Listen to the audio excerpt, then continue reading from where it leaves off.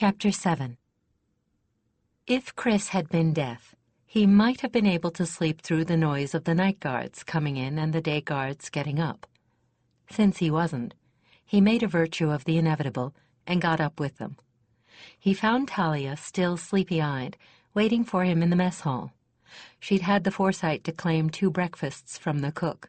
Their host put in an appearance just as they were finishing. "Well, I've got your instructions. I'm to give you maps, and you're not to wait for an escort, but to go on to the capital. You're to check in with relay stations at sunset before you stop for the night." "Sounds simple enough," Chris replied. "I really wanted to get on. Not that your hospitality isn't appreciated, but I'd rather not strain your resources. Just as well we're not going to have to wait for an escort." "I'll admit I was glad to hear I didn't need to supply you with one," their host said frankly. "I'm short-handed enough, and if half of what I've heard is true, none of our beasts could ever hope to keep pace with yours anyway." "It's true enough," Chris replied with pardonable pride. "There isn't a horse born that can match the speed and endurance of a companion. All right, what you'll do is follow the main road to the capital. It's easy enough, and stay overnight at Alisandar's hostels. They'll always be on the main square of town. There'll be a guard post nearby, and they'll look like inns. The only difference between a hostel and an inn is that the sign outside will have a wheat sheaf in a crown. Oh, you do speak our language, don't you?" "Perfectly," Chris replied in Hardanen. "Oh, good. I thought they wouldn't have sent anybody that didn't, but you never know. And once you get a few miles off the border, nobody speaks Valdemaran." "I can't say that surprises me too much," Talia put in slow, clear Hardanen. "Once you get a few miles off our border, no one except heralds speaks yours." "Right, then. You can be on your way as soon as you're ready. Here's your map." He handed Chris a folded packet. "And best of luck to you." "Thanks," Chris said, both of them rising and heading for the door. "And don't forget," he called after them as they headed for the stables, "check in with the relay towers every night. The capital wants to be able to keep track of you." The first day passed without incident. Alisandar's people seemed as content as Selene's. They were friendly and looked quite prosperous, at least from a distance. "Isn't there supposed to be a village along here soon?" Talia asked around noon. Chris pulled the map they'd been given out of his belt pouch and consulted it. "Assuming I haven't been misreading this, let's see if we can find a native." One more turning of the road brought them to a grove of trees in the roadside corner of a fenced field. Beneath those trees was a group that could have been exchanged for farmers of Valdemar without anyone noticing the difference. They were stolidly munching their way through a dinner of thick, coarse bread and cheese. But when one of them noticed that the 2 heralds were approaching them with purpose, he stood, brushed crumbs off his linen smock, and met them halfway. "Hey, sir, and can I be of any help to you?" he asked, as friendly as the captain had been. "I'm not quite used to this map," Chris replied, "and I wonder if you could tell me how far it is to Southford."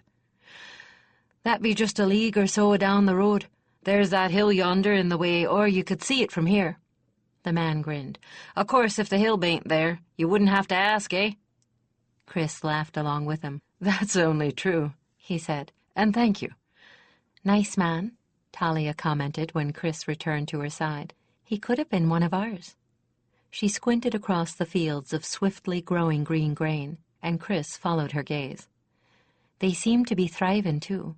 So far, Alisandar gets high marks from me." "Ah," Chris replied. "But it isn't Alisandar that's the prospective bridegroom." "That's true." The face she turned toward him was a sober one. "And I wish I didn't know so many tales of black sheep sons." They were to stay only at the hostels, or so their orders went. So as sunset neared, they checked the map for the first town ahead of them likely to have one. The hostels were an innovation of Alisandar's, and were meant to serve as a courtesy to those moving about his kingdom on official business. They were rather like well-run inns, save that there was no fee. Court officials, envoys of other kingdoms, and clergy were permitted unlimited use of these facilities. They first reported their progress to one of the relay stations in a village along the way, as had been requested. The station was easy enough to find, as it towered over every other structure in the village. "Will you be staying here or moving on past dark?" asked the grizzled veteran who greeted them. "Moving on," Talia replied. "We plan on making Keeper's Crossing, was it?" She looked to Chris for confirmation. He checked the map and nodded. "That's a ways, but you know best. Guess the tales 'bout them horses of yours must be true." He looked over Roland and Tantris with an appraising and approving eye. "Used to be cavalry myself. Can't say I've ever seen neater beasts. You came all the way from the border since this morning." Roland and Tantris preened under his admiring gaze and curvetted a little, showing off. "That we did, sir," Chris answered with a smile. "Don't look winded. Don't even look tired. Just exercised a mite. Lord, son, I'd not believed it if I hadn't seen it. Well, if you can make that kind of time, you'll be at the crossings about a candle mark after sunset. Hostel's in the town square, right-hand side as you come in." "Many thanks," Talia called as they turned the companions' heads back to the road. "Fair wind at your back," he called after them, his admiring gaze following them until they were out of sight. The hostel was indeed like an inn, complete with innkeeper. They had been told that the accommodations were as plain as the food, but adequate. They showed their credentials to the businesslike hostel master when they dismounted at the door. He examined them quite carefully, paying close attention to the seals of Valdemar and Hardorn. When he was satisfied that they were genuine, he summoned a stable boy with a single word. The lad came at a run to take the companions, and the hostel master waved them inside. The common room was hot, smoky, and crowded, and it took them a little time to find themselves places at smooth, worn wooden trestle tables. Finally, Talia squeezed in beside a pair of travelers in priestly garb, apparently from the rival sects of Kindus Sunkindler and Tembor Earthshaker. They were having a spirited discussion of the deficiencies of their various congregations and simply nodded to her as she took her place on the very end of the bench. Chris sat opposite her, with his neighbor a thin, clerkly-looking sort with ink-stained fingers, whose sole interest was the contents of the stoneware platter in front of him. A harried serving girl placed similar platters before the two heralds, meat, bread, and stewed vegetables. A boy followed her with a tray of wooden mugs of thin ale and the keys to their rooms. They ate quickly. The food wasn't anything to linger over, and Talia's bench, at least, was so crowded she had barely enough room to perch. And there were more people coming in, waiting with expressions of impatience for seats. With their hunger appeased, they took their keys and their mugs to the other side of the lantern-lit room, where there was a fire and a number of benches and settles scattered about. Talia felt curious eyes on them. Not hostile, just curious. She decided that they were the only foreigners among the guests, for she couldn't detect any accents among those speaking. She picked a seat and took it quickly, feeling very conspicuous in her white uniform that stood out so sharply in the otherwise dark room. "Heralds out of Valdemar, be you?" asked a portly fellow in brown velvet, as Chris took a corner of a bench. "You have us rightly, good sir," Talia answered him. "Don't see heralds often." His inquisitive glance left no doubt but that he was curious about what brought them. "You should be seeing more before summer's over," Talia replied, with what she hoped was just enough friendliness. "Queen Selene will be making a visit to your king. We're here to help get things ready for her." "Ah," he replied, his interest piqued. "That's so. Well, maybe things be taking a turn for the better after all." "Have things been bad lately?" she asked, as casually as possible. "Valdemar's had its share of troubles, what with floods and all." "Oh, aye, floods and all," he replied, a bit too hastily, and turned to the men on the other side of him, joining the conversation in progress. "'Excuse me, m'lady, but could you tell me what the grain prices look to be on your side of the border?" A tall, thin merchant interposed himself between Talia and the man she had first spoken to, and it would have been plain rudeness to ignore him. He kept her engaged with so many questions that she had no chance to ask any of her own. Finally, she'd had enough of being monopolized and signaled Chris that she was ready to leave. When Chris yawned, pled fatigue, and rose to head for his room and bed, Talia followed. The guest rooms were monk-like cells arranged along the walls. They had no fireplaces or windows, but slits in the walls near the ceiling gave adequate ventilation. Chris raised one eyebrow interrogatively at her as he unlocked his door. She gave him the little nod that meant she'd learned something interesting, and the hand motion that meant they'd talk about it later. Even without a window, Talia knew when it was sunrise. She wasn't much surprised to discover that Chris had beaten her to breakfast by a few minutes. No one else was even stirring. She didn't pay much attention to what she was eating. Some kind of grain porridge with nuts and mushrooms, she thought. It was as bland as the dinner had been. "The boy is harnessing for us," Chris said around a mouthful. "We can be on the road as soon as you're ready." She washed down the last bite of the gluey stuff with a quick gulp of unsweetened tea. "I'm ready." "Then let's get going." They cantered out the village until they reached the outskirts before settling back to a slower pace. "Well?" Chris asked, when they were well out of earshot of the village.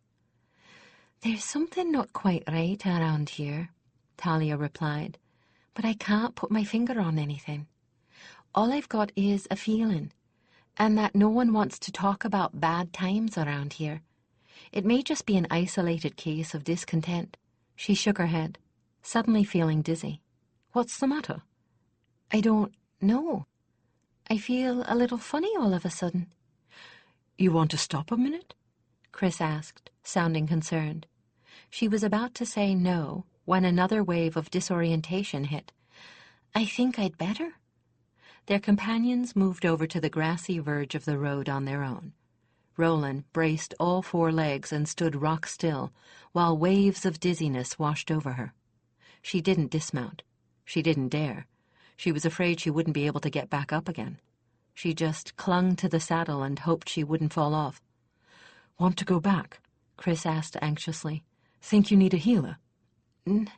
No, I don't think so. I don't know." The disorientation didn't seem quite so bad after a bit. "I think it's going away by itself." Then, as the dizziness faded, so did the empathic awareness of those around her, an awareness she always had, no matter how tightly shielded. "Goodness!" Her eyes snapped open, and she looked frantically around her as Chris grabbed her elbow anxiously. "It's—" She unshielded. It was the same. She could sense nothing, not even Chris beside her. "It's gone! My gift!" Then it was back, redoubled, and she, unshielded and wide open, bent over in physical pain at the mental clamor of what seemed to be thousands of people. Hastily, she shielded back down, only to have the clamor vanish again. She remained bent over, head in hands. Chris, what's happening to me? What's wrong?" He was steadying her as best he could from his saddle. "I don't know," he said tightly. Wait, wasn't there some kind of mushroom in that glop they fed us?" She tried to think. "Yes, maybe." "Goat's foot," he said grimly. "It has to be. That's why you're getting hit and I'm not." "Goat's foot, that—" She sat up slowly, blinking tears away. "That's the stuff that scrambles gifts, isn't it? I thought it was rare." "Only thought seeing and empathy, and yes, it is rare in most places. It's not common around here, but it's not rare either, and it's been a wet spring, just what Goat's Foot likes. The damned fools must have gotten hold of a lot and just chucked it in the food without checking beyond seeing that it was edible." She was able to think a little clearer now. "This is going to make anything I read pretty well worthless for the next couple of days, isn't it?" He grimaced. "Don't even try, it'll make you sick. Those damned fools were just lucky they didn't have a healer overnighting there. If you can ride, I think we'd better go back." "I can ride, if we take it easy." "Why?" He had already turned Tantras's head back the way they had come. "What if they have more of that stuff, and a healer, as a guest tonight?" "Great good gods!" She let Roland follow in Chris's wake. It wasn't more than a league back. They hadn't traveled far before the effect of the fungus hit her. She fought off successive waves of dizziness and disorientation, and was vaguely aware that they'd stopped and Chris was giving someone a sharp-tongued dressing down. She caught frantic apology. It seemed genuine enough. What her gift was feeding at her was anything but a reliable gauge.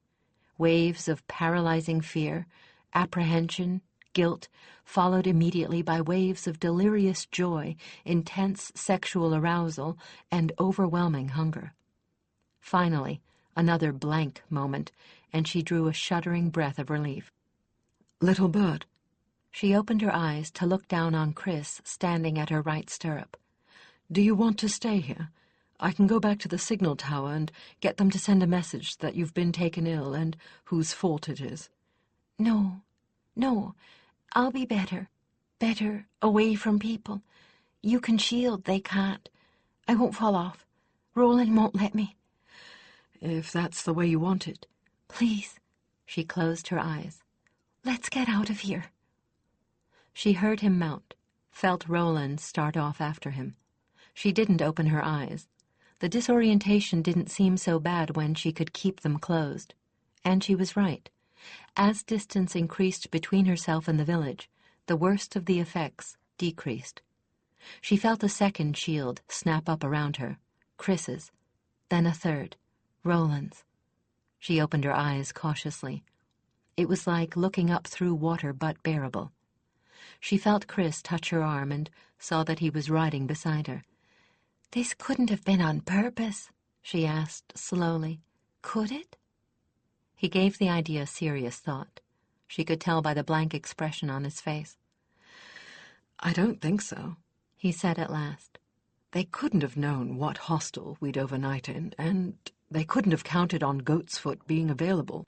They swore they only had that one batch, that it was in a lot of edible fungus some boy sold them this morning. I made them dump the rest of the porridge in the pig trough. No, I think it's just a damned bad accident. Can you go on?" She closed her eyes and took a kind of internal tally. "Yes." "All right. Then let's get on with it. I'd like to get you to bed as early as we can." But Talia wondered, because with the relay towers, someone could have known what hostel they intended to stay in, and, as a former farm child, she knew that some mushrooms could be preserved indefinitely when dried. Chris pushed both of them to the limit, hoping to get Talia into the haven of a bed long before sundown. He managed. Better still, that night they were the only travelers making use of the hostel. The quiet did her some good. So did the rest. Unfortunately, he knew from old lessons that there was no remedy for goat's foot poisoning except time. The accident was more than annoying. He really needed her abilities on this trip. Without them, they'd have to go on wit alone. With a good night's sleep, she was back to normal, except that her gift was completely unreliable. She was either completely blocked or so wide open that she couldn't sort out what emotion was coming from whom. Neither one of them wanted her to try projecting under these conditions. They couldn't predict what would happen and didn't really want to find out. So he pushed to make the best time they could to the next hostel and hoped they could make training, wit, and skills serve. When Chris stopped to try to inquire about hostels at noon, people seemed overly quiet and not inclined to talk much beyond the simple courtesy of answering their questions. And the townspeople in the hamlet they finally reached were the same, hurrying to be about their business and showing only furtive curiosity about the strangers who had ridden in. That night, the guard at the relay station they reported to was cold and somewhat brusque, and advised them against changing their plans for stopping at Ilderhaven. "Them at the capital need to know where you be. They'll be taking it amiss if they can't find you should they need you," he said, making it sound as if they would be taking it more than amiss if the heralds changed their stated plans. Chris exchanged a flickering, sober glance with his partner, but made no retort. At the hostel, which held a scant handful of travelers, they split up, each taking a likely prospect, and began trying to eke a little more information out of them. Talia had chosen a shy priestess of one of the moon-oriented orders, and hoped she could get something useful out of her without her gift. She began her conversation with ordinary enough exchanges, the difficulties women faced when making long journeys, commiseration over the fact that men in authority seemed to take them lightly. Hostile masters serving the men in the room first, no matter what the order of their arrival was, and much more in the same vein. Carefully, over the entire evening, she began steering the talk to the topics that seemed to be the most sensitive. "Your king, I must say he certainly seems to be a good ruler," Talia said casually, when the topic of Alisandar came up. "From what I can see, everyone seems to be prospering. That ought to be making for good days with your temple." "Oh, yes. Alisandar is a fine ruler to us. Things have never been better." The priestess trailed off into hesitant uncertainty. "And he has a fine, strong son to follow him, or so I'm told." Yes, Ankar is strong enough." "Has there been much flooding in Valdemar? We've never seen the like of it this spring." Had there been uneasiness when the woman spoke Ankar's name? "Flooding for fair. Crops and herds wiped out, rivers changing course even. Young Elspeth has been at the Queen to let her be about the countryside doing what she can, but of course that's out of the question while she's still in schooling. Once she's older, though, I've no doubt she'll be the Queen's own right hand. Surely Ankar has been seeing to things for his father." No, not really. The factors take care of all that, you know. And we really don't want to be seeing Ankar. It isn't fitting for someone in his station to be going among the common folk. He has his own court. Has since he came of age, you know. He has other interests." "Ah," Talia replied, and allowed the conversation to turn to another topic. "Not very conclusive," Chris mused. "But it's looking odd." Talia nodded. They'd waited again until they were on the road before talking. "I've gotten a similar sort of impression," he began. "As if things were reasonably well now, but that folk are not entirely sure of what the morrow might bring. Damn that goat's foot! If we could just have some idea how deeply this goes, if it's more than just the usual worries about better the straw king than the lion king. Gods, we need your gift." "It's still not reliable," she told him regretfully. "Well, we just have to muddle along on our own." He sighed. "This is exactly the kind of reason we've been sent on ahead, and we have to have clearer information than we've got. Selene can't act on anything this vague." "I know," she said, biting her lip. "I know." That night, Talia tackled an elderly clerk. When she brought up the topic of the king, he was voluble in his praise of Alisandar. "Look at these hostels! Wonderful idea, wonderful! I remember when I was just a lad, my first post as tax collector. Lord, son, the inns I had to stay in. Verminous, filthy, and costing so high you wondered why they didn't just put a knife to your throat and have done with it. And he's cleaned out most of the brigands and robbers, him and his army. 'Cause he daren't even think about invading anymore. Oh, aye, he's a great king, but he's old." "Surely, Ankar—" "Well, that's as may be. The prince is one for protocol and position. He doesn't seem to be as open-handed as his sire. And there's the rumors." "Oh?" "Oh, you know, young milady, there's always rumors." Indeed, there were rumors, and now Chris actually suspected listeners, so he signaled Talia to wait to talk until they were on an open stretch of road the next day with no one else near. She told him what she'd gotten and what she'd guessed. "So, Ankar has his own little court, Chris mused. "And his own circle of followers and hangers-on. I can't say as I like the sound of that. Even if the prince is innocent and fair-minded, there's likely to be those that would use him in a situation like that." "He doesn't sound innocent or fair-minded from the little I've pried out of anyone," Talia replied. "Granted, in fairness, he may just be a naturally cold and hard man. Goddess knows he's seen enough warfare at his age to have turned him hard." "Oh? This is news to me. Say on." "At 14, he participated in a series of campaigns that wiped out every trace of the northern barbarians along their north border. That set of campaigns lasted almost 2 years. At 17, he led the army against the last raid Karsi ever dared make on them. And again, the raiders were utterly wiped out. At 20, He personally mounted a campaign against highwaymen, with the result that nearly every tree from here to the capital was bearing gallows fruit that summer. Sounds like he should be regarded as a hero. Instead of with fear. It was apparently the way he conducted himself that has people afraid. He makes no effort to hide the fact that he enjoys killing, and he's utterly, utterly ruthless. He hanged more than a few of those highwaymen on merest suspicion of wrongdoing, and lingered with a wine cup in his hand to watch while they died. Lovely lad. Sounds like just the mate for our Elspeth. Don't even say that as a joke, Talia all but hissed. Or haven't you been granted any of the tales of his conduct with women? I was told it isn't a good idea to attract his attention and to stay out of his sight as much as possible. Probably more than you, if you believe what you hear. Young Ankar's taste runs to rape, and the younger the better, so long as they're nubile and attractive. But that's the tale only if you read between the lines. Nobody's told me anything about that straight out. They haven't said anything straight out about the wizards he keeps either. Tantris put in unexpectedly. What? Chris replied in surprise. I've been keeping my ears open in the stable.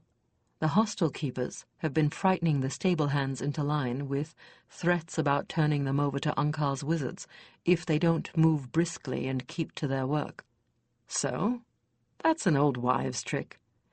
Not when it's being used on stable boys, old enough to have families of their own, and not when the threat genuinely terrified them. Lord of Light, this is beginning to look grim. Chris relayed Tantris's words to Talia. We've got to find someone willing to speak out, she replied. We daren't turn back with nothing in our hands but rumours. Selene needs facts, and if we turned back now, we might well precipitate a diplomatic incident. I agree, Chris replied, even more firmly. And if we're being watched, well, we just might not reach the border again. You think it's possible? You think he'd dare? I think he would, if what the rumors hint at is true and enough was at stake. And the only way we're going to get any idea of what Ankar is like and what his plans are is to get in close to him, and I'm afraid we need that information. I'm afraid more than Elspeth's betrothal hinges on us now. That, she replied, is what I feared you'd say. A day from the capital, they finally found someone who would discuss the rumors. It was pure luck, plainly and simply. As they rode into town, Talia spotted a trader's caravan that she thought she recognized. Traders' wagons were all built to the same pattern, but their gaudy painting was highly individual. The designs rarely included lettering, since most of a trader's customers were far from literate, but they were meant to be memorable for the selfsame reason, and Talia thought she remembered the design of cheerful blue cats chasing each other around the lower border. A few moments later, she saw the shaggy black head of the bearded owner and couldn't believe her good fortune. This trader, one Evan by name, was a man who owed Talia his life. He had been accused of murder. She had defended him from an angry mob and found out the real culprit. Having cast truth spell on him and touched his mind, she knew she could trust not only his words, but that he would not betray them to anyone. His wagon was parked in a row of others, in the stable yard of the Crown and Candle, an inn that catered to trade. When they reached the hostel and settled down to dinner, Talia tapped Chris's toe with her own. They didn't like to use this method of communicating. It was awkward and very easy to detect unless their feet were hidden. But the hostel was nearly empty, and they'd been given a table to themselves in the back. She reckoned it was safe enough this time. Follow my lead, she signaled. He nodded, eyes half closed, as if in response to a thought of his own. I saw an old friend today, she said, and tapped, Trader, truth spell, knowing that he would readily remember the only circumstance that combined those two subjects. Really? Wonder if we could get him to stand us a drink. And information source? He tapped back. Oh, I think so, she replied cheerfully. Yes. Good, I could stand a drop of good wine. This stuff is not my idea of a drink. Reliable? Then I'll see if we can't talk him into a round or two. Yes, debt of honor. He pushed his stew around with a bit of bread. Gods, your gift? Back. Do it. She summoned one of the little boys that hung around the hostel, hoping for just such an opportunity to earn a coin, and sent a carefully worded message to Evan. He replied by the same messenger, asking her to meet him, not at his inn, but at his wagon. He did not seem surprised to see Chris with her. He opened the back of the wagon and invited both of them inside the tiny living area. The three of them squeezed into seats around a tiny scrap of a table, and Evan poured 3 cups of wine, then waited expectantly. Talia let down her shields with caution, and searched about the wagon for any human presence near enough to hear anything. There was nothing, and no one. "Evan," she said quietly then, "traders hear a lot. To come straight to the point, I need to know what you've heard about Prince Ankar. You know you can trust me, and I promise we aren't being spied on. I'd know if we were." Evan hesitated, but only a moment. I expected something of this sort, if I did not owe you so very much, Lady Herald. But there it is. And you have the right of it. A trader hears much. There's rumours, black rumours, about young Ankar.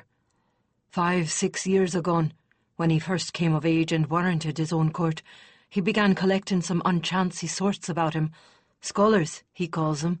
And some good has come of it, like the signal towers, some aqueducts and the like. But in the last year his scholars have gotten more of a reputation for wizardry and witchcraft than they have for knowledge. Well now, isn't that what they say of heralds here too? Chris smiled uneasily. But I never heard anyone say your witchcraft was anything but of the light, young man, Evan replied. And I've never heard anything but darksome tales of late where Ankar's friends are concerned. I've heard tales that they raise power with the spilling of blood. How likely? Chris asked. Evan shrugged. Can't say, to be fair. I've been places where the same is said of the followers of the One, and you of Valdemar know how wrong that is. This I can tell for true. He has in the past year turned to wenching of the nastier sort. He has his way with any poor young maid that catches his eye, high-born or low, and none dare gainsay him, and his tastes run to leaving them with scars. Well, and that isn't all. He has men of his own about the countryside these days, intelligencers, they call themselves. They claim to be like you twain, being the king's eyes and ears to see that all's well, but I misdoubt that they're speaking their information in any ears but Ankar's, and I doubt the king knows they exist. "I don't like that," Talia whispered. I don't either. I've been questioned by him fair often since I crossed the border, and I mislike some of the questions they're asking. Who bought, like they'd gotten prosperous? Who'd told me aught? Who bends knee to what god? Aye, you can believe old Evan the Shrewd became Evan the Stupid round him. His expression changed to one of thick-headed opacity. Aye, my lord. No, my lord. Talk to me, my lord. He wiped the look from his face. Even let him cheat me right royally to convince him. That's not the end of it. I've heard from those I trust that Ankar has raised his own private army, at least 3,000 men, and all of them the scum of the prisons, given their lives on condition they serve him. Well, I'll likely be gone before I find what this was all about, but I pity anybody who's here when Ankar takes the throne. Oh, yes. He shook his head. I pity them.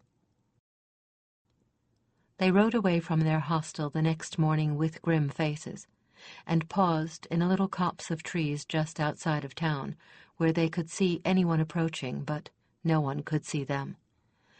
"I don't like it," Talia said flatly. "My vote is to turn around and head back for the border. But there's the fact that a move like that could be construed as an insult." She wanted badly to run. She was more afraid now than she'd ever been, except when she'd lost control over her gift. She was feeling very like she was walking into something she couldn't handle now, too.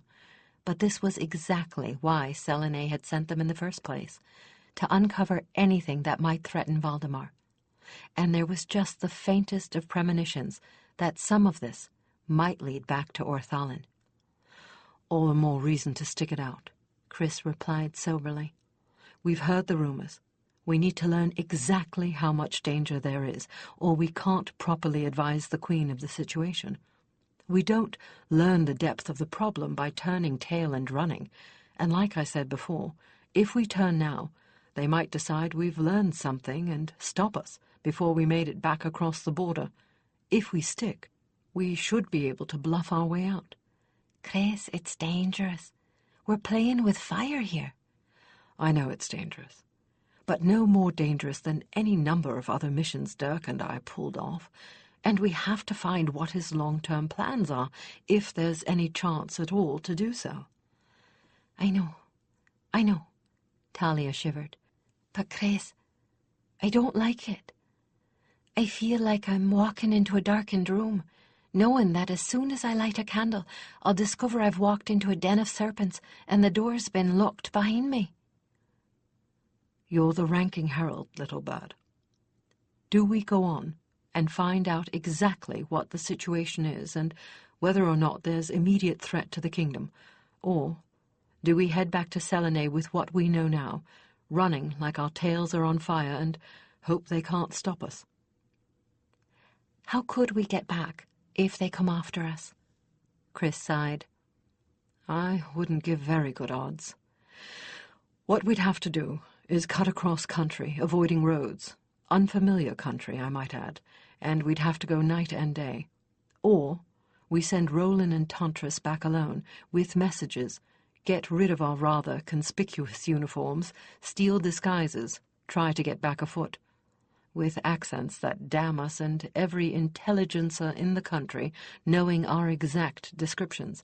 Frankly, the odds are with playing stupid and bluffing our way out." "Could I pretend to be sick again?" "Then they'd expect us to go straight to the capital and the king's healers, not head back to our border." Talia shut her eyes and weighed all the possible consequences, then bit her lip and steeled herself for the decision she knew she had to make. "We go on," she said unhappily. "We haven't got a choice."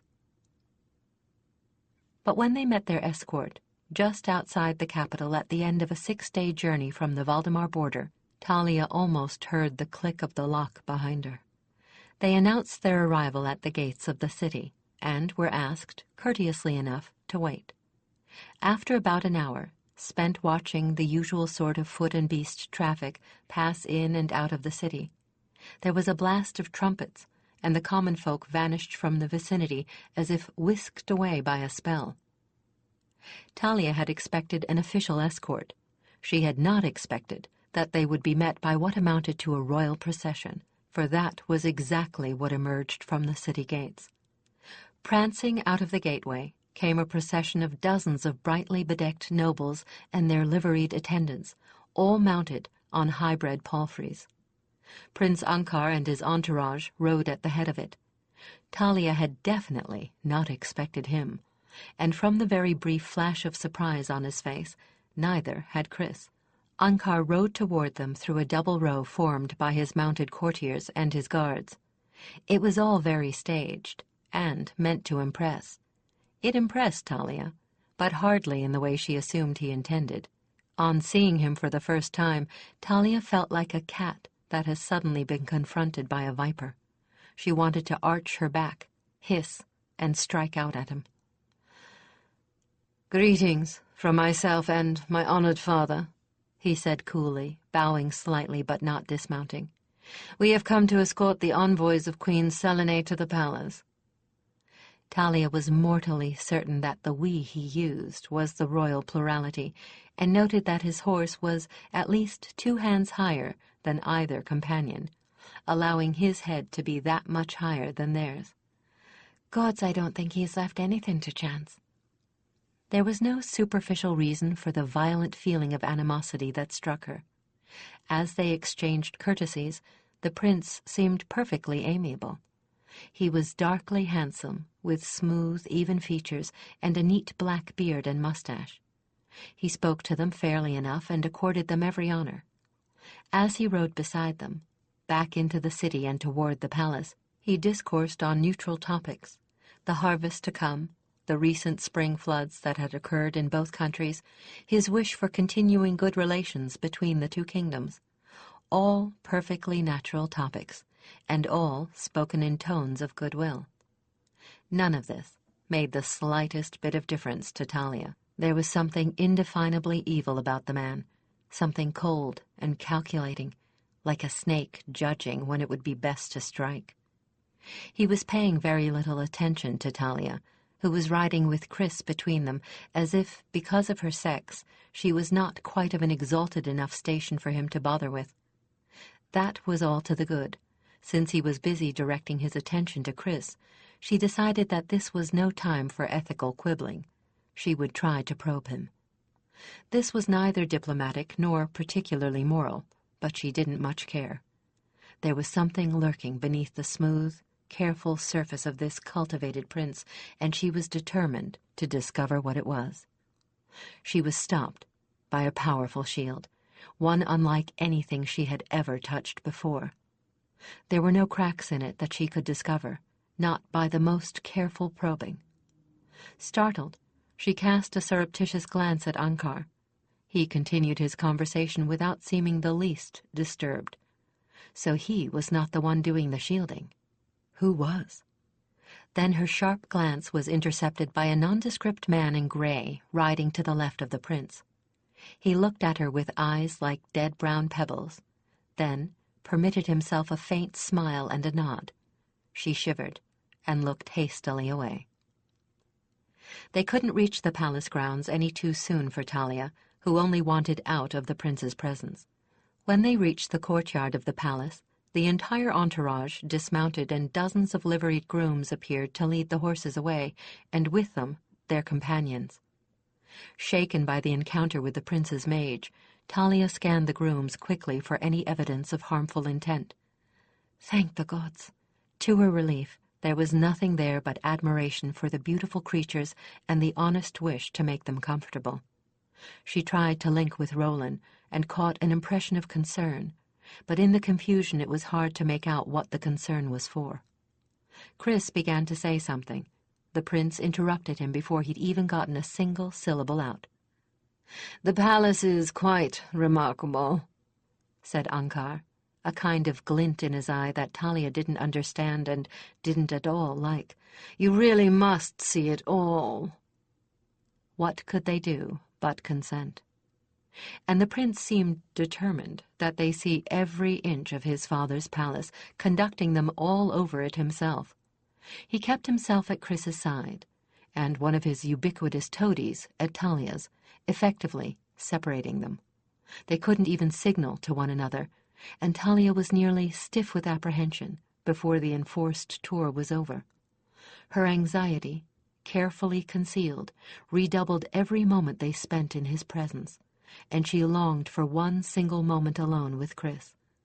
It almost seemed as if the prince were deliberately attempting to prevent any contact between the two heralds that did not take place under his gaze, for he kept them at his side until it was nearly time for the state banquet that was to welcome them.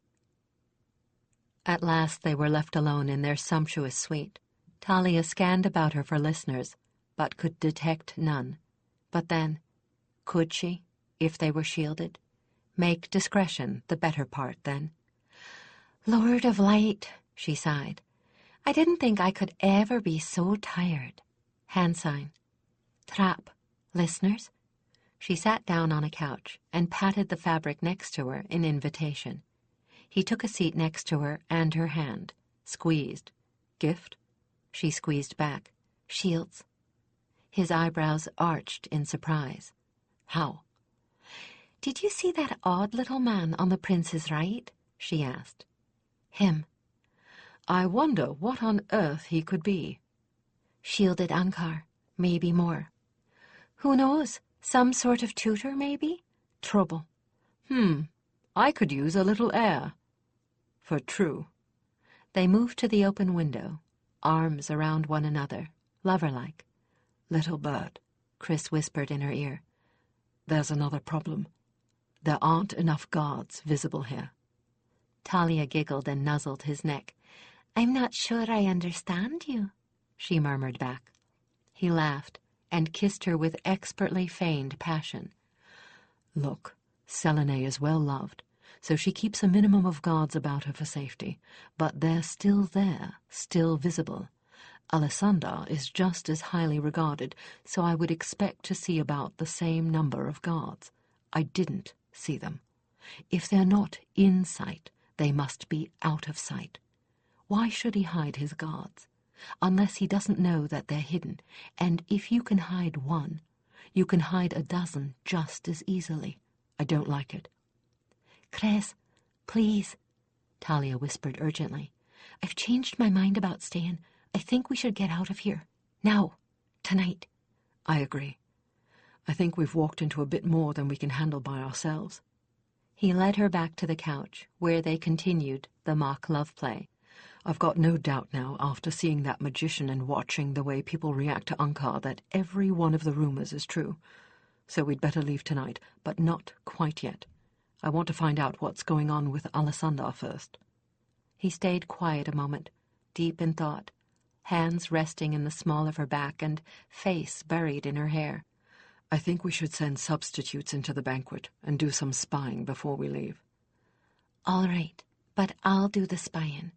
If I unshield, I'll be able to detect people coming long before you would." "Could you tell if there's a shielded spy watching us by the shield on him?" "Alone? No." "I see what you're getting at. Link."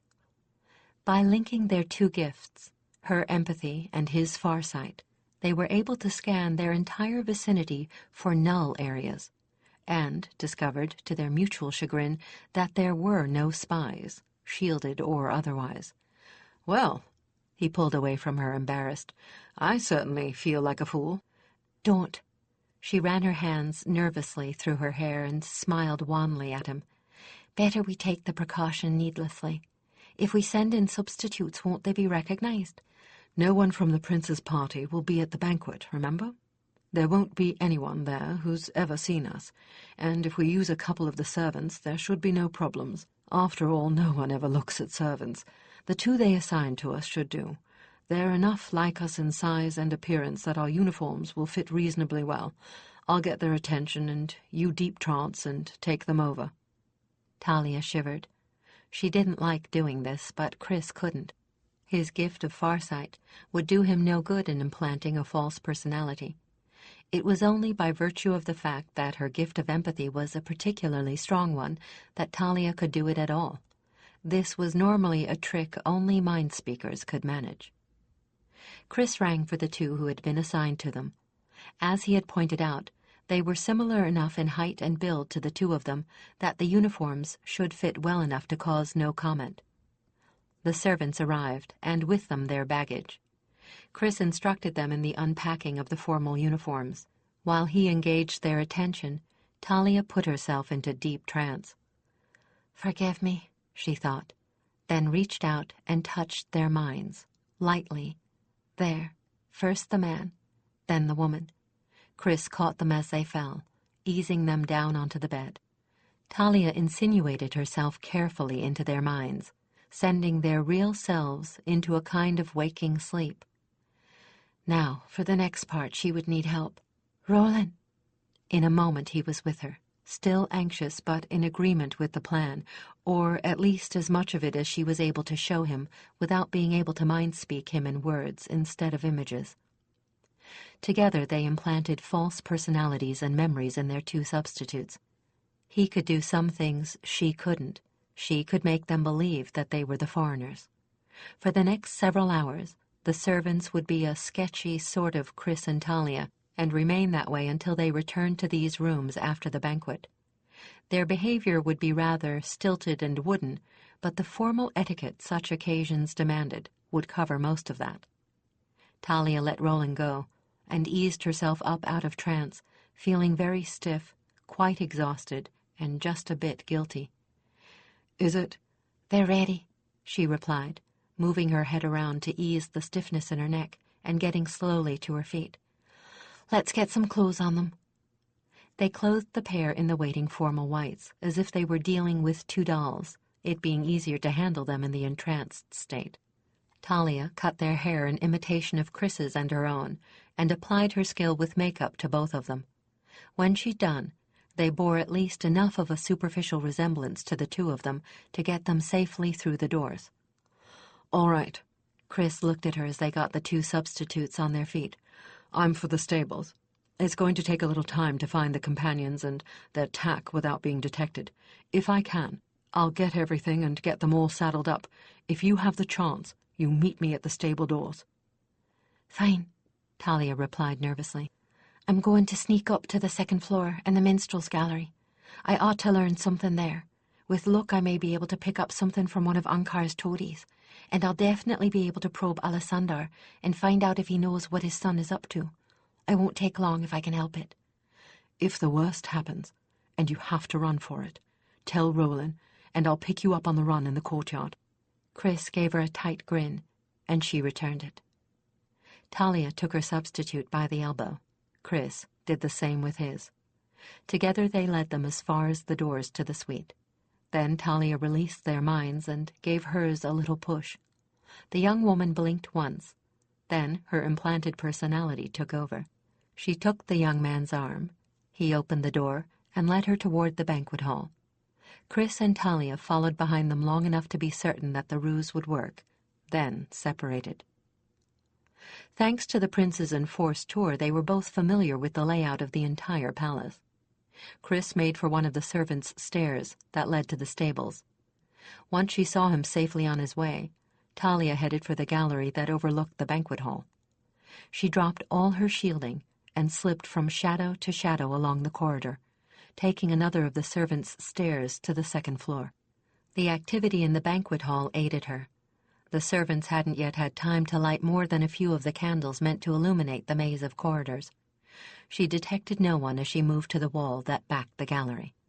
She sensed the presence of many men as she paused there, hiding herself in the folds of drapery along the wall. This was very wrong. There were to be no minstrels playing in the gallery until much later this evening. At the moment, they were playing from behind a screen on the floor of the hall. There should be no one at all in the gallery at this time. She closed her eyes and carefully extended her other sense past the wall, hoping that one of them might be nervous enough to let her read what he was seeing, carried on the wind of his emotions. It was easy. Too easy. The images came charging into her mind. She knew who and what they were and what their intent was, and her heart leapt into her throat with terror. Ranged at about 3-foot intervals around the gallery, which ran the entire circumference of the hall, were crossbowmen. Their weapons were loaded and ready, and each had a full quiver of bolts beside him.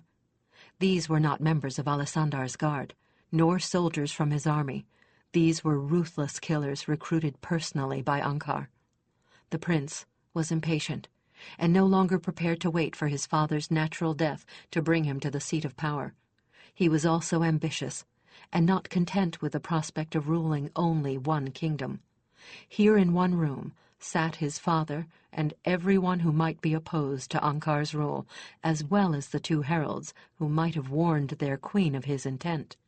The opportunity was far too tempting for him to pass by. Once the banquet was well underway, the doors would be locked, and all who might oppose Ankar's desires would die, with the exception of the heralds. Ankar's orders concerning them were to disable, not kill. And if anything, that frightened Talia even more. Ankar must have had this whole scheme planned for months, and had only waited for the perfect moment to put it in motion. The 6 days' warning he'd had when they crossed the border was sufficient for him to mobilize what was already prepared.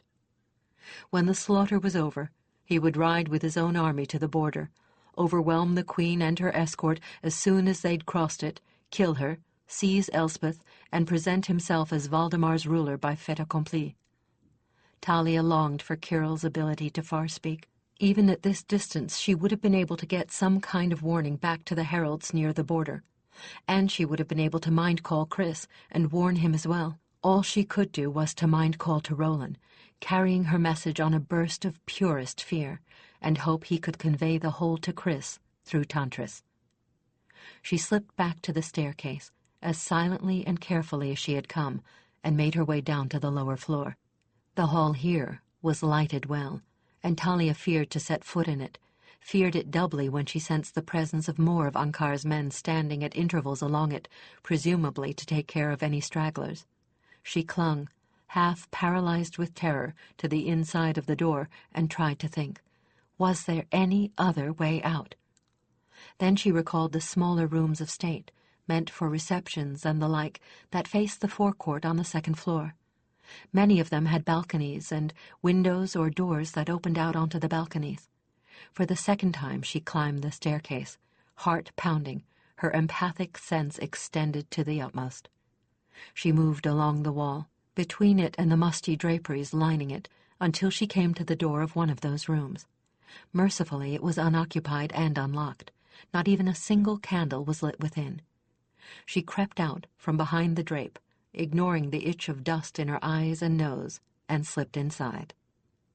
There was only the gleam of torchlight and moonlight through the windows, but that was enough to show her a room with a polished wood floor empty of all furniture. She edged around the walls, grudging the time, but not wanting to silhouette herself against those windows for anyone passing by the hall door. The door to the balcony was locked, but from the inside. Talia realized this after an instant of panic-stricken struggle with it. The catch was stiff, but finally gave. She eased the door open and stepped out onto the balcony, crouched low so as to be below the balustrade. A moment's surveillance of the courtyard showed no eyes to be watching it. She slipped over the balustrade and was about to drop to the court when the killing began. With her empathic senses extended as they were, that nearly killed her along with the rest. She felt the deaths of dozens of people in her own flesh. She lost her grip on the railing and dropped to the cobblestones below. Shock, pain, and fear drove any other thoughts out of her. She could not even move to save herself. She was falling, and couldn't think, couldn't move, couldn't do anything but react to the agony, the terror, and the anguished guilt of Alisandar's guards, seeing him pinned to his throne by dozens of crossbow bolts before they themselves were cut down. But Albric had foreseen the day when something like this might happen. He had drilled her until some reactions had become instinctive. Though her mind might be helpless beneath that onslaught, her body wasn't. She twisted in midair, rolled into a limp ball, hit the pavement feet first, and turned the impact into a tumble that left her sprawled and bruised, but otherwise unharmed. Her face twisted with agony as she struggled to her feet and staggered toward the entrance to the stable area, trying to shut her shields down and the pain out. It seemed like an eternity between each stumbling step, yet she had hardly taken half a dozen when she heard the pounding of hooves on stone and saw a white form surging toward her. It was Roland, unsaddled. He did not pause as he passed her, knowing that she would not be able to mount unless he came to a dead stop. Hard on his heels came Tantris carrying Chris, who was leaning over as far as he dared, one hand wrapped in Tantris's mane, the other extended toward her. His legs clenched so tightly she could almost feel the muscles ache. As companion and rider passed her, Talia caught him, hands catching forearms as she leaped, and Chris pulled her up in front of him. Tantris had had to slow a trifle and Roland was ahead of him, but they'd not had to stop. But there was one last obstacle to pass, the narrow passage between the inner and outer walls that led to the portcullis and the outer gate. And Talia had succeeded in shielding herself once again, so they had no warning that the walls were manned. They galloped straight into a hail of arrows. It was over in seconds. Fire lanced through Talia's shoulder, just as Tantris screamed in agony, shuddered, and crashed to the ground. She was thrown forward and hit the ground, stunned, with the impact breaking off the shaft of the arrow and driving the head deeper. But more agonizing than her own pain was what Chris was enduring. Roland paused in his headlong flight. The marksman had let the unburdened beast go by. There was one thought only in Talia's mind besides the agony of pain, that one of them must escape. "Roland! Run!" she screamed, with voice, heart, and mind. He hesitated no longer, but shot through the gate just as the portcullis came crashing down, so close that she felt the sharp pain and his surge of fear as it actually carried away a few hairs from his tail. Chris lay crumpled beside the motionless body of Tantris, so racked with agony that he could not even cry out. She tried to rise, and half stumbled, half dragged herself to his side. She took his pain-tortured body into her arms, desperately trying to think of anything that would help him. He was transfixed by arrows, so that he looked like a straw target, but a target that bled. It had been his body and Tantris's that had shielded her. Even in the flickering torchlight, she could see that his whites were dyed in creeping scarlet blotches that spread while she held him. She groped mindlessly for the healing energy Carathan had used, not sure what she could do with it, but driven beyond sanity with the overwhelming need to take the burden of his torment from him. She felt a kind of pressure building within her, as it had in those past times when desperation had driven her to pass the bounds of what she knew.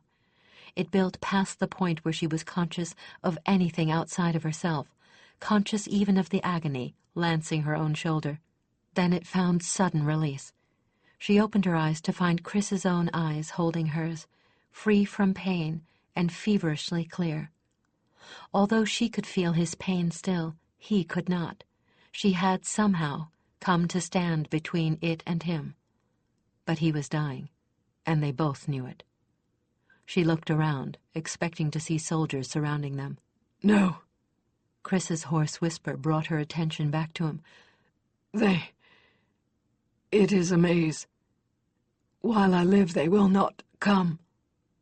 She understood. His gift had shown him that there was a maze of stairs and corridors to traverse before the soldiers reached an entrance to this area. But it had also shown him how little time he had left. Chris. She couldn't get anything more past the tears that rose and choked off her words. "No, little love, little bird, weep for yourself, not for me." She nearly fell to pieces with grief at his words. "I don't fear death.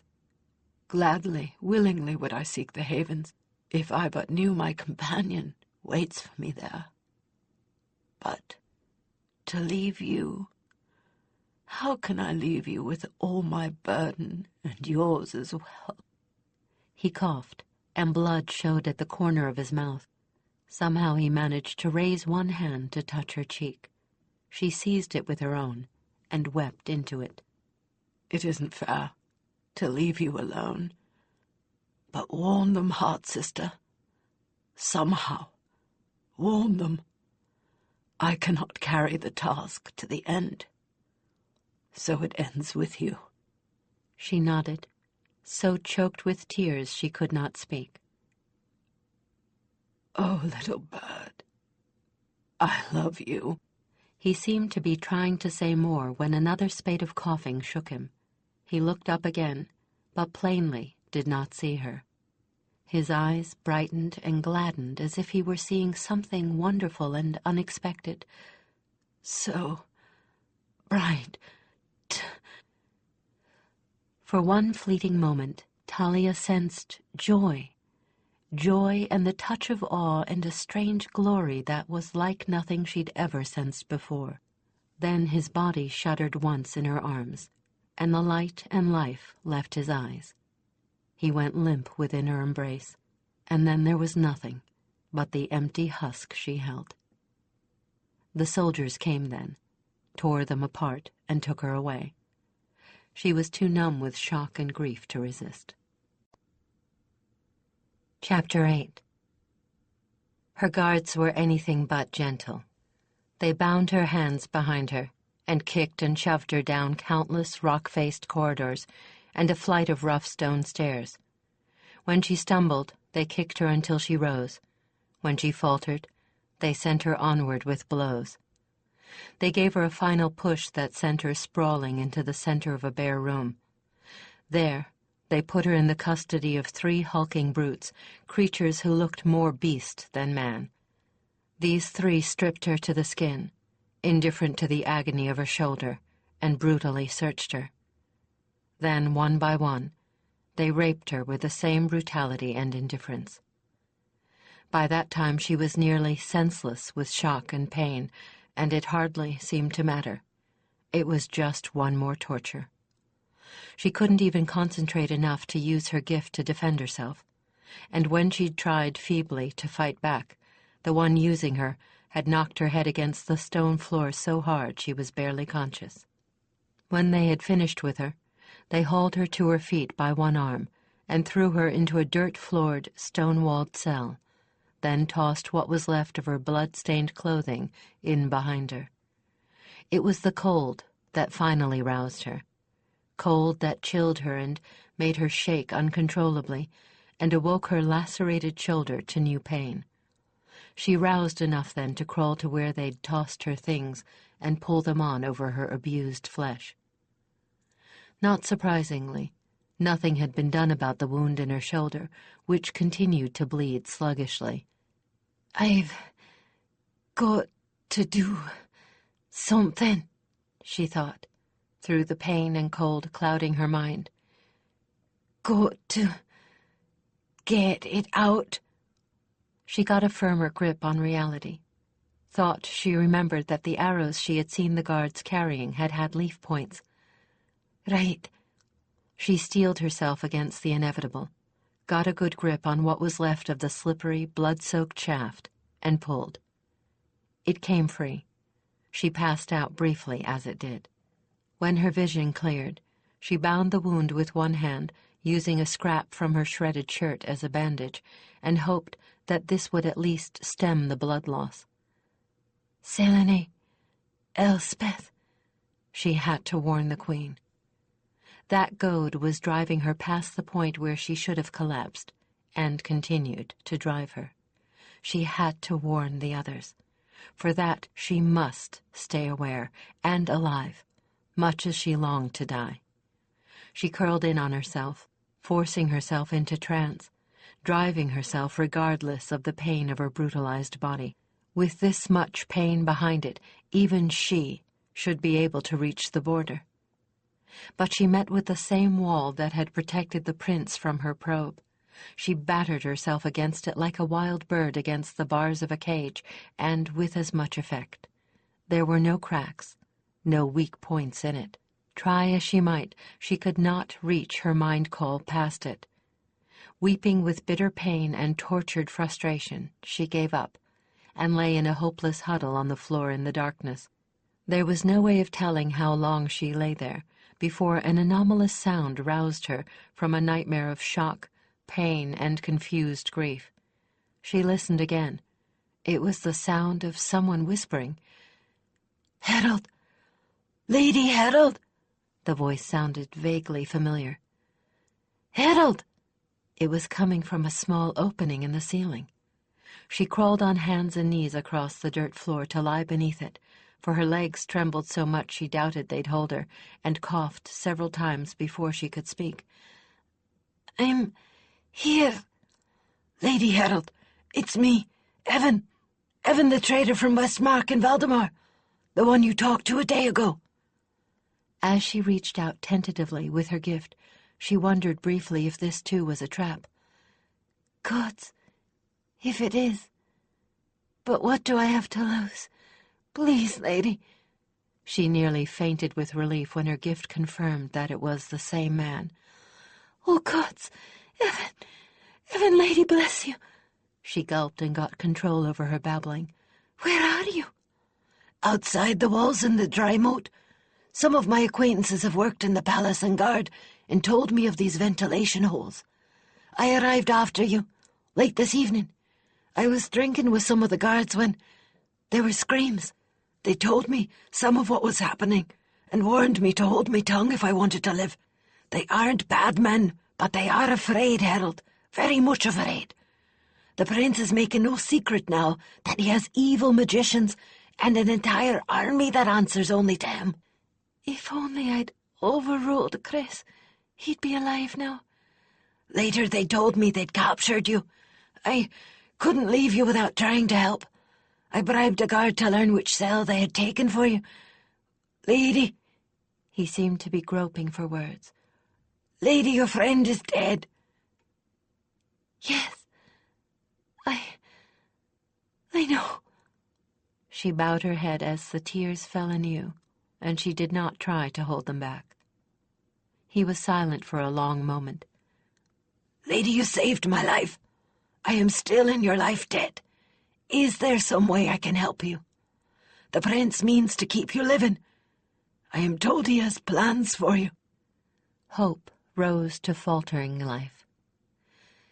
"Can you help me escape this place?" And died. "No, lady," he said sadly. "That would require an army. I would gladly try alone, but it would not serve you. You would still be here, and I would be quite dead." Half a dozen ideas flitted through her mind. One stayed. "Are these holes straight? Could you lower something to me, or bring something up?" "If it were something small, yes, lady. Easily done.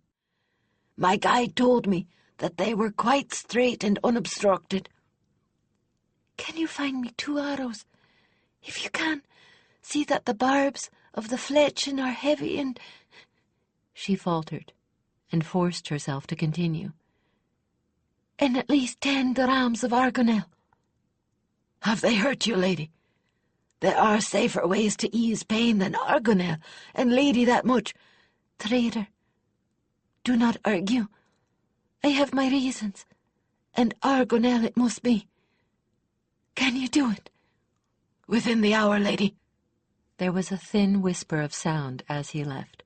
She propped herself against the wall and tried to use the pain-deadening tricks she'd been taught to ease her shoulder and her throbbing loins. She would not let herself hope that the trader would keep his promise, but strove to remain passive, unfeeling, in a kind of numbness. It was still dark when she heard a scratch and the trader's voice. "Lady, I have all you asked for. It's coming now." She pulled herself up the wall and reached for the bundle that dangled from the ceiling with her good hand, feeling more of the injured shoulder muscles tear as she reached up.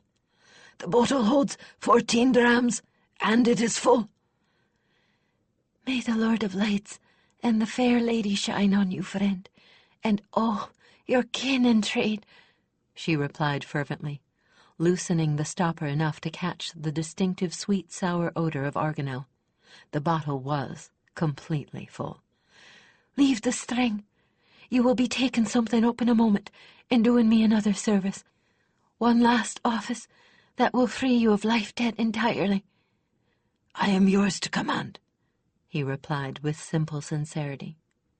She snapped the head from the first arrow by holding it under one foot. She let the tears flow freely as she patterned it with Chris's fletching pattern, grateful that she'd been made to learn to do the task in the dark, and finding it hard to continue with the memory fresh of him teaching her his own pattern. The headless arrow, code for a herald dead, now for the most important half of the message, code for herself, and code for the mission in such ruins that no attempt at rescue should be made. She broke the second arrow in half and patterned the fletching as her own. She tore the remains of one sleeve from her shirt, secured the arrows into a compact bundle with it, and fastened the whole to the string dangling down from the hole in the ceiling. "Trader, pull it up." It gleamed for a moment against the stone, then was gone. "Now listen, carefully. I want you to leave now, before dawn. Before the prince tries to seal the city, you must get outside the city gates. There's a guard at the night gate. I know I can bribe." "Good. Just out of sight of the guard post, on the main highway that runs from the Triumph Gate, there is a shrine to the god of wayfarers." "I know the place." "My horse will find you there." The one thing that damned magician couldn't block was her bond with Roland. "Tie the bundle around his neck, just as it is. Then take whatever plan seems good to you. If I were you, I would make a run for the border. You'll be safe enough on the Valdemar side.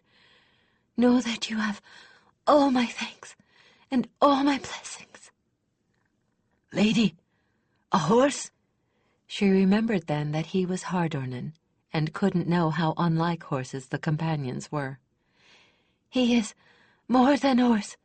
Think of him as a familiar spirit. He will return to my people with my message. Will you do this for me?"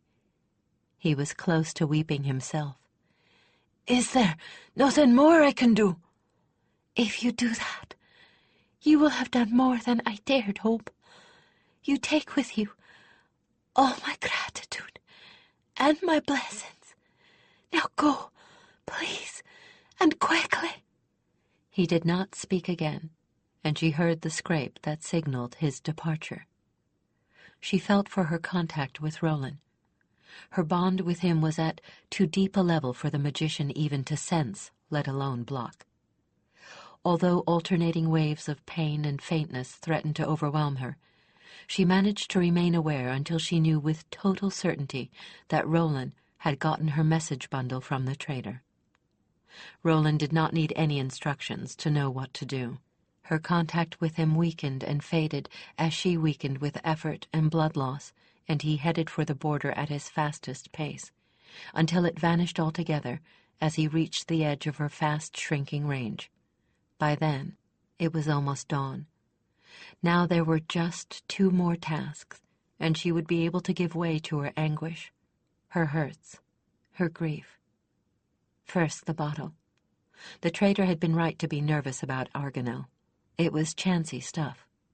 Sometimes even the normal dose of 4 drams killed, but the healers used it now and again to end the suffering of one they could not save. It had the advantage that, no matter how great the overdose, there were no painful side effects, such as there were with other such drugs. Nothing but a peaceful drifting into sleep. If 4 drams could kill, 14 should make death very sure. Using the broken-off arrowhead, she scraped a hole in the floor beneath the pile of molding straw that was supposed to be her bed, a hole just deep enough to bury the bottle. Alessandar had not been the kind of monarch that often used his dungeons. By the grace of the gods, the floors were packed earth rather than stone, with a pit dug in one corner for a privy. She would not use the drug yet, not until she was certain that the queen had received the warning.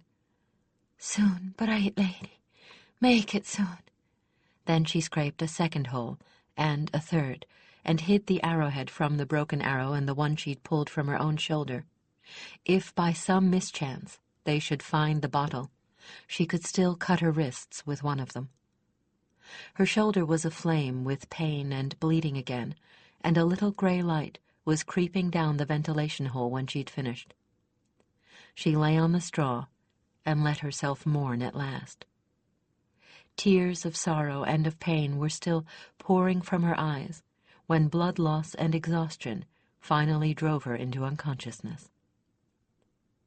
When she came to herself again, there was a single spot of sunlight on the floor, making the rest of the room seem black by comparison.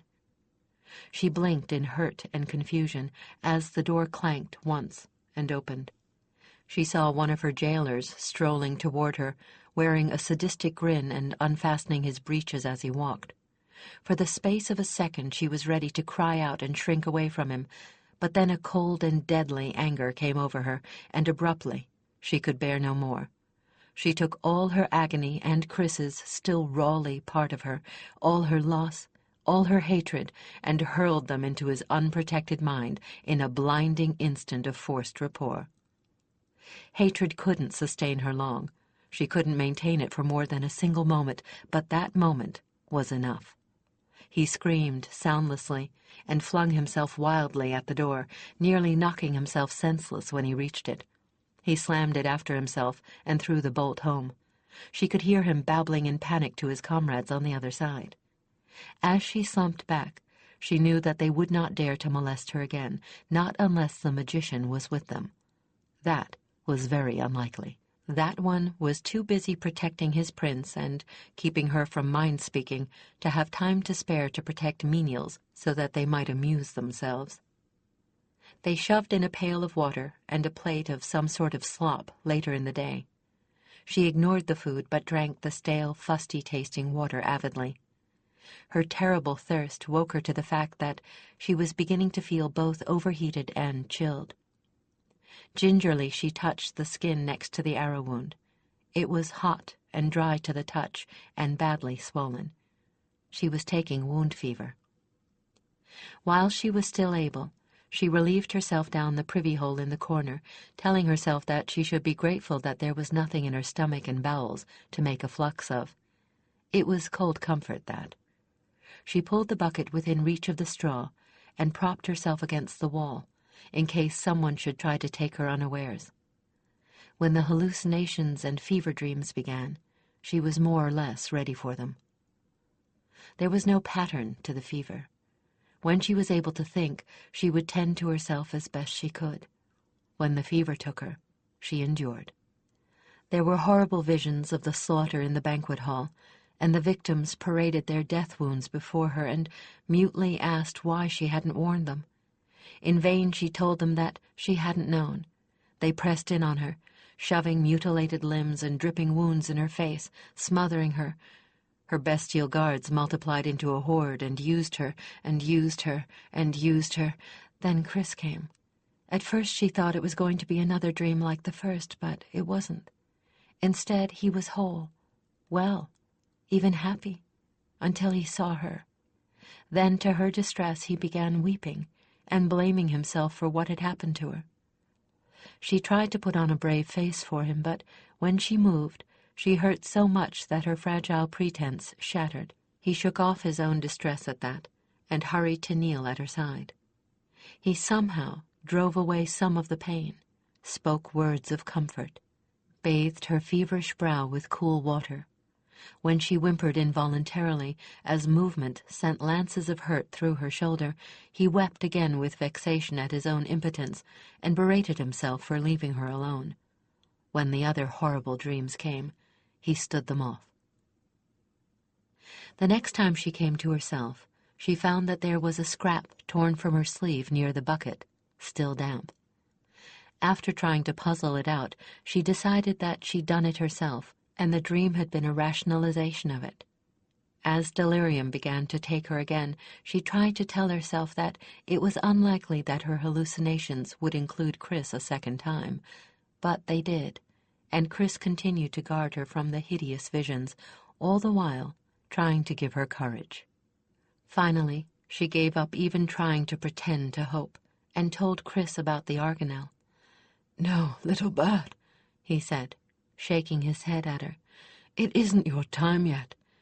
But trust me, dear heart.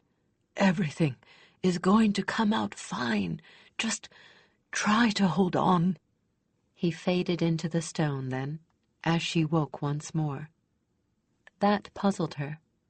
Why should a fever dream of her own making be trying to urge her to live when she only wanted release? But for the most part, she simply suffered and endured the waiting, watching for some sign that her message had safely reached Selene. The Queen and her entourage should have reached the border about 2 days after she and Chris had ridden through the palace gates. They would have been expecting Chris about 3 or 4 days after they arrived, a week after she'd been thrown in here. With luck and the lady with him, Roland should reach them about that time. She added the days in her head. That meant he would reach the Queen in 6 to 10 days at his hardest gallop, 6 if he could take the open roads, 10 if he had to backtrack and hide. When Hulda first appeared at the end of the 3rd day, Talia thought initially that she was another hallucination. If it hadn't been that Hulda's sharp features and strange gray-violet eyes were unmistakable, Talia wouldn't have recognized her. She was swathed in a voluptuous gown of burgundy wine velvet, cut low and daringly across the bosom, and there were jewels on her neck and hands and the net that bound her hair. But most amazing of all, she appeared to be hardly older than Talia herself. She stood peering into the darkness, eyes darting this way and that. A cruel smile touched her lips when she finally spotted Talia huddled against the wall. She moved from the center of the room with an odd, gliding step to stand above Talia, eyes narrowed in pleasure, and nudged her sharply with one dainty shoe. The pain she caused made Talia gasp and pull in on herself, and her heart leapt into her throat when she realized that the woman was still standing there, real, and no hallucination. When Talia's eyes widened with shock and recognition, Hulda smiled. "You remember me? How very touching. I had no hope you'd have any recollection of little Elspeth's adored nurse." She moved a few steps farther away and stood artfully posing in the light that came through the ventilation hole. "And how low the mighty Harold has fallen. You'd have been pleased to see me brought so low, wouldn't you? But I am not caught so easily, little Harold, not half so easily." What are you?" The words were forced out, almost against Talia's will. "I? Besides a nurse, you mean?" She laughed. "Well, a magician, I suppose you'd call me. Did you think the heralds held all the magic there was in the world? Oh, no, little Harold. That is far, far from being the case." She laughed again and swept out of the cell, the door clanging shut behind her. Talia struggled to think, but Lord and Lady, this meant there was more, much more at stake here than she'd dreamed. Hulda, so young-looking and claiming to be a magician, and she hadn't any trace of a gift, Talia knew that for certain. Put that together with the mage who guarded Ankar and kept her from mind-speaking to other heralds. Gods protect Valdemar! That meant that old magic, real magic, and not just heraldic mind magic, was loose in the world again and in the hands of Valdemar's enemies. And Hulda must have been, playing a deeper game than anyone ever guessed, and for far longer. But to what purpose? Hulda came again, this time after dark, bringing some kind of witch light with her. It was an odd, misty ball that gave off a red glare that flickered and pulsated. It floated in behind her and hovered just above her shoulder, bathing the entire cell in an eerie, reddish glow. This time Talia was more or less ready for her. She was free from delirium for the moment and feeling light yet clear-headed. She had managed to put her own emotions and the helplessness of her position in the back of her mind, hoping for some stroke of luck that might bring her a chance to strike back at her tormentors. She had figured that Hulda was warded, even as the prince was. She probed anyway, and discovered her guess was correct. So rather than making any other moves, she simply shifted her weight where she sat, so that she might be able to get to her feet at a moment's notice. Hulda smiled mockingly. Talia glared right back.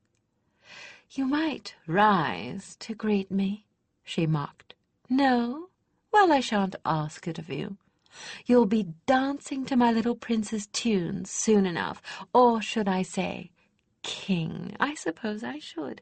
Aren't you at all curious as to why and how I came here?"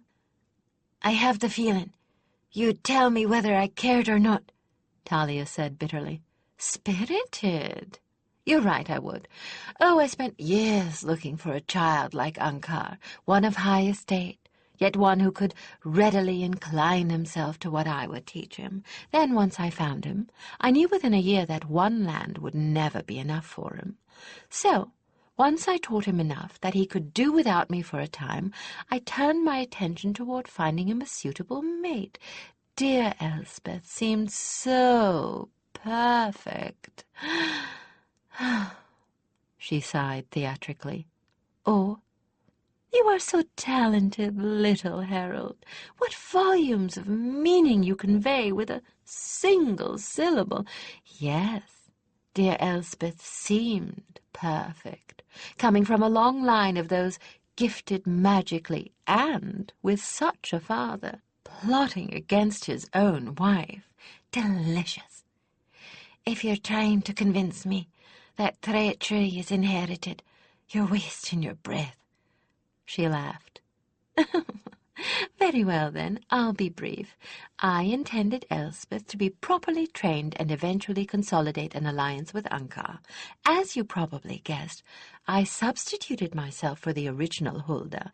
Things were progressing quite well until you intervened. This time the glance she shot at Talia was venomous. "Fortunately, I was forewarned. I returned to my dear prince, and when he was of an age to begin taking part in the making of plans, we put together a quite tidy plot."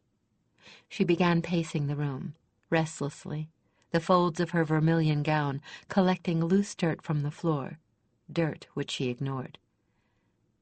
"What is it?" Talia asked the ceiling above her head. "What is it about would-be tyrants that makes them speak and posture like third-rate gleemen in a badly written play?"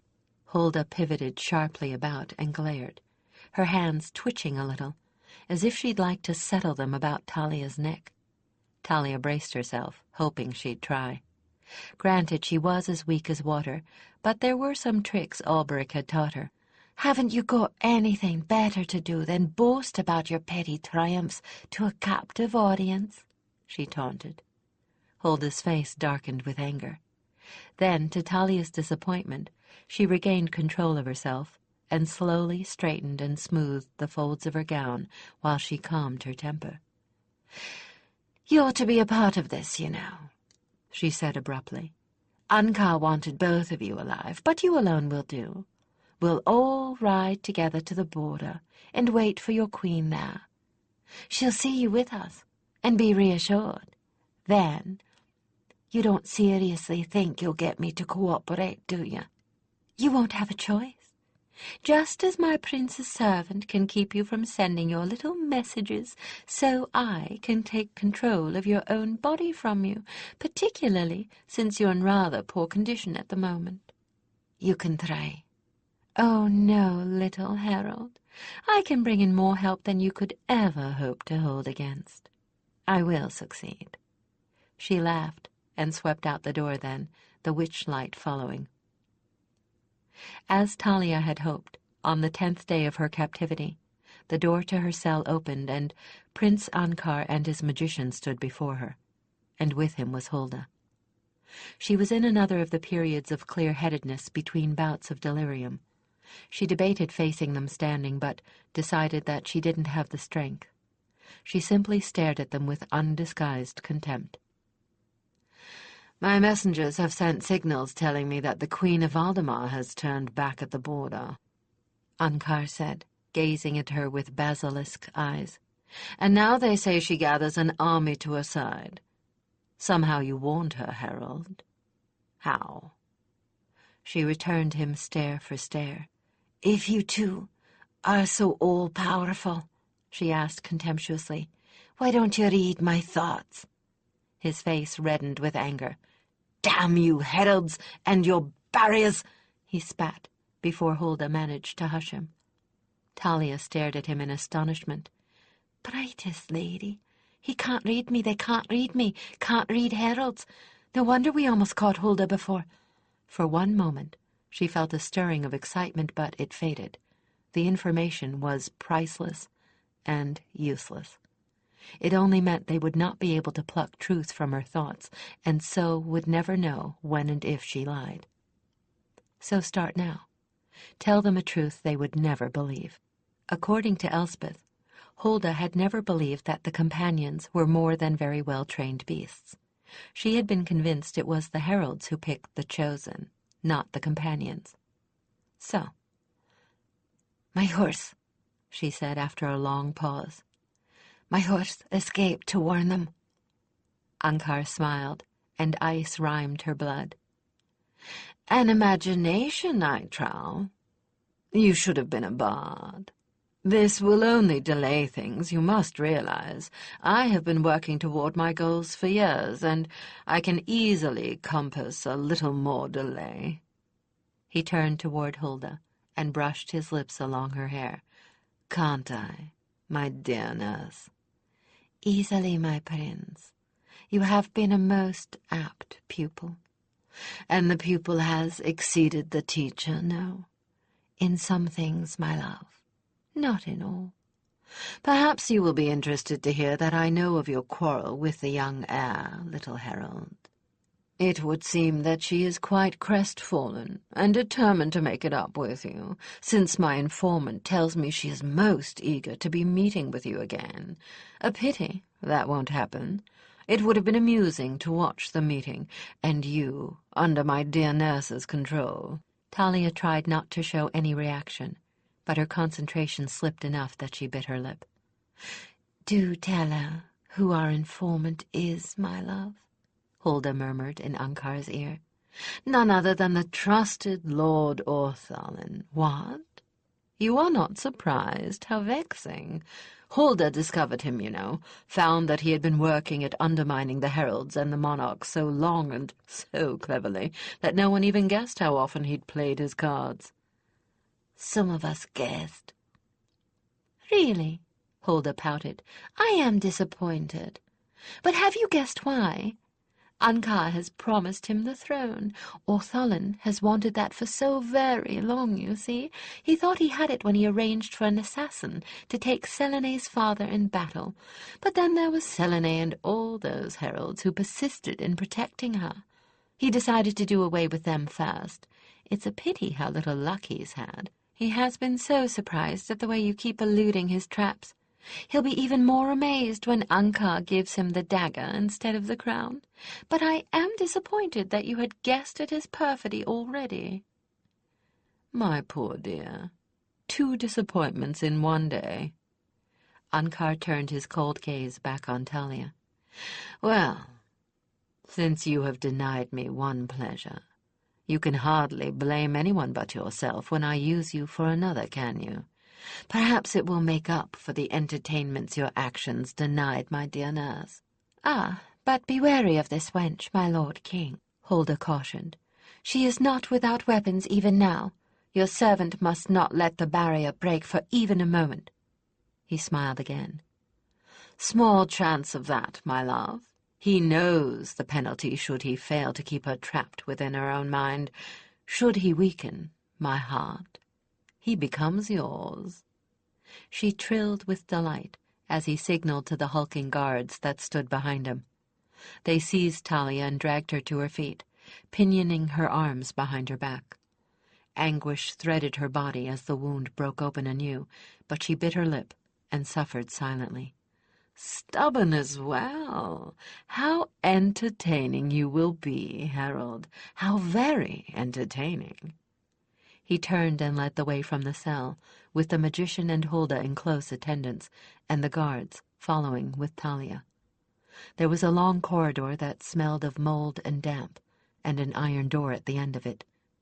Beyond it was the smell of fear and blood. They shackled her arms to the cold stone above her head, putting an almost intolerable strain on her wounded shoulder. "I consider myself an artist," Ankar told her. "There is a certain artistry in producing the most pain without inflicting permanent damage or causing death." He removed a long, slender iron rod from the fire and regarded the white-hot tip thoughtfully. "There are such fascinating things to be done with this, for instance." As from a century distant, she recalled Ulbrich discussing some of the more unpleasant realities of becoming a herald with a small knot of final-year students in which she was included. "The possibility of torture," Ulbrich had said on that long-ago afternoon, "is something we cannot afford to ignore. No matter what it is that the stories say, anyone can be broken by pain. There are mental exercises that will enable one to escape, but they are not proof against the worst that man can devise. All I can advise you if you find yourself in the hopeless situation is that you must lie so often and with such creativity that your captors will not know the truth when they hear it. For the time will come when you will tell them the truth. You will be unable to help yourself, but by then, I hope, you will have muddied the waters past any hope of clarity." But Ankar did not want information. He was getting that in plenty from Orthalin. All he wanted was to make her hurt. She was damned if she'd give him satisfaction before she had to. So the fascinating things failed to drive a sound from her, and the prince was displeased. He proceeded to more sophisticated tortures, involving complicated apparatus. He handled all of this himself, his long hands caressing the blood-stained straps and cruel metal as he described in loving detail what each was to do to her helpless body. Talia did her best to keep herself shielded and to retreat behind those mental barriers to pain and the outside world she had long ago learned to erect. But as he continued his entertainment, her barriers and shielding gradually eroded. She became nauseatingly aware of every emotion he, Hulda, and the nameless magician were experiencing. The intensely sexual pleasure he derived from her pain was worse than rape, and she was in too much agony to block it out. Hulda's pleasure was as perverted, and as hard to bear. In fact, both of them were erotically aroused to a fever pitch by what they were doing to her, and were a scant step from tearing the clothing from each other's backs and consummating their passion there and then. Twice she tried to turn her agony back on him, but the magician always shielded him. The magician was deriving nearly as much enjoyment from this as Ankar and his dear nurse were, and Talia wished passionately, while she was still thinking coherently enough to wish, to be able to strike out at all of them. After a time, she was no longer capable of anything but screaming. When they crushed her feet, she was not even capable of that. They dragged her back to her cell when her voice was gone, for the prince did not derive half the pleasure from her torture when she could not respond to his experiments. He stood over her gloating, as she lay unable to move on the straw where they'd left her. "So, child, you must rest and recover, so that we can play my games again," he crooned. "Perhaps I will tire of the game soon. Perhaps not. No matter. Think on tomorrow, and think on this. When I tire of you, I shall still find a use for you. First my men will again take their pleasure of you, for they shall not mind that you are no longer as attractive as you once were. Some of them would find your appearance as stimulating as I do, my dear. Then you shall be my messenger. How will your beloved queen react to receiving her favorite herald, but a small piece at a time?" He laughed and swept out with Hulda at his side, already fondling one of her breasts as the door thudded shut behind him. It took every last bit of her will, but she remained where she was until it was dark, dark enough that she knew that no one would be able to see what she was doing. She rolled to one side then, pushed aside the straw, and uncovered the place where she'd buried her precious bottle of arganel. It had been the knowledge that she had it that was all that had sustained her this day, and she prayed that they had not searched the cell and found it.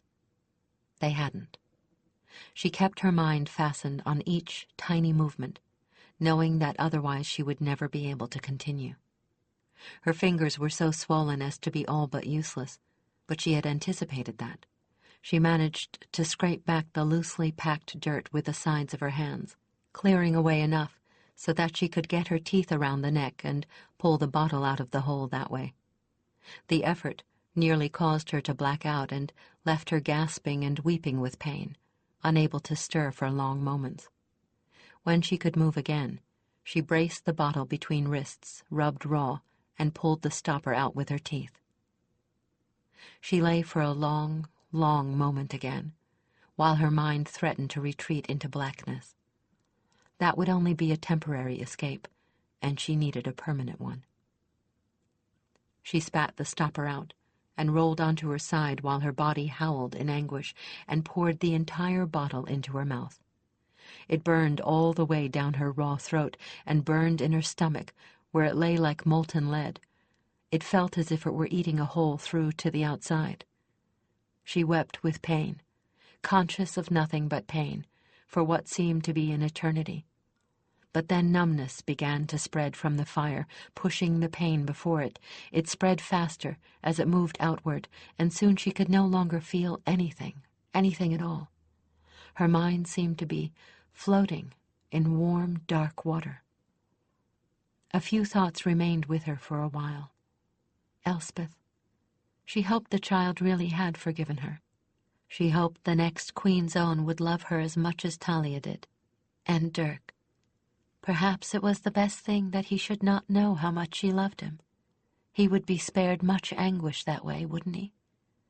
She was glad of one thing, that he and Chris had made up before they'd left. It was going to hurt him badly enough when he learned of Chris's death as it was.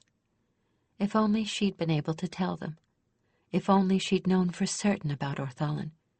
He was still there, the unsuspected enemy, waiting to try yet again, and Ankar, master of magicians and possessed of an army of killers. If only she could tell them somehow. While she still had the strength and the will, she tried again to mind call, but was foiled by the mage barrier. Then her will went numb, and all she could do was drift. It was odd. Bards always claimed that all the answers came when one died, but there were no answers for her. Only questions, unanswered questions and unfinished business. Why were there no answers? One would think that at least one would know why one had to die. Maybe it didn't matter. Chris had said it was bright. The tales all said the havens were bright, but it wasn't bright. It was dark. Darkness all around, and never a hint of brightness. And so lonely. She would have welcomed anything, even a fever dream. But perhaps that was just as well, too. In the darkness, that damned magician couldn't find her to bring her back. If she fled away far enough, he might get lost in trying to find her. It was worth the effort. And the warm, numbing darkness was very soothing, if the loneliness could be ignored. Perhaps elsewhere, where the mage couldn't follow, she would find the haven, and there would be light. She let the darkness pull her farther along, closing behind her, and thoughts began to numb and fall away as well. As she retreated away down into the darkness, her very last thought was to wonder why there still was no light at all, even at the end of it. Chapter 9.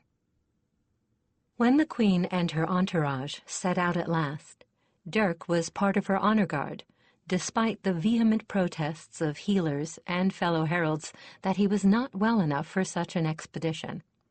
He had responded that he was needed. This was true. The Collegium had suspended classes, and all heralds normally teaching were serving as bodyguards, with the sole exceptions being those too sick or old to travel. He also argued that he was far healthier than he looked, which was not true, and that he would rest just as well at the easy pace of the baggage train as he would fretting in the infirmary, which was marginally true.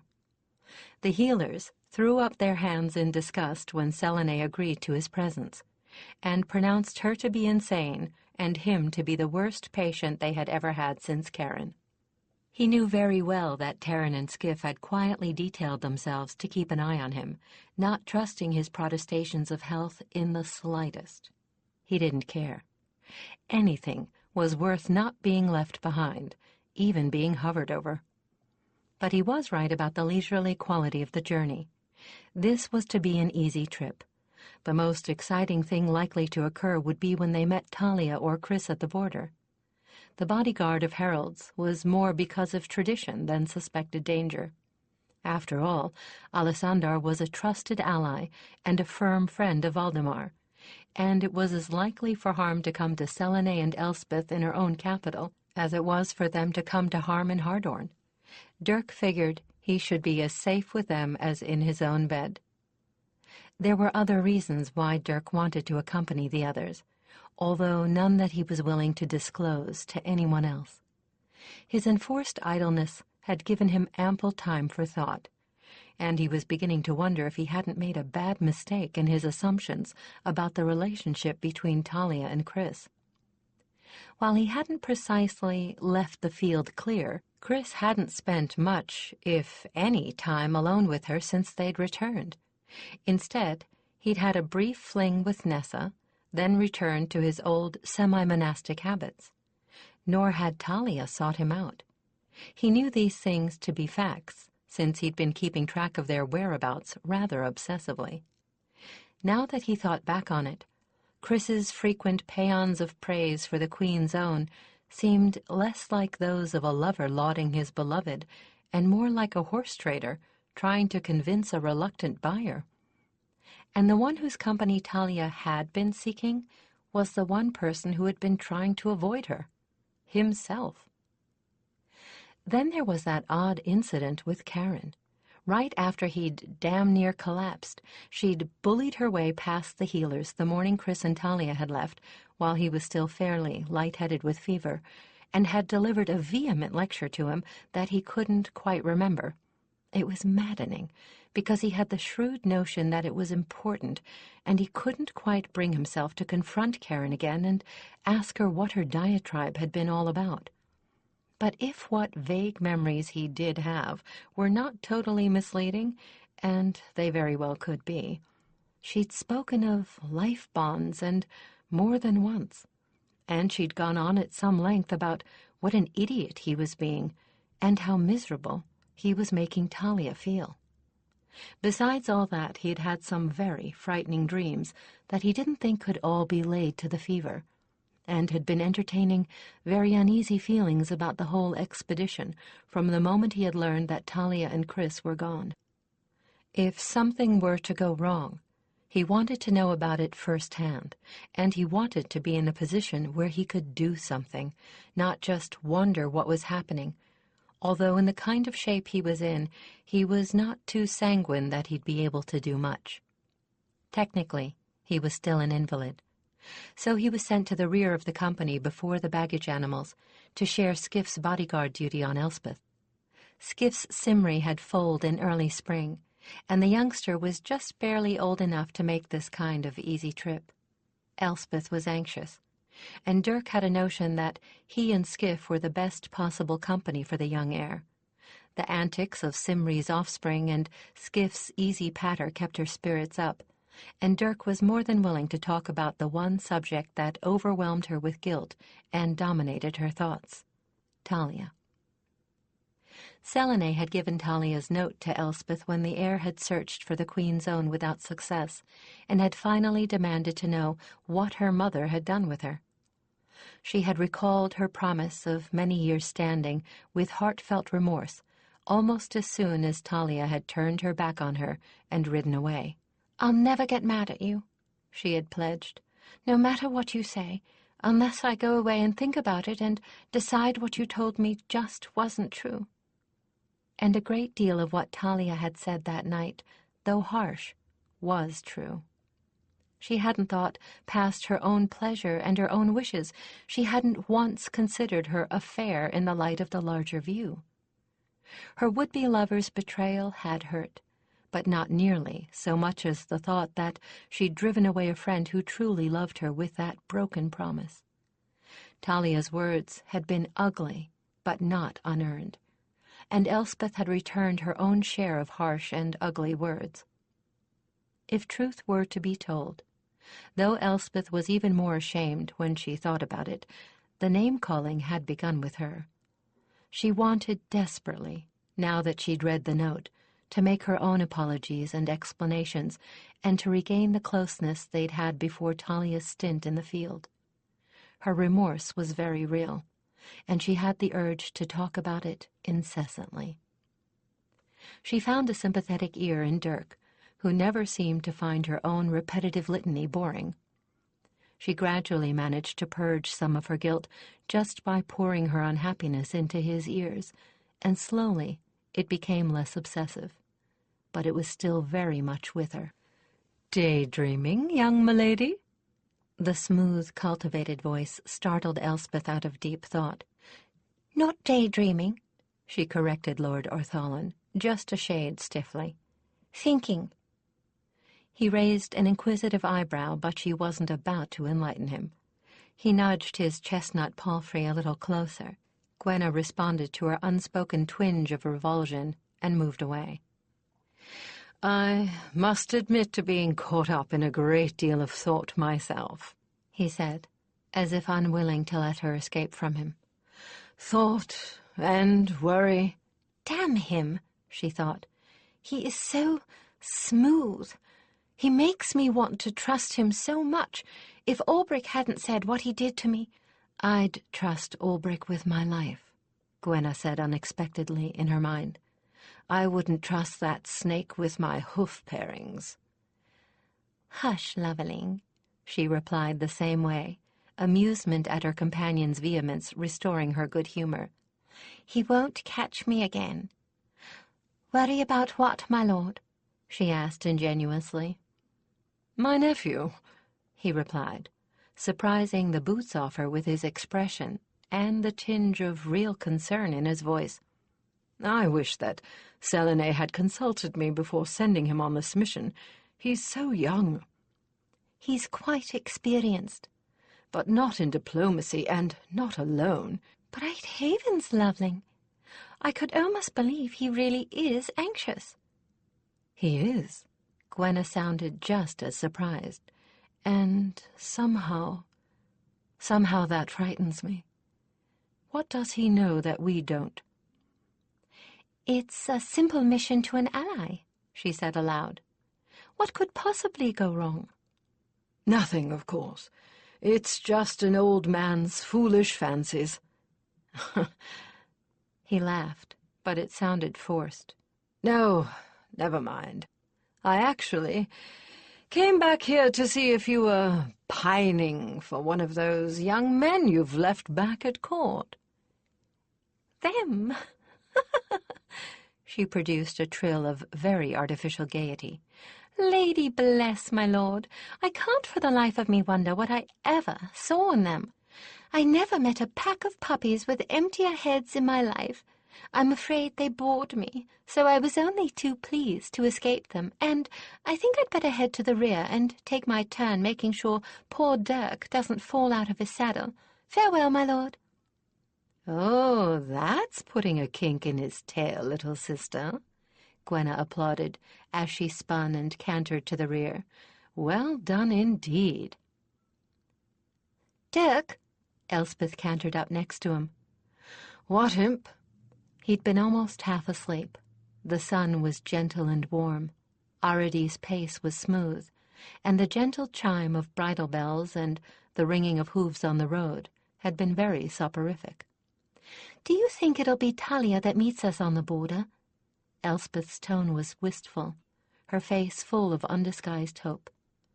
Dirk hated to disappoint her, but he didn't have much choice. He sighed. Not likely, I'm afraid. Fact is, as Queen's Own, she's really your mother's first representative, so chances are she'll still be with Alessandra. Oh. She looked rather crestfallen, but apparently was feeling like continuing the conversation. Are you feeling all right? You've been coughing a lot. She looked sideways at him with a certain amount of concern in her glance. Don't tell me you're going to nursemaid me, Dirk replied with some exasperation. It's bad enough with those two playing mother-hen. He nodded back in the direction where Skiff and Terran were riding, just out of earshot. The bright noontide sun, so welcome after all those weeks of cold rain, made their white uniforms difficult to look at without squinting. Terran positively glistened. And how in blazes, Dirk found himself wondering, does he manage to look so immaculate with all the dust we're kicking up? Elspeth giggled. Sorry, it does get to be a bit muchish, doesn't it? Now you know how I feel. It was all right back at the Collegium, but I can't even slip off into the woods to, without two heralds pounding up to bodyguard me. Don't blame anybody but your mother, imp. You're the only offspring. She should have whelped a litter, then you wouldn't have these problems. Elspeth giggled even harder. I wish some of the courtiers would hear you, talking about her like she was a prize bitch. They'd probably call me out for insulting her. She, on the other hand, might very well agree with me. What are you doing for classes, since you're not warming a desk? Much to his own surprise, Dirk realized he was interested in hearing Elspeth's answer. Some of the lethargy of his illness was ebbing, replaced by a little of his old energy, and he was beginning to realize that a good deal of his mental distress had vanished as well. Whether this was as a result of mending his quarrel with Chris or something else, he had no idea, but it was a welcome change. Ulbrich told Skiff to teach me knife throwing. I'm getting pretty good at it, if I can be forgiven a boast. Watch. Her hand flicked out sideways and forward, and a small knife appeared almost magically, quivering in the bole of a tree ahead of them. Dirk hadn't even seen it leave her hand. Not bad. Not bad at all. Elspeth cantered up to retrieve it, cleaning the blade of sap on her sleeve, then rejoined Dirk. He gave me a wrist sheath with a trick release, see? She pushed up her sleeve to display it proudly. Just like Talia's. So, that's where she got them. Figures it'd be him. If there's a way to hide anything, that boy knows it. Dirk grinned, and realized with surprise that it had been a long while since he'd smiled. Not that I've got any objections, mind you. I'm just as glad you've got a hidden sting, Imp. Why for? Mother wasn't all that happy about my learning assassin's tricks, as she so tactfully put it. It was only my saying that Ulbrich ordered it that made it right with her. Call me a little more pragmatic, but if you know the assassin's tricks, you're one up on the assassin, and there's only one of you, Imp. We can't afford to lose you. Funny. That's just what Skiff said. I guess I'm out of the habit of thinking of myself as important. She grinned, and Dirk thought fleetingly that a charming young woman had been born out of the haughty brat Talia had taken in charge. No small miracle had been wrought there. I hope you're also learning that in a dangerous situation you react with reflexes, not with your head. She made a face. Am I not? It hasn't been so long ago that Ulbrich, Skiff, and Jerry were ambushing me every time I wasn't looking, solo or in groups.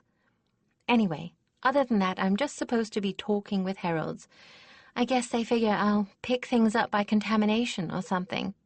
That's a fine way to talk about your elders. Although, I hate to admit it, but with Skiff, contamination is pretty accurate. Do I hear my name being taken in vain? Skiff nudged Simri up to ride beside them. Most assuredly, my fine feathered felon. I was just warning our innocent young heir about associating with you. Me! Skiff went round-eyed with innocence. I am as pure as what they shovel out of the stables. I don't have to sit here and be insulted. That's right, Elspeth giggled. You could ride off and let us insult you behind your back, like we were doing already. As if to echo her, a bold scarlet jay called down filthy names on him just as he rode beneath it. It hopped along the branch that overhung the road and continued catcalling after he'd passed. I do believe I am outnumbered. You're even getting the wildlife on your side. It's time, as Master Ulbrich would say, for a strategic retreat. He reined Simri in and dropped back to resume his place beside Terran, making a face at Elspeth when he saw she was sticking her tongue out at him. Dirk was hard put to keep a straight face, but a moment later, Elspeth's mood abruptly shifted. Dirk, can I ask you something? That's what I'm here for, Imp. Part of it, anyway. What's evil? Dirk nearly lost his teeth. Philosophy was not what he was expecting out of Elspeth. Ouch! Don't believe in asking the easy ones, do you? He sat silent for a long moment, aware after a sidelong glance at her that he had won Elspeth's heart forever by taking her question seriously. Have you ever asked Gwenna that one? He said at last. She's probably a better authority than I am. I did, and all she did was look at me like I'd grown horns and say, "It just is." He laughed, for the answer sounded very like the kind of response Aradi used to give him. Do seem to have some peculiar blind spots, don't they? All right, I'll give it a try. This isn't the best answer by a long road, but I think it might be somewhere in the right direction. It seems to me that evil is a kind of ultimate greed, A greed that is so all-encompassing that it can't ever see anything lovely, rare, or precious without wanting to possess it. A greed so total that if it can't possess these things, it will destroy them, rather than chance that someone else might have them. And a greed so intense that even having these things never causes it to lessen one iota. The lovely, the rare, and the precious never affect it except to make it want them. So, good would be a kind of opposite? Unselfishness? He frowned a little, groping for the proper words. Oh, partially. Evil can't create. It can only copy, mar, or destroy, because it's so taken up with itself. So good would also be a kind of selflessness, and you know what a lot of sects preach, that ultimate good, Godhead, can only be reached by totally forgetting the self. What brought this on? When Skiff mentioned Master Albrecht, She hesitated, looking shamefaced, but Dirk did his best to look kind and understanding, and his expression evidently encouraged her to continue. You know about what happened with Talia and me. I was still angry with her the next day, even though I was almost as angry with myself. Well, that showed up in practice. Master Albrecht made me stop and took me out to the field for a walk to cool off. You know, I never thought he was, I don't know, understanding, I guess. Nice. He seemed so hard most of the time. Perhaps that's to mask the softness underneath, Dirk replied quietly. He knew Albrecht better than almost any other herald, except for Elkarth and Jerry, and despite all the time he spent in the field, he had come as close as anyone was ever likely to get to the arms-master. Being easy with any of us might be a quick way to get us killed in the field, so he's hard, hopefully harder than anything we'll have to face. That doesn't make him less a human or less a herald. Think about it a minute. He's the one teacher in the collegium whose lessoning will make a difference whether we live or die. If he eliminates one little thing, no matter for what reason, it might be the cause of one of his pupils finding an early grave. You can't say that about any other instructor in the collegium. You might notice the next time the death bell rings that you won't see him anywhere around. I don't know where he goes, but I saw him leaving once. He looked like he was in mortal agony. I think he feels more than most of us would credit him with. I guess I know that now. Anyway, he started talking, and you know how it is with him. When he talks, you automatically listen. Somehow I ended up telling him about everything, about how, since Talia seemed so busy, I started talking to Lord Ortholin, and how that was why I started being with some people, the wild crowd, I guess. That boy. Lord Ortholin introduced us. He told me he thought I ought to be spending more time with the other people of the court. It all made sense when he was saying it, and the boys he introduced me to seemed so attentive, flattering. I like the attention. I told Albrecht that. That's when he said something really odd. Albrecht, I mean. He said, "I tell you this in strictest confidence, herald to herald, for I think I would have to guard my back at all times should he come to learn of it. Lord Ortholin is one of the only 3 truly evil persons I have ever encountered. He does nothing without a purpose, my lady, and you would be wise never to forget this." She glanced at Dirk. He had the feeling she wanted to see the effect of her words. He made no effort to hide that he was quite sobered by them. The first time she had spoken Lord Ortholin's name, it had felt as if a cloud had passed between himself and the gentle warmth of the sun, and her account of Albrecht's words had come as something of a revelation. "I'm not sure what to say," he replied finally. "Albrecht is hardly inclined to make hasty judgments, though. I'm sure you realize that. But at the same time, I am hardly one of Ortholin's supporters. I'll just say this. Chris and I quarrelled, largely because Ortholin insisted he be there when I was accused, and because Ortholin did his best to force him to make a choice between himself and me. I can't think why he would want to do that, except for what I've already said about evil, that it can't see a precious thing without wanting to own or destroy it. And our friendship, Chris's and mine, is one of the most precious things in my life. Elspeth rode silently by his side for a good many miles after that, her face very quiet and thoughtful. This was only the first of many such conversations they were to have. They discovered that they were very much alike, sharing a bent toward the mystical that might have surprised those who didn't know them well. Well, Elspeth asked aggressively, why don't they interfere? If I'm making an ass of myself, why won't Gwenna say anything? Dirk sighed. Imp, I don't know. Have you ever asked her? Elspeth snorted, sounding rather like her own companion when impatient. Of course. After I'd made a total fool of myself, I asked her right off why she didn't just forbid me to have anything to do with that puppy. And what did she tell you? That I knew very well companions didn't do things that way. And they don't, until we, their chosen, come to them. Dirk harbored no small amount of chagrin for not having asked Arady's advice when he'd quarreled with Chris. But why? It isn't fair.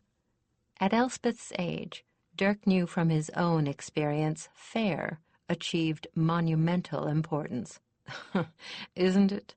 Would it be fair to us, in the long run, if they stepped in like nursemaids and prevented us from falling on our noses every time we tried to learn to walk?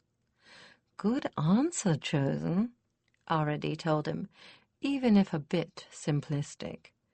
Unless you've got a better one. Oh, no, she said hastily. You go right on as you were. You mean we have to learn from experience by ourselves? Elspeth asked, as Dirk fought down a grin at Arady's hurried reply. Elspeth brooded over that while Gwenna and Arady amused themselves by matching paces with such absolute precision that they sounded like one companion rather than two. Don't they ever interfere? She asked finally. Not in living memory. In some of the old chronicles, though. Well? She prompted, when his silence had gone on too long. Some companions, very rarely, have intervened, but only when the situation was hopeless and only when there was no other way out of it except by their aid. They were always Grove-born, though, and the only one of those we have now is Roland, and they have never done so except by freely volunteering, which is why heralds never ask them to. Why only, then? Why shouldn't we ask? Imp. He was trying his best to try and express what until now he had only sensed. What's the one governing law of this kingdom? She looked at him askance. Are you changing the subject? No, I'm not. Trust me. There is no one true way. Take it a step further. Why are the clergy forbidden by law to pray for Valdemar's victory in war? I don't know. Think about it. Go away if you like, and come back when you're ready. She chose not to leave his side, and simply rode next to him with her expression blank, and her attention turned so inward that she never noticed Skiff coming up from behind them. Skiff pulled up on Dirk's other side and gave the young heir a long and curious look. Isn't this a bit deep for her? He asked finally. I mean, I've been trying to follow this, and I'm lost. I don't think so, Dirk replied slowly. I really don't. If she weren't ready, she wouldn't be asking. Lord and Lady, Skiff exclaimed, shaking his head in honest bewilderment. I give up. You are two of a kind. At length the party reached the border. Selene ordered that they make camp there on the Valdemar side, since the outpost was far too small to accommodate all of them. The last of the baggage train actually reached it very near dark, and so the Queen was hardly surprised that neither of the two envoys was waiting for them when they arrived. But when the next day passed, she felt a building uneasiness. When two more went by without any sign whatsoever, the uneasiness became alarm. "Kirill." Selene did not remove her gaze from the road as she spoke to the Seneschal's herald. "I have the feeling something has gone terribly, terribly wrong. Am I being alarmist?" "No, Majesty." Kirill's usually controlled voice held an unmistakable tremor of strain. Selene looked at him sharply. Kirill's brow was lined with worry. "I've tried fast speech. I can't reach them. And Chris at least has enough of that gift to be able to receive what I send. He's done so in the past. I don't know what's gone awry, but Majesty, I'm afraid for them." She did not hesitate. "Order the camp moved back from the border, and now. There's a good place about 1/2 mile back down the road. It's a flattish hill, barren except for grass. Should there be need, it won't be hard to defend." Kirill nodded. He did not seem surprised by her paranoia. "When you've gotten the rest on the move," she continued, "order the local reserves of the guard to meet us there. I'm going to have the border guards stand alert and keep a watch down the hard-on side of the trade road." Her companion, Cario, came trotting up at her mental summons, and she pulled herself up on the companion's bare back without bothering to call for saddle or bridle. As she rode away, Kirill was going in search of the herald in charge of the camp to begin seeing to the first of her orders. The new camp was uncomfortable, but as Selene had planned, was far more easily defensible than the old. When the guardsmen arrived, Selene ordered them to bivouac between their camp and the border. She had sentries posted as well, and, ominously, she noticed that the companions began taking up stations about the perimeter, providing their own kind of sentry duty. Elspeth attached herself to Dirk and seldom left his side. Neither of them voiced their fears until late in the 5th day, a day spent in an atmosphere of tension and anxiety. "Dirk," Elspeth finally said, after Dirk watched her try to read the same page in her book 10 times and apparently never once see a word of it. "Do you suppose something's happened to them?" Dirk hadn't even been making a pretense of doing anything but watching the road. "Something must have," he answered flatly. "If it had been simple delay, they would have gotten word to us. It's not like Chris." He broke off at the sight of her frightened eyes. "Look, Imp, I'm sure they'll be all right. Chris and I have gotten out of a lot of tight situations before this, and Talia's no faint-hearted court flower. I'm sure they're making their way back to us right now." "I hope you're right," Elspeth said faintly, but she didn't sound to Dirk as if she really believed his words. For that matter, he wasn't sure he believed them either. The 6th day dawned, with Selene, in fact all of them, waiting for the axe to fall. Late in the afternoon, when one of the lookouts, a herald with far sight as well as mind speech, reported that a companion was approaching at speed, the entire encampment was roused within moments and lined the roadside. Selene was one of the first, eyes straining to catch the first glimpse. She, Kirill, and several others of her immediate entourage stood in a tense knot at the edge of the encampment. She noticed vaguely that Dirk, Terran, Skiff, Elspeth, and Jerry had formed their own little huddle just within earshot. None of them moved or spoke. The sun beat down on them all without pity, but no one made a move to look for shade. As Dirk waited with a mouth going dry with unspoken fear, a second lookout sprinted up and whispered in the Queen's ear. Selene grew pale as ice. Elspeth clutched Dirk's arm, and the rest stirred uneasily. Then a dust cloud and hoofbeats signaled the arrival of the companion, and hard on the sound itself, Roland pounded into their midst. Roland, alone, without saddle or bridle, gaunt, covered with dust and sweat, and completely exhausted, a state few had ever seen a companion in before. He staggered the last few feet up the hill to the Queen, tearing a bundle from his neck with his teeth and dropping it at her feet. Then he sagged with exhaustion, standing motionless except for his heaving flanks and his quivering muscles, head nearly touching the ground, eyes closed, suffering written in every line of him. Karen was the first to break from her shock. She ran to him, throwing her cloak over him for lack of any other blanket, and began to lead him to a place where he could be tended properly, step by trembling step. Selene picked up the filthy, stained package with hands that shook so hard she nearly dropped it, and undid the knots holding it together. Into the grass at her feet fell 2 arrows, one headless, one broken. A ripple of shocked dismay passed over the crowd.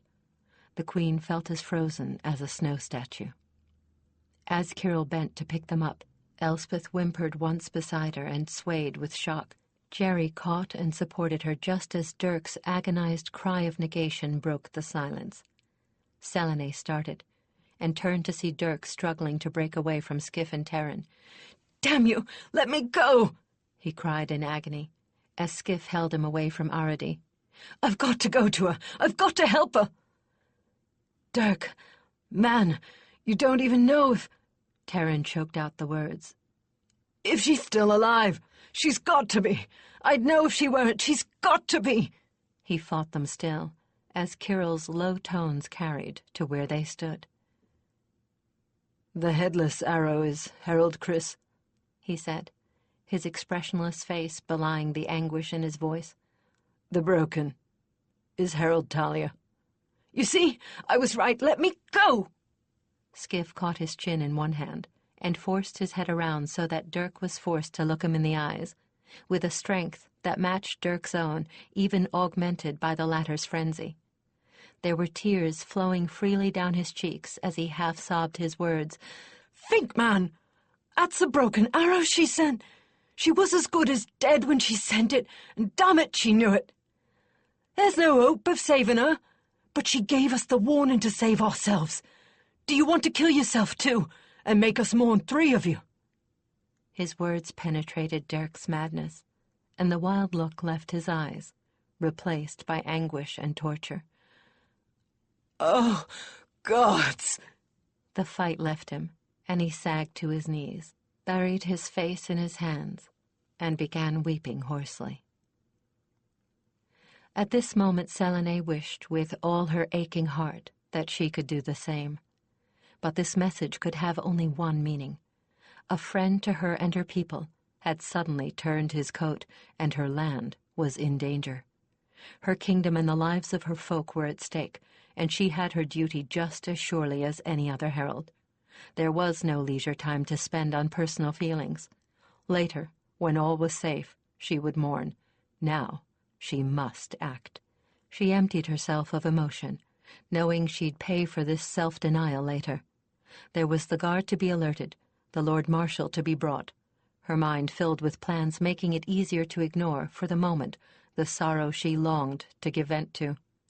She gave orders crisply, sending one herald after another flying for his companion, carrying messages to warn, to summon, to prepare.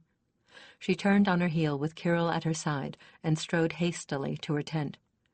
Those with experience in armed conflict followed, as did those who might still be needed to bear messages.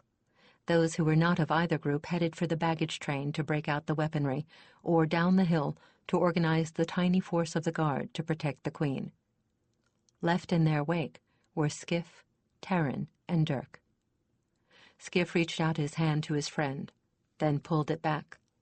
Dirk was curled in on himself, still kneeling in the dust of the road. Only the shaking of his shoulders showed that he still wept.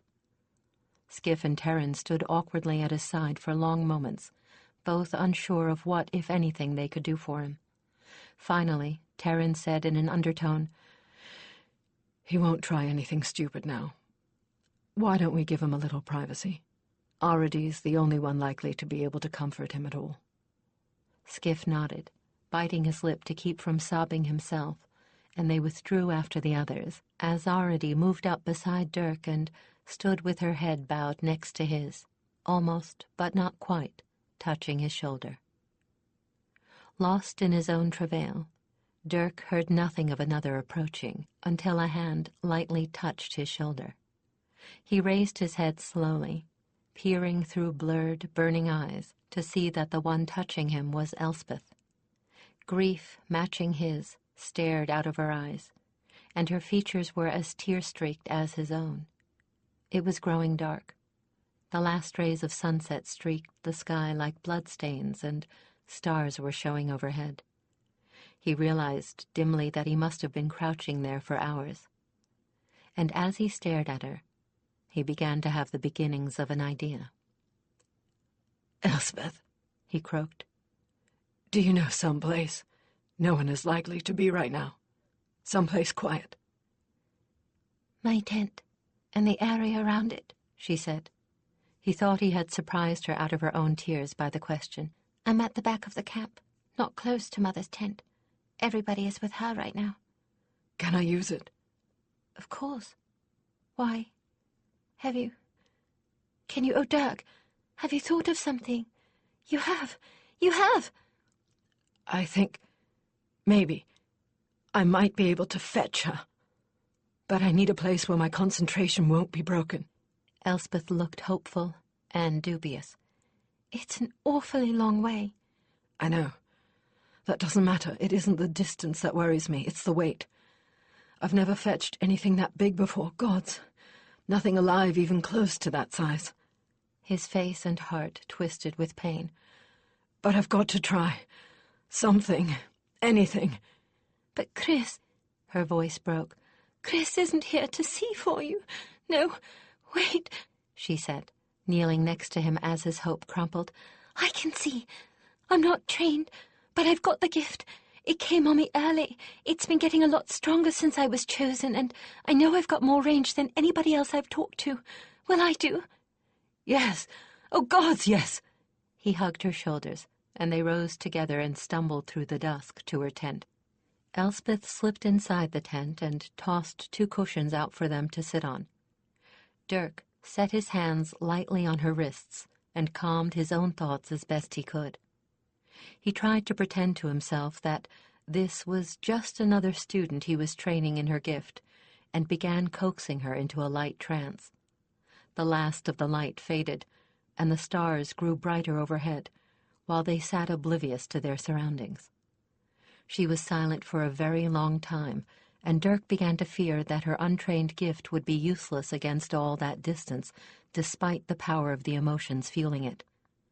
Then, abruptly, Elspeth whimpered in fear and pain, and her own hands closed convulsively on his wrists. "I found her. Oh, gods, Dirk, they've done such horrible things to her. I think I'm going to be sick." "Hold on, Imp. Don't break on me yet. I need you. She needs you." Elspeth gulped audibly and held. He followed her mind to where it had reached, found his target, took hold, and pulled with all his strength. He could not tell how long he strove against the weight of it, but suddenly pain rose in a wave to engulf him, and he blacked out. He found himself slumped over with Elspeth shaking him as hard as she could. "All of a sudden you stopped breathing," she said fearfully. "I thought you were dead. Oh, gods, Dirk, it's no good, is it?" He shook his head numbly. "I tried. Gotta save me, I tried. I found her all right, but I can't pull her here. I just don't have the strength."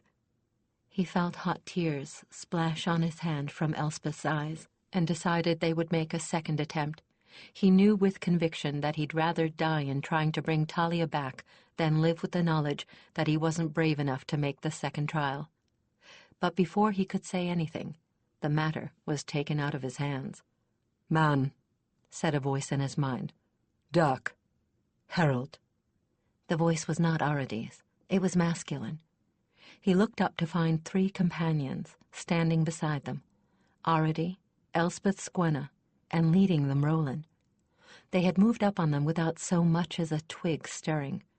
Behind them, at the edge of the enclosure that held Elspeth's tent, were gathered more companions, every companion in the encampment, down to Simri's foal. Roland looked ghost-like, gaunt, and seemed to glow, and the back of Dirk's neck prickled at the sight of him. He looked like something out of legend, not a creature of the solid, everyday world. You have the gift and the will to use it. She has the sight. We have the strength you need. But are you saying that we may yet save her, if our love and courage are enough? But be prepared. If we succeed, it will not be without high cost to you. There will be great pain. You may die of it. Wordlessly, Dirk looked at Elspeth, and knew by her nod that Roland had spoken to her as well. Dirk looked into Roland's glowing eyes, and they were glowing, a sapphirine light brighter than starshine. Whatever the cost is, we'll pay it, he said, knowing he spoke for both of them.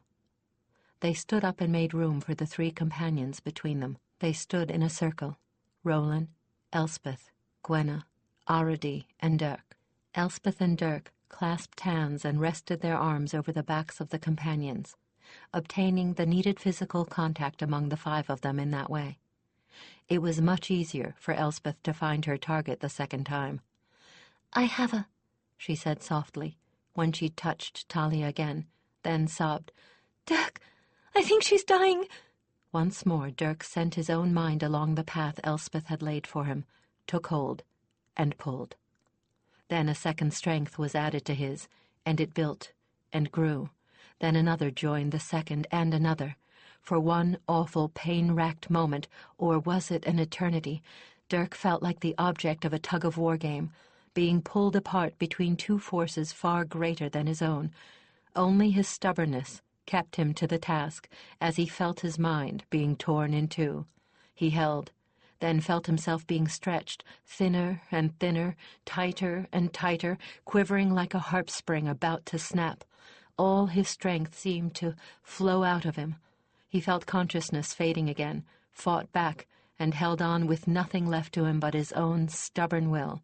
Then one of the two forces broke, and not theirs, and together they pulled their target toward them, cushioning and protecting it against further damage.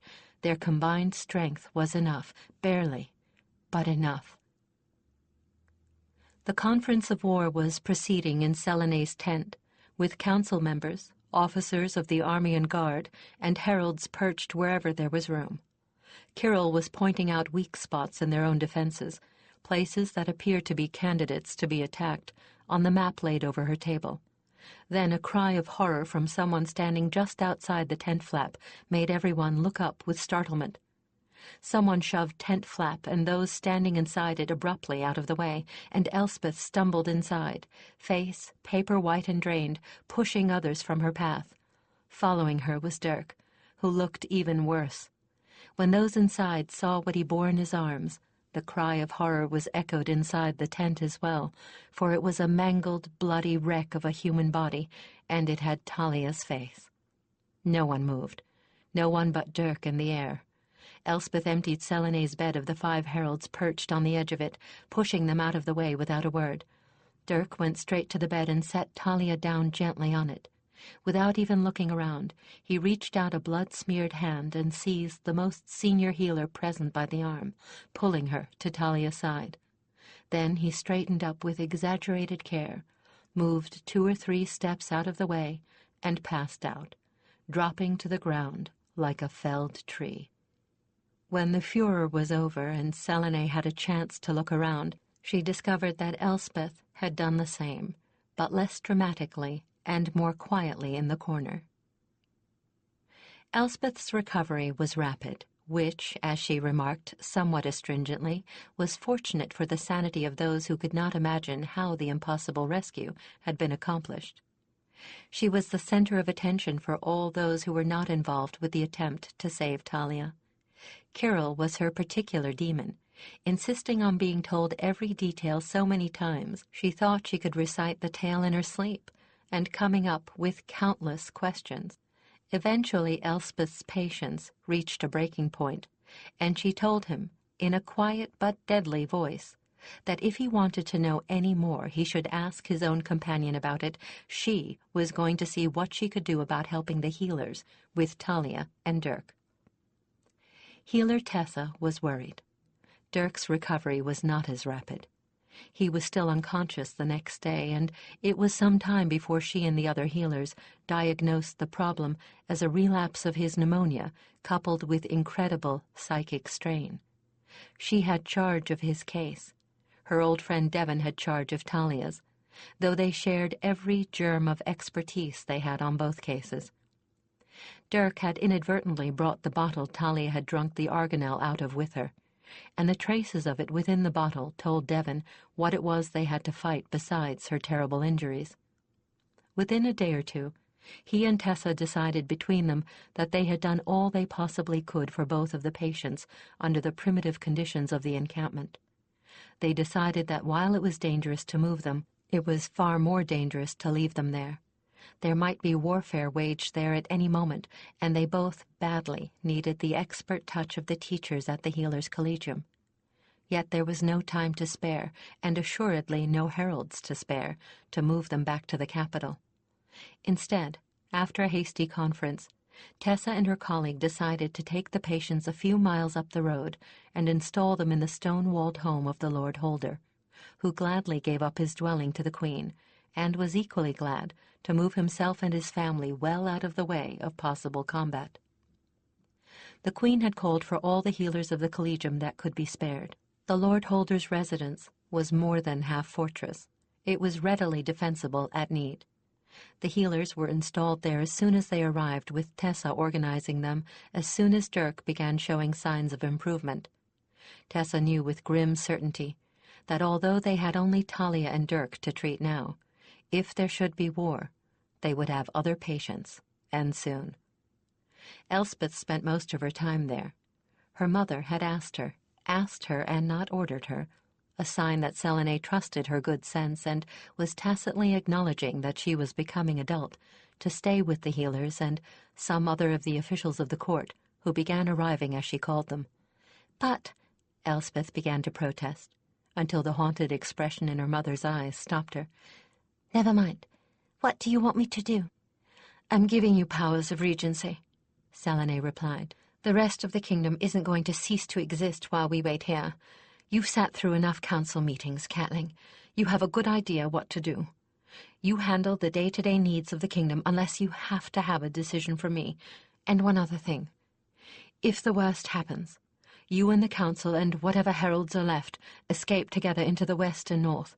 Sorrows should hold you safe. But what about you? She asked, around a lump in her throat. Elspeth.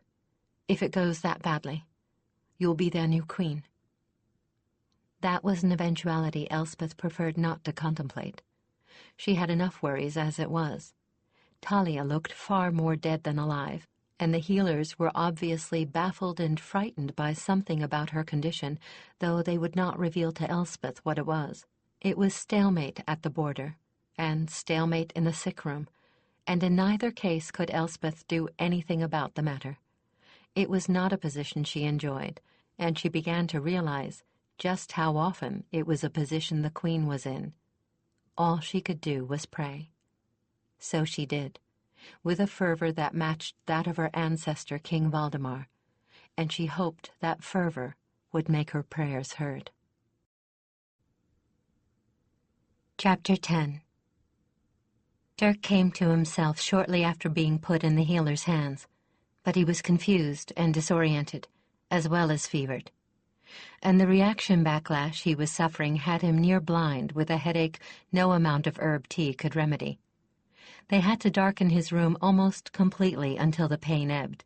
In living memory, or so healer Tessa told him multitudinous times, no healer had ever seen anyone suffering from a case of backlash as profound as his, not, and still be alive to tell about it. Once again he found himself alone in a small room, but this time it was not in the House of Healing.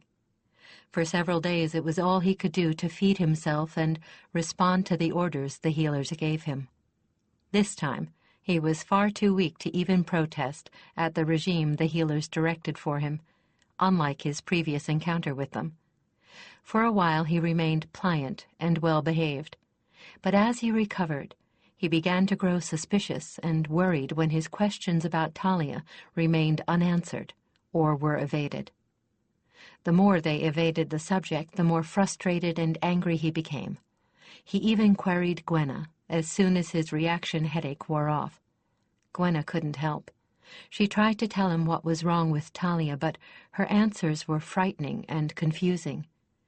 She couldn't seem to convey more than that there was something seriously ailing the Queen's own. Finally, he decided to take matters into his own hands. Little Robin had been brought by Lord Orthalin, although he had the feeling that his lord did not realize it. The boy was a part of his household, though Orthalin seemed to have long since forgotten the fact, and when the order came to pack up the household and move to the border, Robin found himself in the tail of the baggage train with no small bewilderment. He'd been at a loss in the encampment, wandering about until someone had seen him and realized that a small child had no place in a camp preparing for warfare. So he was sent packing, first off with Elspeth, then pressed into service by the healers. They'd set him to fetching and carrying for Dirk, thinking that the child was far too young to be able to pick up anything from the casual talk around him, and that Dirk wouldn't think to interrogate a child as young as he. They were wrong on both counts.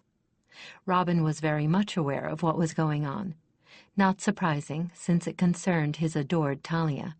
He was worried sick and longing for an adult to talk to. And Dirk was kind and gentle with him, and had he but known it, desperate enough for news to have questioned the rats in the walls if he thought it would get him anywhere. Dirk knew all about Robin and his adoration of Talia. If anyone knew where she was being kept and what her condition was, that boy would. Dirk bided his time.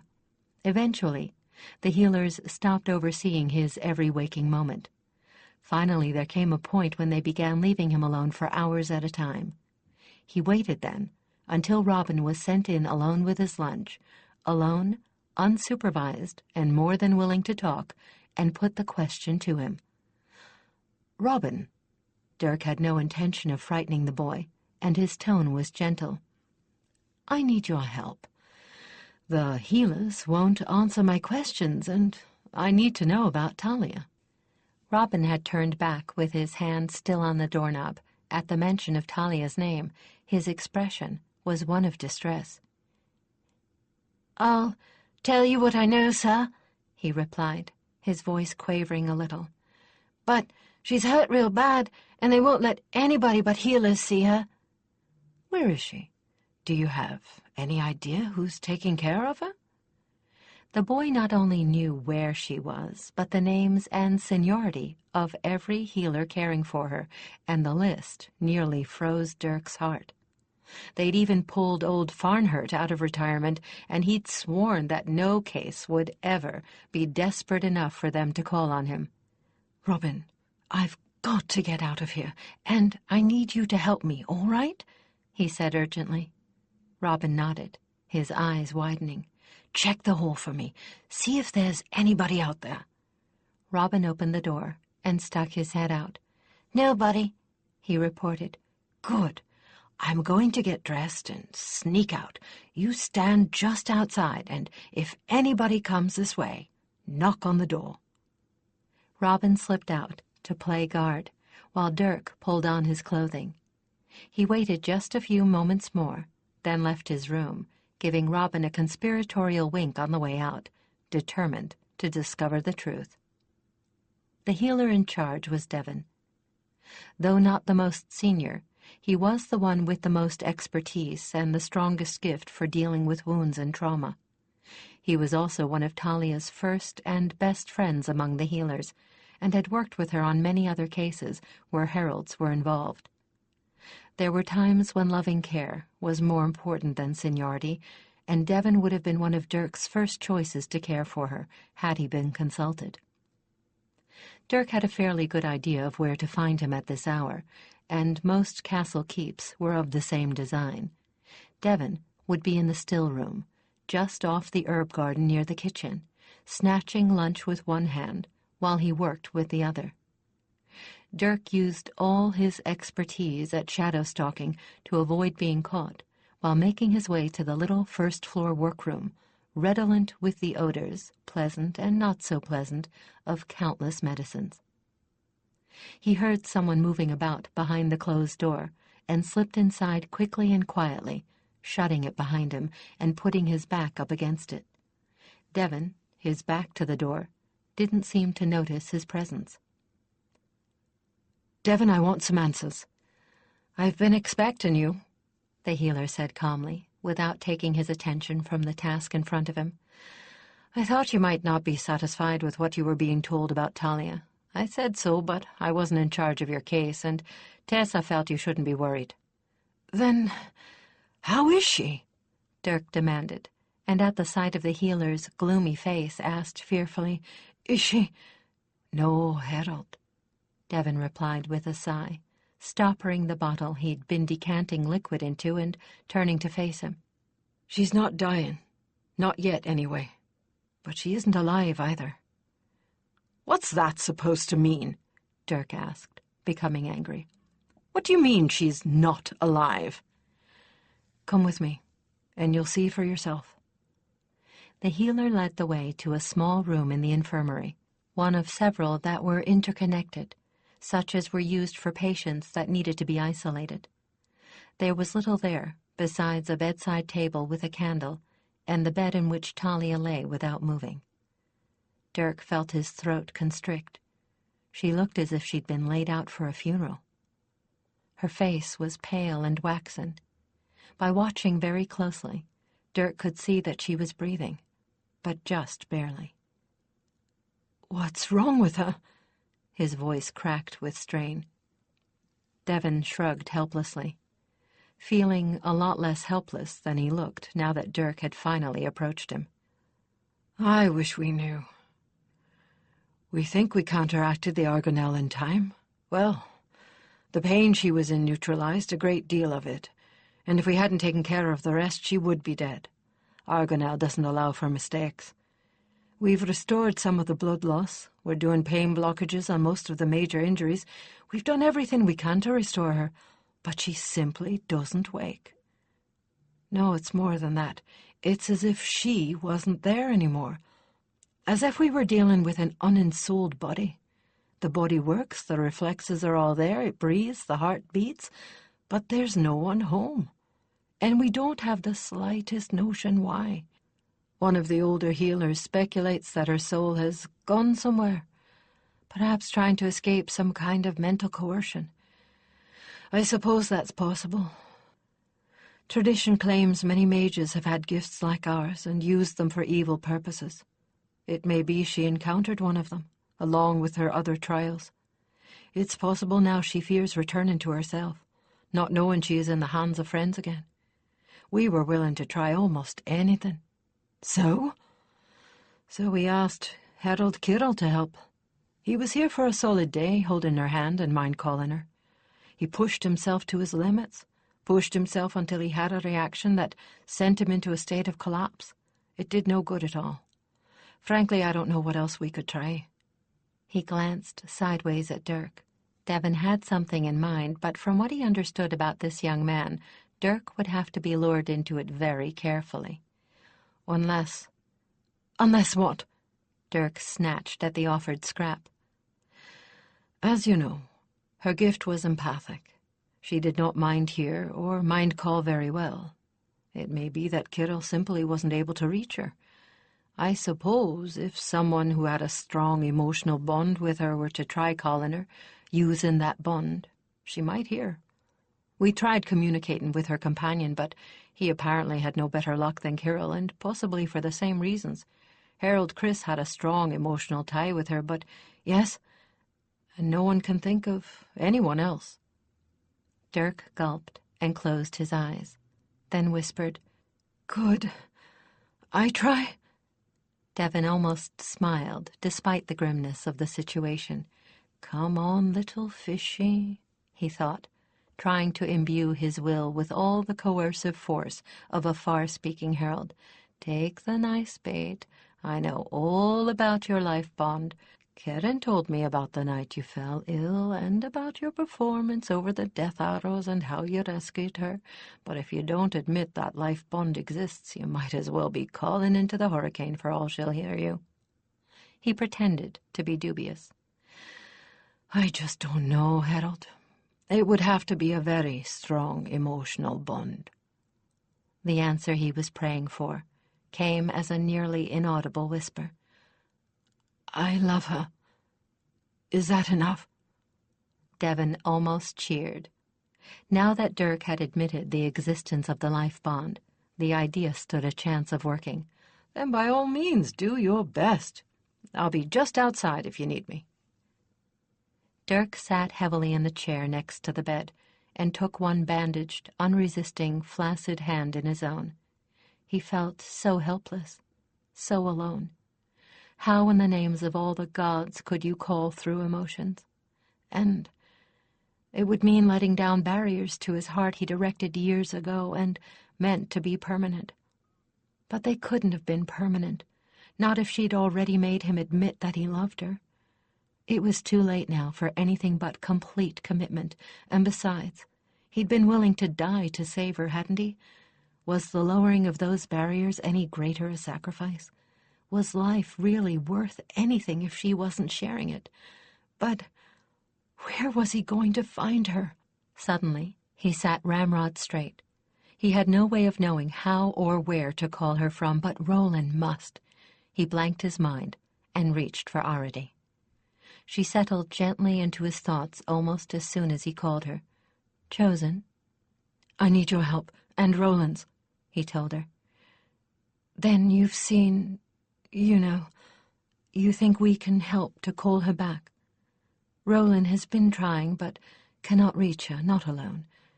Chosen, my brother, I had been hoping you would understand and try." Then the other came into his mind. "Dirk, Harold, she has gone elsewhere. Can you see?" And amazingly, as Roland projected strongly into his mind, he could see a kind of darkness with something that flickered feebly at the end of it. "Do you call her? We shall give you strength and an anchoring. You can go where we cannot." He took a deep breath, closed his eyes, and sent himself into the deepest trance he'd ever managed, trying to send out his love, calling with his heart, trying to use his need of her as a shining beacon to draw her back through the darkness. And somewhere behind him, Roland and Aridi remained, a double anchor to the real world. How long he called he had no way of knowing. There was no time in the currents through which he dove. Certainly the candle on the table had burned down considerably when the faint movement of the hand he held broke his trance and caused his eyes to fly open in startlement. He could see color coming back into her face. She moved a little, winced, and moaned softly in protest. Her free hand reached for her temple, her eyes opened, focused, and saw him. "You called me." It was the faintest of whispers. He nodded, unable to speak through a throat choked with conflicting joy and doubt. "Where? I'm home? But how?" Then intelligence and urgency flooded into her eyes, and fear, terrible fear. "Urthalin! Oh, my God! Urthalin!" She began struggling to rise, whimpering involuntarily in pain, but driven beyond caring for herself by some knowledge only she possessed. "Devon!" Dirk could see she had something obsessively important to impart. He knew better than to try and thwart her if the need was that urgent, and her evident fear, coupled with that name, could mean worse trouble than anyone but she knew. So instead of trying to prevent her, he gave her the support of his arms and called for help. "Devon!" Devon nearly broke in the door in his haste to respond to Dirk's call. As he stared at Talia, dumbfounded, she demanded to know who was in authority. Devon saw she would heed nothing he told her until he gave her what she wanted and recited the all-too-brief list. "I want Elspeth," she said breathlessly, "and Kirill, the seneschal, and Ulbrich. Now, Devon." and would not be gainsayed. When Devon sent messengers for the 4 she had demanded, she finally gave in to his insistent urgings to lie quietly. Dirk remained in the room, wishing passionately that he could take some of the burden of pain from her, for her face was lined and white with it. The 4 she had sent for arrived at a run, and within a few moments of one another. From the despair on their faces, it was evident they had expected to find Talia at least at death's door, if not already gone. But their joy at seeing her once again awake and aware was quickly turned to shock and dismay by what she had to tell them. So, from the very beginning it has been Ortholin? Albrecht's question appeared to be mostly rhetorical. He didn't look terribly surprised. I would give much to know how he has managed to mind-block himself for so long, but that can wait for a later day. Both Kyril and the seneschal, however, were staggered by the revelation. Lord Ortholin, the seneschal kept muttering. Anyone else, perhaps. Treason is always a possibility with any highborn, but not Ortholin. Why, he predates me in the council. Elspeth, can you believe this? I'm not sure, Elspeth murmured, looking at Albrecht and then at Dirk. There is a very simple way to prove my words. Talia was lying quite still to harbor her strength. Her eyes were closed and her voice labored, but there was no doubt that she was very much alive to everything about her. Ortholin surely knows where I was. Call him here, but do not let him know that I have recovered enough to speak. Devon, you will pain block everything. Then get me propped up somehow. I must seem to be completely well. His reaction when he sees me with Elspeth should tell us all we need to know. There's no way I will countenance anything of the sort, Devon said angrily. You are no shape to move a single inch, much less— You will. You must. Talia's voice was flat, implacable, with no tinge of anger, only of command. But Devon folded before it, and the look in the eyes she opened to meet his. Old friend, it must be, she added softly. More than my well-being is at stake. This could kill you, you know, he said with obvious bitterness, beginning to touch her forehead so that he could establish the pain blocks she demanded. You're forcing me to violate every heel and oath I ever swore. No. Dirk couldn't quite fathom the sad, tender little smile she wore. I have it on excellent authority that it isn't my time. She got other protests from the rest when she decreed that only she and Elspeth should receive Ortholin. With total pain blocks established, she was able to speak normally if weakly. It has to be this way, she insisted. If he sees you, I think he might be able to mask his reaction. At the least, he'll be warned by your presence. With us alone, I think it will be genuine. I don't think he'll bother trying to hide it initially from 2 he doesn't consider to be physically or mentally threatening. She relented enough to allow them to conceal themselves in the room next door, watching all that went on through the door that linked the 2, provided they keep that door open only a bare crack. Once everyone was in place, they sent for Ortholin. It seemed an age before they heard his slow, deliberate footsteps following the pattering ones of the page. The door opened. Ortholin stepped inside. His head turned back over his shoulder, dismissing the page before he closed the door behind himself. Only then did he turn to face the 2 that awaited him. Talia had set her stage most carefully. She was propped up like an oversized doll, but to all appearances was sitting up in bed normally. She was deathly white, but the relatively dim light of their single candle concealed that. Elspeth stood at her right hand. The room was entirely dark except for the candle that illuminated both their faces, concealing the fact that the door behind the 2 of them was propped open a tiny amount. Elspeth? Ortholin began as he turned. This is an odd place for a meet. Then he truly saw who was in the room besides the air. The blood drained swiftly from his face, and the condescending smile he had worn faded. As he noted their expressions, he grew even more agitated. His hands began trembling, and his complexion took on a grayish tinge.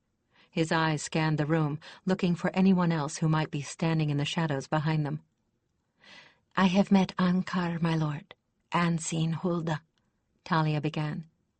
Then the staid, poised Lord Orthalin, who always preferred words over any other weapon, did the one thing none of them would have ever expected him to do.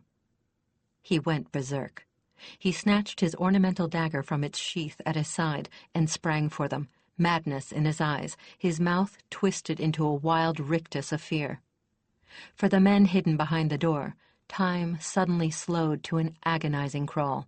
They burst through it, knowing as they did so that by the time they reached the two women, anything they did would be far too late to save them. But before anyone else even had time to react, before Orthalin had even moved more than a single step, Elspeth's right hand flickered out sideways, then snapped forward.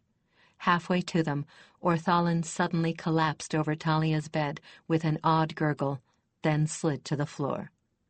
Time resumed its normal pace. Elspeth, white-faced and shaking, reached out and rolled him over with her foot as the four men reached her side.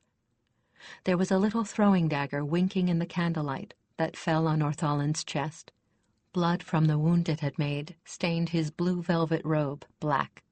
It was, Dirk noted with an odd, detached corner of his mind, perfectly placed for a heart shot. "By my authority as Elspeth said in a voice that quavered on the edge of hysterics, "I have judged this man guilty of high treason and carried out his sentence by my own hand." She held to the edge of the bed to keep her shaking legs from collapsing under her as Talia touched her arm with one bandaged hand, in an attempt, perhaps, to comfort and support her. Her eyes looked like they were going to pop out of her head and dilated with shock. When Devon threw open the door to the hall, she looked at him pleadingly. "And now," she said in a strained voice, "I think I'd like to be sick. Please?" Devon had the presence of mind to get her a basin before she lost the contents of her stomach. She retched until she was totally empty, then burst into hysterical tears.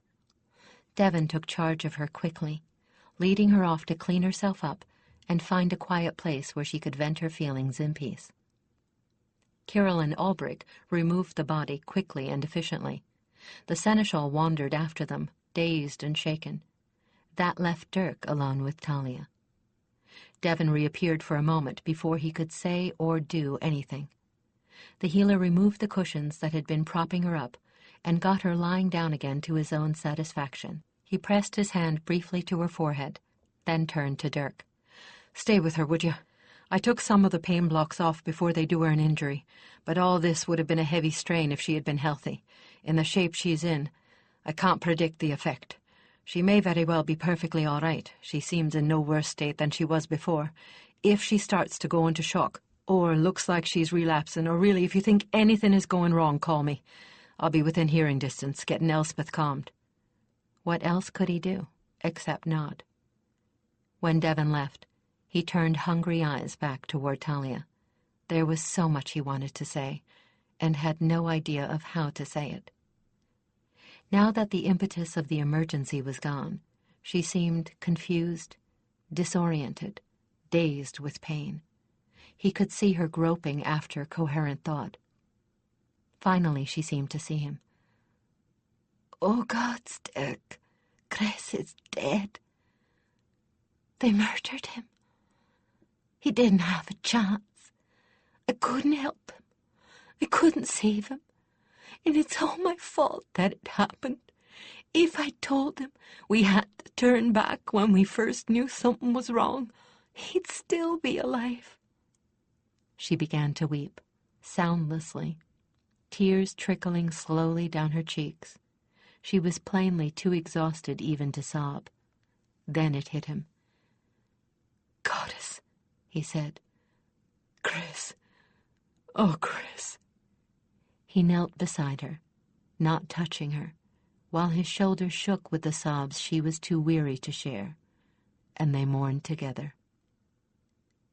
He had no idea how long they wept together, long enough for his eyes and throat to go raw. But flesh has its limits. Finally, he got himself back under control, carefully wiped her tears away for her, and took a seat beside her. "I knew what happened to him," he said at last. "Roland made it through with your message." How did I get here?" "I fetched you." He groped for the right words. "I mean, I had to. I couldn't leave you there. I didn't know if it would work, but I had to try. Elspeth, the companions, we all fetched you together." "You did that? I've never heard of anything like that. It's like some tale. But I was lost in the dark." She seemed almost in a state of shock now, or a half-trance. "I could see the havens, you know. I could see them. But they wouldn't let me go to them. They held me back."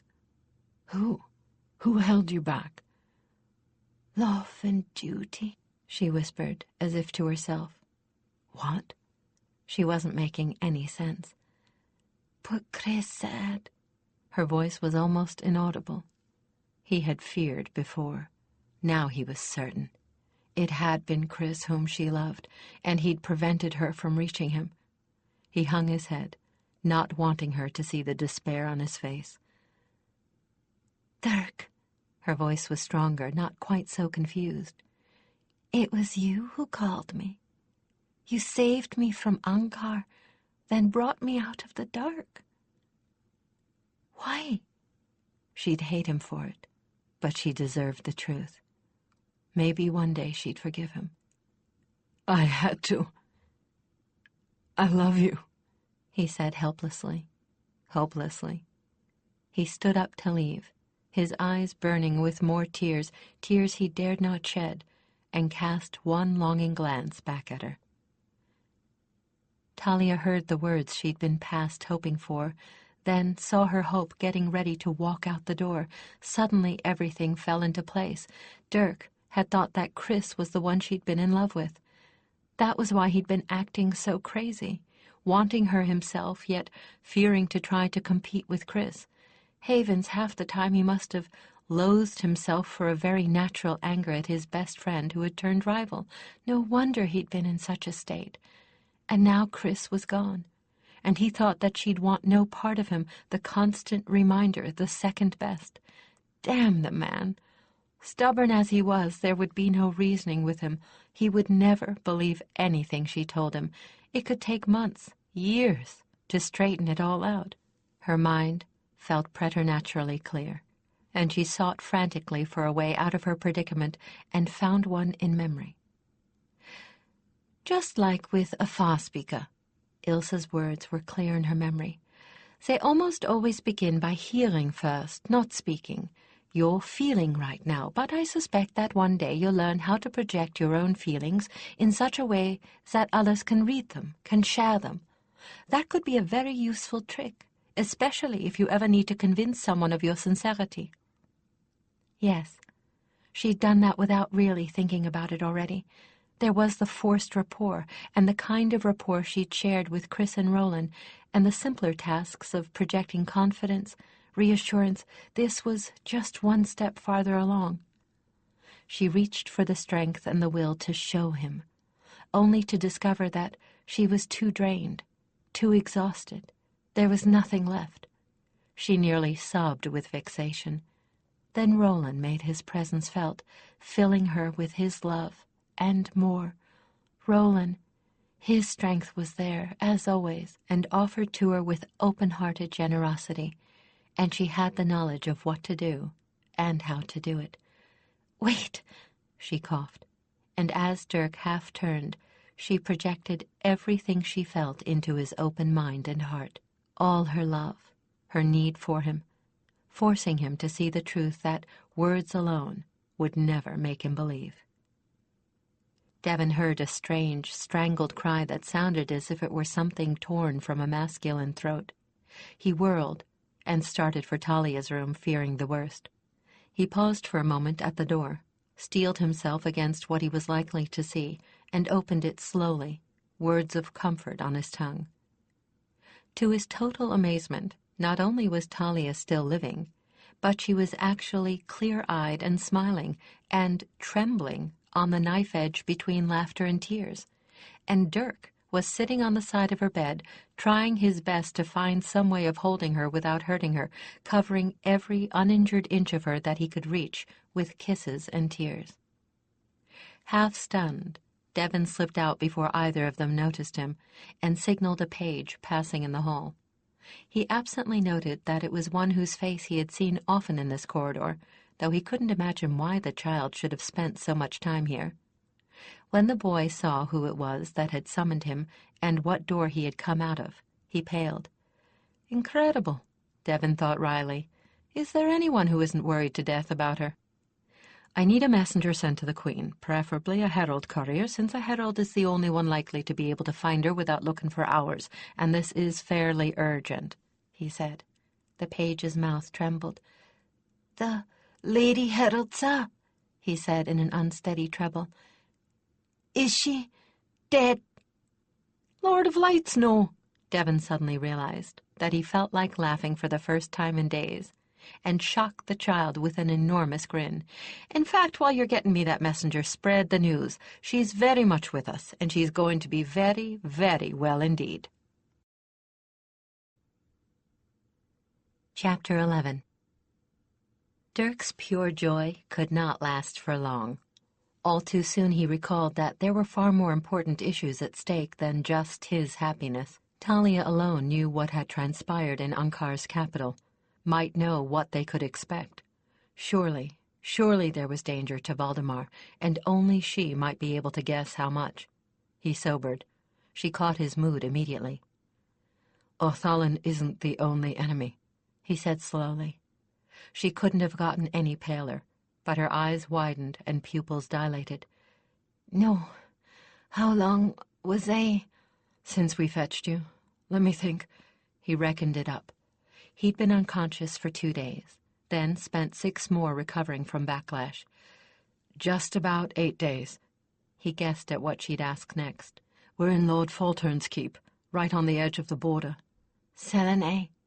Devon sent for her. You're in pain. No choice, you know that. She managed a wan smile. She forgot what she was about to say completely, as Selene fairly flew in the open door, face alight with a fierce joy. You see, Majesty, Albric was close on her heels. It is only the truth I told you. Dirk was astonished to see that the arms-master's face wore a nearly identical expression. Talia! Selene could manage no more before she was overcome with tears of happiness. She took the hand that Dirk had not claimed gently in her own, holding it with every care, lest she cause more pain. Albric stood beside her, beaming as if it had all been his doing. Never in his entire life had Dirk seen the arms-master smile so broadly. Selene! The anxiety in Talia's voice penetrated even their joy and brought them abruptly back to earth. There's still danger, Talia nodded wearily. Dirk arranged the bedding so that she was spared as much pain as he could manage, and she cast him a look that made him flush with pleasure. Ankar has his own army, and he may attack with it. We'll attack. Has to now. He meant to kill you, then take Elspeth. God of Light. Last I knew, planned to take Border. He has to have missed me. Can't guess his reaction, but he has to assume I lived long enough to talk.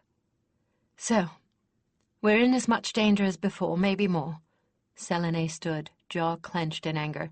He'll have a fight on his hands. Magicians. He has magicians. Old magic. Kept me from mind calling. Kept heralds from knowing Cress was dead. Don't know what else they can do. Just know they can block us. And Orthalin kept him well informed. Oh, Thalin! Selene lost some of her anger. Now she looked bewildered. Oh, Thalin, lady, help me. I still can't believe it of him. Goddess, he was Chris's uncle. He was unpleased that you had sent the lad, Selene, Albrecht reminded her. I think that we know the reason now, and his grief at hearing. That was unfeigned. But over, perhaps a bit too soon, the Queen replied, biting her lip, though he had never been one for making much of a show of feelings.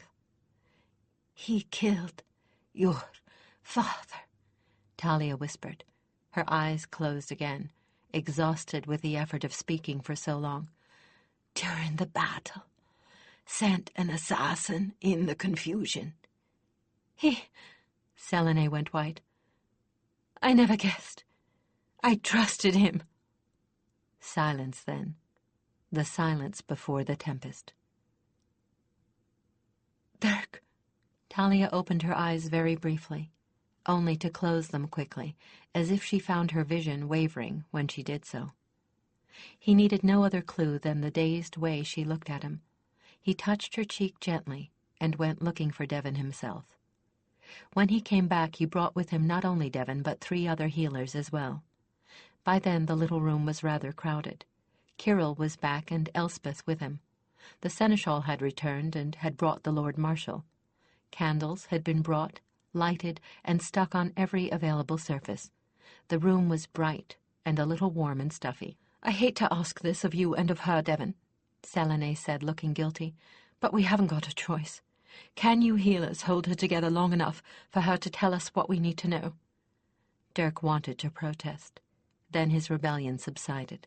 He knew what he'd be doing in Talia's place, using his last breath to gasp out every bit of information he could. Why should she be any different? Majesty, Devon bowed his head in resignation. I will say that I do not approve, and we will not let her kill herself with exhaustion. But you'll do it. Like Talia, we have no choice. The healers surrounded her, touched her lightly, and went into their healing trances. She sighed. Her pain-twisted expression eased, and she opened her eyes, which were alert and clear again. Ask quickly. Ankar, what can we expect from him? The Lord Marshal spoke first. How large is this private army? What kind of men does he have in it? Prison scum, about 3,000. No mercenaries I heard of, but they're trained, well trained. What about the standing army? Will he use them? I don't think yet. He murdered Alessandar. Don't think he controls officers in the regular army yet. Have to put down rebels in the court before he can use them. Needs to replace all officers with his own puppets. Do you think we can expect defections? I think so. Whole border guard may come over when they learn what happened. Welcome them, but truth spell them. Where was his own army last? Just outside the capital. Does he know you know about his 3,000? No. Her eyes were almost unnaturally bright. He didn't ask any questions of me, ever. The more fool he. A bit overconfident, wouldn't you say, Albrecht? So, the Lord Marshal mused, stroking his beard, his black brows knitted in thought. 12 to 14 days of forced marching would get them here. Much cavalry? I don't think so. These were present scum before he recruited them. But they're trained to work together. Been training for at least 3 years. He also has magicians. Old magic. Real magic like in tales. If he thinks he'll come up against heralds, he'll use them. How good are they? Asked Kyril. Don't know. One of them kept me from mind-speaking, from probing Ankar, from defending myself, and kept Chris's passing from reaching you here. But he couldn't block empathic link with Roland. Gods, this is important. They can block us, but they can't read us. Ankar let that slip. Said something about damn heralds and your barriers. Which means they can't possibly use their magic to learn our plans, especially not if we keep shields up, Kyril asked, with hope in his eyes. Think so. Didn't even bother to try to read me. And Hulda is a mage, too. Taught Ankar. I don't know how good they are. This isn't mind magic. Can't guess how it works. Othalin, said the seneschal. "How long has he been working against the Queen?" "Decades. He had an assassin take the king during battle." "Who was he working with?" "Nobody then. Wanted the throne for himself, just took advantage of terrible wars." "When did he change?" "When Hulda contacted him. He thought he was using her." "That was years ago." "Right. She came to groom Elspeth as Ankar's consort. She found Orthalin, worked with him. He warned her in time to escape. Later, Ankar offered him the throne in exchange for information and internal help." "The magicians?" said Kirill anxiously. "Not much I can tell. Told you about the mind block. Same mage kept Ankar shielded. Hulda shielded herself, I think. She looked physically about 25 years old. Could have been illusion, but don't think so. She's old enough to have been actually Ankar's nurse. Makes her at least 40. Saw her make a witch light." Talia pulled her bandaged hand away from Dirk's for a moment and pulled her loose gown away from her shoulder. Selene and Elspeth gasped, and the seneschal bit back an exclamation at what was revealed there. A handprint, burned into the flesh of her chest as if with a branding iron. "She did that while they were playing with me. Just laid her hand there casually, like it was easy as breathing. Rumors were they can do worse. Lots worse." The 4 healers were beginning to look drawn. Even with their aid, Talia was visibly fading. "Tired," she said, begging with her eyes for a rest. "We've got enough to go on for now." Selene looked to each of the others, and they nodded in confirmation. "We can get our defenses organized, at least. Rest, my brave one." She led the others out. One by one the healers disengaged themselves. As they did, Talia seemed to wilt, and more than a little. Devon caught Dirk's shoulder before he had a chance to panic. "She'll live. She just needs rest and a chance to heal," he said wearily. "And she's going to get at least some of both right now, if I have to post guards to keep people out." Dirk nodded and returned to her side. She opened her eyes with an effort. "Love, you," she whispered. "My own." His throat closed for a moment, and he fought down a renewal of tears. "I'm going to leave you for a while. Devon says you need rest, but I'll be back as soon as he lets me. Make it soon." He left, walking backward, she keeping her eyes on him until the door closed. As Albrecht had suspected would be the case, when dawn came, the bivouac on the border, as well as the smaller collection of counselors and officials at the keep, were in an uproar. Units of the guard, heartbreakingly small, arrived every hour. Tales, more or less garbled, of what had occurred the previous night were spreading like oil from a shattered urn, and were just as potentially flammable. Talia slept in an induced healing trance, blissfully unaware of the confusion. The guard was easiest to deal with.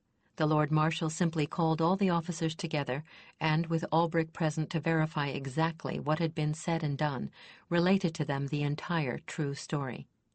The officers of the guard, for the most part, had never associated closely with Orthalin. Thus, while they were shocked by his betrayal, they took the tale at its face value. They were far more worried about the army Ankar would bring against them, for they numbered something around 1,000 to Ankar's 3,000. The magicians they dismissed out of hand. "My lord," one veteran officer said, his face as scar-seamed as Albrecht's, "begging your pardon, but there's nothing we can do about mages. We'll leave that in the hands of those that deal with magic." His gaze flickered to Albrecht. The arms master gave him a barely perceptible nod. "We've more than enough on our plate with what's coming at us." And Ankar's army was on its way. Albrecht and the Lord Marshal knew that for a fact. There were 2 heralds in Selene's entourage gifted with farsight, who had also been in Hardorn on more than one mission. They had bent their talents beyond the border during the night, at Albrecht's urging. They had seen Ankar's army, plainly camped for a few hours' rest. More disturbingly, they had looked again for that army with the coming of dawn, and found nothing, nothing but empty countryside. "So there's at least one mage with them," Kirill deduced, as the war leaders conferred over breakfast. "and he's concealing their movements from our far side somehow." Knowing what they now knew about mages being in Ankar's entourage, however little that was, Kirill and Albrecht had been made co-equal with the Lord Marshal. Their task was to lead the assembled heralds in combat, either by steel or by gift. One of the heralds' most important tasks was communications.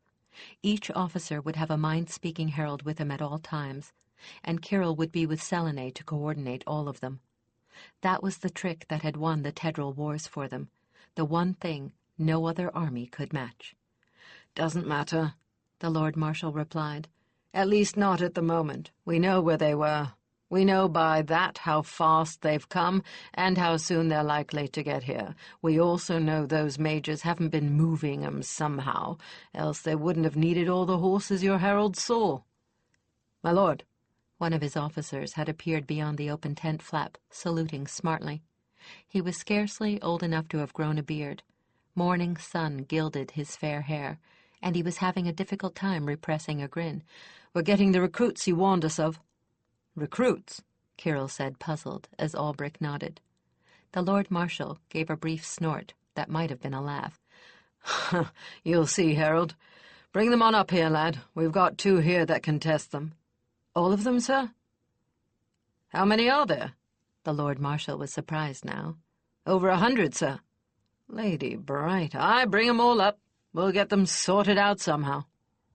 As the 3 war leaders left the tent to stand in the brilliant sunlight, there was a small dust cloud in the vicinity of the trade road. As those who made the cloud neared, Kirill and Albrecht saw that those at the front of the crowd that approached afoot were wearing the black and gold uniforms of Alisandr's regular army. It appeared that the entire force guarding the border, from officers to healers and all their dependents, had defected when they had learned of Alisandr's murder. Elspeth had the joyous task of breaking the news to the rest of the council. There was no such accord among the political leaders of Valdemar as there was among her military leaders. Lord Gartheser was speechless with outrage and shock. Bard Hiron was dazed. Lady Kester and Lady Cathan, still seething over Orthalin's accusations of complicity with the slavers, were surprised but not altogether unhappy. Father Alden had closeted himself in the tiny chapel of the keep. Lord Gildas was with him. Healer Miriam made no attempt to conceal the fact that Orthalin's treachery had not surprised her, nor did she conceal that his demise gave her a certain grim satisfaction. But then she might well be forgiven such uncharitable thoughts. She was one of the 4 healers who were tending Talia's wounds. Once the bare bones had been told to the counselors as a group, Elspeth went to each of these counselors in turn, privately.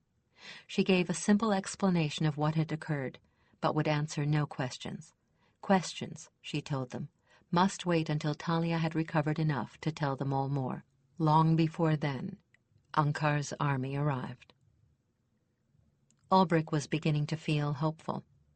The ranks of Valdemar's forces had been swelled to nearly double the original size by deserters, partisans of Alisandar from across the border.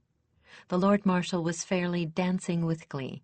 With the exception of the dependents, every one of the men and women who sought sanctuary with them was a well-trained fighter or healer, and every one burned with hatred and anger for the murder of their beloved king. For the true tale had been spread to the countryside, from the capital westward, by a most unexpected source, the members of Trader Evan's clan. Evan, it seemed, had taken to heart Talia's warning to flee, and done more than that. He had spread the word among the traders of his own clan as he fled. They, in turn, had carried the tale farther. Close to the capital, the people were cowed and afraid, too frightened to dare even escape. But close to the border, where Ankar's hand had not yet fallen so heavily, and where Alisandar had been served out of love, feelings ran high. High enough that when 2 or 3 border officers decided to defect to Valdemar's side of the border, nearly the entire contingent of the regular army stationed in the area chose to come with them. Ankar surely had not anticipated this, nor would Ankar have any way of knowing they had gone. A small group of volunteers had remained behind at the signal towers and continued to send messages and information, all of it false. "They'll fade into the villages when Ankar has gone by," the captain who had hosted Chris and Talia told Albrecht. "They've got civilian clothing at hand now. If they can, they'll come across to us, but all the men who volunteered have families, and they won't leave 'em." "Understandable," Albrecht replied. "If it is that we win this battle, we shall post watchers to guide them here at every likely crossing. If not, then it won't matter a damn, because Ankar will have us all," the captain answered grimly. The Lord Marshal, with his forces doubled, was in no doubt as to the outcome. "Randon," Selenay said anxiously, as they waited for some sign that Ankar was within striking distance, "I know it's your job to be confident, but he still has us outnumbered 3-2. They were standing, as they had every day since the border had been alerted, at the top of the highest hill in the vicinity. Ankar's mages probably could mask the movements of his troops from Farsight, but they'd be hard put to eliminate the dust cloud of their passing, or the disturbance of birds, or any one of a number of other signs of the movement of many men. From this hill, there was a clear line of sight for miles into Hardorn. Trained watchers were posted here, but Selenay and the Lord Marshal also spent most of their time not otherwise occupied, squinting into the bright sunshine alongside them. "My lady, we have more on our side than he can guess at. We have 1,000 trained fighters besides our own that he knows nothing about. We have the choice of battleground, and we have the heralds to ensure that there are no botched orders or misheard messages or commands that come too late to be effective. The only thing I fear are his mages." Now doubt did shadow the Lord Marshal's eyes and creep into his voice. "We have no way of knowing what they can do, how many he has, or if we can counteract them, and they may turn the day for him." "And heraldic gifts, for the most part, are not much use offensively," Selenay added, sobered by the thought of the mages. "If only we had one of the herald mages alive today." "Lady Queen, will I do?" Selenay whirled, startled. As she and Randon had been absorbed in watching the border and in their conversation, 2 heralds had climbed the hill behind them. One was Dirk, pale, but looking better than he had in days. The other, so begrimed with dust that his whites were gray, his face lined with exhaustion, but sporting a self-conscious grin despite his weariness, was Griffin. "I brought him right here as soon as we'd pried him off his saddle, Majesty," Dirk said. "This lout just may be our answer to the mages. Remember his gift? He's a fire starter, Majesty." "Just point out what you want to go up in flames, or who," Griffin added. "I guarantee it'll go. Kirill hasn't found anything that'll block me yet." "That's no boast, Majesty. I trained him. I know what he can do. He's limited to line of sight, but that should be good enough." "But you were riding circuit up north," Selenay said, dazed with the sudden turn in their fortunes that brought Griffin there when he was most needed. "How did you even find out we were under threat, much less get here in time?" "Pure dumb herald's luck," Griffin replied. "I ran into a herald courier whose gift just happens to be foresight. Her message was delivered, and we were, passing an evening together. That night she got a really strong vision, all but dragged me out of bed and threw me into the saddle stark naked. She took over my circuit. I rode for the border as fast as Harivitz could carry me, and here I am. I just hope I can do you some good." The setting sun was turning the clouds bloody when one of the lookouts reported the first long-awaited sign of Ankar's army. Selenay prayed that the blood red of the sunset was not an ill omen for her forces, even while she and the Lord Marshal issued the first of the orders for the battle to come. The Lord Marshal had chosen as the battlefield a low bare hill just on the Valdemar side of the border. It had woods to the rear and the left of it, and open fields to the right. What Ankar couldn't know, and what even now the scouts and skirmishers heading into the woods intended to keep him from learning, was that the woods to the rear of the hill had flooded with the bursting of an earthen dam earlier this spring. Water lay 2 and 3 feet deep all through them, and the hitherto spongy ground was a morass of mud. Others, besides those skirmishers, were moving into the woods to the left of the chosen field, the 1,000 or so fighters who had defected to Valdemar. In groups of 100 or thereabouts, each with a mind-speaking herald, they were taking positions to lie in wait past any point where Ankar's scouts would be allowed to penetrate. Terran slapped at another mosquito and curbed his irritation. The ground was high enough here that they weren't up to their rears in mud, but the stinging insects were having a rare old party, not only acres of new-made marsh to lay eggs in, but this unexpected bonus of humans as refreshments. It was dark, the air was damp, and it was chilly. Withra didn't like it any better than he did. He could hear his companion blowing impatiently in the darkness to his right. "Twin," he mind-sent. "We're in position. How about you?" "The same," was Karen's reply, with an overtone of exasperation. "And up to our armpits in goddamn midges. Mosquitoes here." "Count your blessings," came her retort. "The midges are crawling into people's armor, and you beat yourself black and blue trying to get them. They're everywhere." That had the unmistakable overtones of Karen's stallion Dantris, and he was irritated. Unlike most other heralds, the twins could mind-speak as well with each other's companions as with their own. "Even Fellis oil isn't helping," Dantris concluded in annoyance. "Sounds like you may have more casualties from the wildlife than in battle." Terran grinned to himself, despite his discomfort. "Let's all hope you're right," his twin answered soberly. "Be my eyes and ears, love," Talia had begged Dirk. "They're going to need me." "But," he'd protested, "take Roland. You know you can link to him. And when they need me—" "Not if?" he'd sighed. "No, never mind. I link to Roland, and he links to you. Gods, can't you rest for a moment?" "Dare I?" He'd had no answer to give her. So here he waited, in the lines behind Selene, waiting for dawn, praying she didn't kill herself, because if he lost her, now that he'd just found her... When dawn came, Selene's forces were formed up along the top of the hill, with their backs to the woods. There was a heavy knot of heralds in whites at the end of the left flank, hard against the woods to the side. With them was Jerry, wearing some of Elspeth's student greys. They were hoping Ankar would mistake her for Elspeth and drive for that part of the line. Elspeth herself was back at the keep, ready to flee at a moment's notice if the tide turned against them.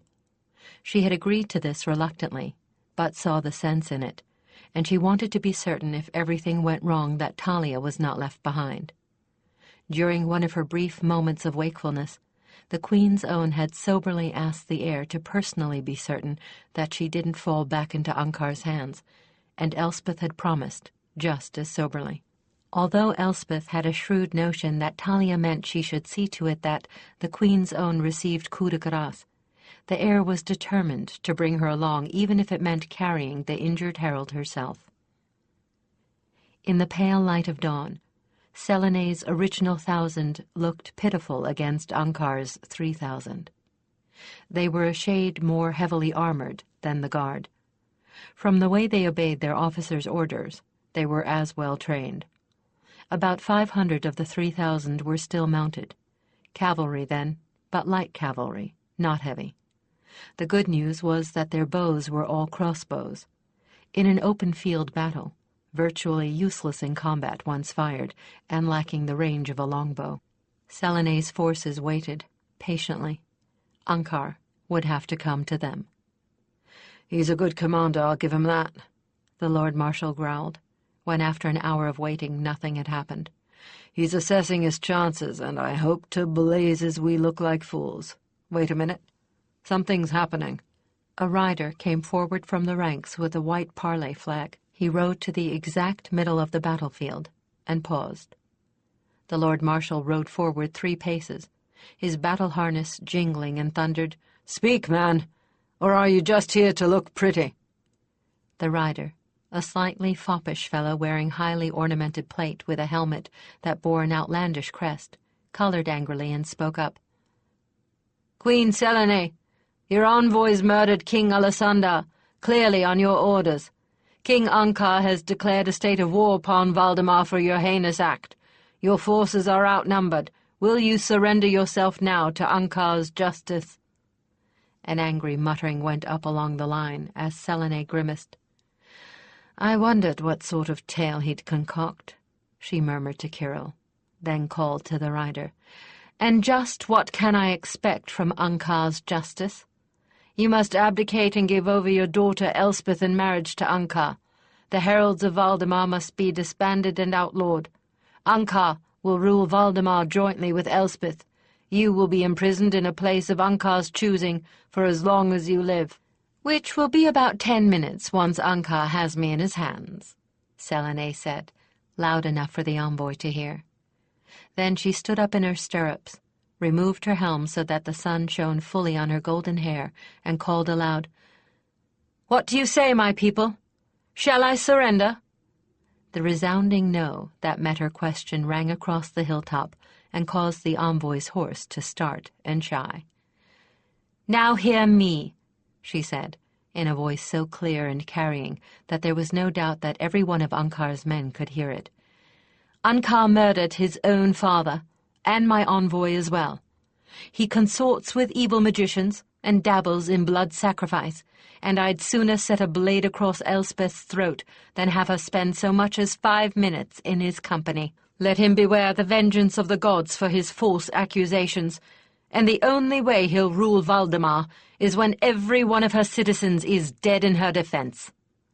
The envoy turned his horse back to his own lines, the cheering that followed Selene's words seeming to push him along before it like a leaf before the wind. Well, now we're for it, Selene said to her commanders, settling her sword a little more comfortably at her side. She replaced her helm and patted her companion's neck. Now we see if our plans work, even at 3-2. And, Kirill replied, if a fire starter's the equal of Ankar's mages. Why are they just sitting there? Griffin asked, his expression perplexed. Why aren't they charging? He was far back behind the first and second lines with the bowmen. His gift was far too precious to risk him anywhere near the front, but he chafed at his enforced idleness.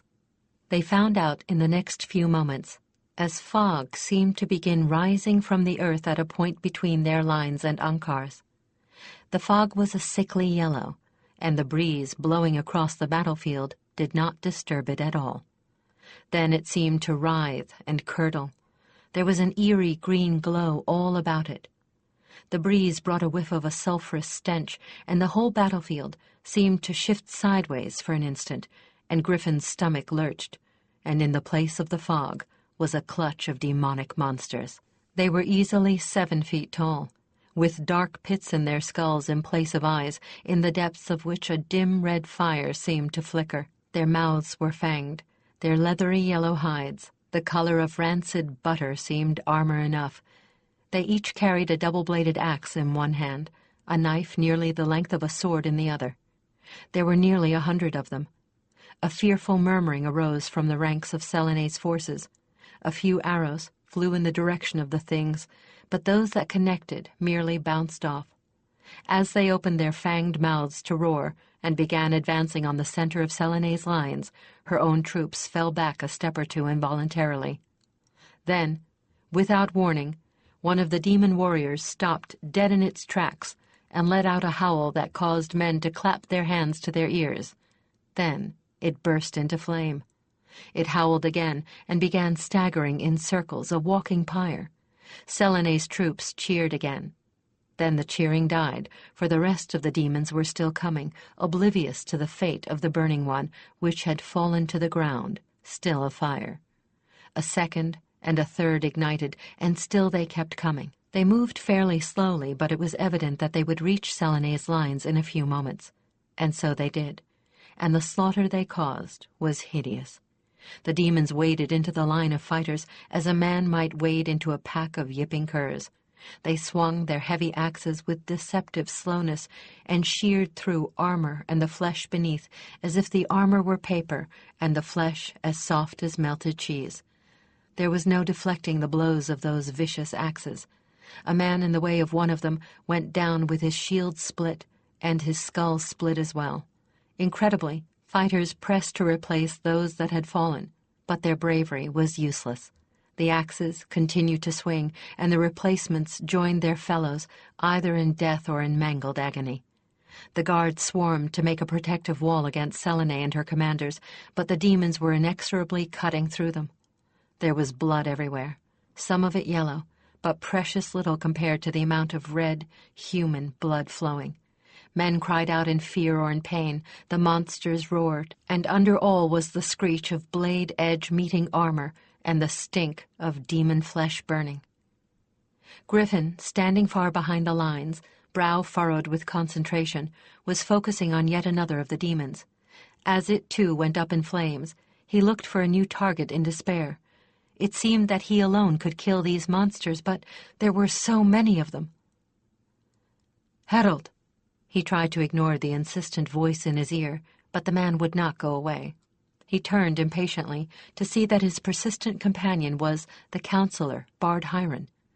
Hiron was enough of a trained bowman to have warranted a place back here alongside Griffin. "Harold, the tales say these things are dependent on their sorcerer. If you kill him, they'll vanish." "What if the tales are wrong?" "You won't have lost anything," the bard pointed out. "Look, the mage must be in that knot of people back by the standard, just to the left of the center and the rear of Ankar's lines. Get me a farseer!" Before Griffin had finished speaking, the man was off, running faster than Griffin would have guessed he could. The bard was back in an instant, too long for Griffin, who watched, sickened, as the demons carved down another swath of the guard. "I'm looking, Griff!" It was Griffin's red-haired yearmate, Devon, who came stumbling up in the bard's wake, stumbling because he had one hand pressed to his forehead, trying to see as he ran. Bloody hell, I know he's there, but they're blocking me! Damn you, you bastards!" Devon went to his knees, face twisted and unrecognizable with the effort of fighting the blockage the mages were putting on him. "Come on, Devon!" Griffin glanced up and swallowed bile and fear. The demons were continuing to advance. He concentrated and sent the nearest up in flames, but another took its place. Hiron froze for a moment, then ran off again. Griffin hardly noticed he was doing what he could, and it wasn't enough. Pounding hooves and a flash of white that Griffin saw out of the corner of his eye signaled the arrival of another herald. Distracted, Griffin turned to see who it was. Dirk, and not Arady, but Roland. Dirk slid off the stallion's bare back and took Devon by the shoulder, shaking him. "Break it off, little brother. That isn't going to get you anywhere," he shouted over the noise of battle. "You two, don't argue. Link with us." Griffin did not even bother to think, much less argue. He linked in with Dirk, as he had so often done as a student, to find himself not in a four-way linkage, but a five. Dirk was linked to Roland, who in his turn was linked to Talia? Yes, it was Talia. Dirk's ability at mind speech was limited, but urgency made it clear and strong. "Devon, follow her. Mage used death to raise power. Pain, despair, she can track it to him. Griff, follow Devon. I hold here." Devon caught that. They all remembered how Talia had used Ilsa's dying to lead Chris's farsight to where her body lay. The thread of Talia's sending was faint but unmistakable. Devon caught and followed it, and Griffin, linked in as closely as he dared, was hot on his heels. Yes, I've got him! I see him! He's dressed in a bright sky-blue velvet robe. Griff, strike now, through me!" Clear in Devon's mind, Griffin saw a wizened man in a robe of vivid blue just a little to one side of the knot of people around Ankar's standard, and that was all he needed. With hatred and anger he hadn't known he could feel, born of the horror he felt watching his fellows being slaughtered, he reached and found himself blocked as he'd never been before. He strove against the wall blocking him, fighting his way through it with every ounce of energy he possessed, fueled by his rage. He felt it yield just the tiniest amount and dragged up new reserves of energy from where he neither knew nor cared. There was an explosion in Ankar's lines, and a tower of flame rose next to Ankar's standard, and the demons vanished. Griffin's eyes rolled up into his head. He fainted dead away, and Devon went with him. Hiron and Dirk caught them as they fell. When the demon warriors vanished, Selene's forces let out a cheer of relief. Selene cheered with them, but wondered if they were being a bit premature.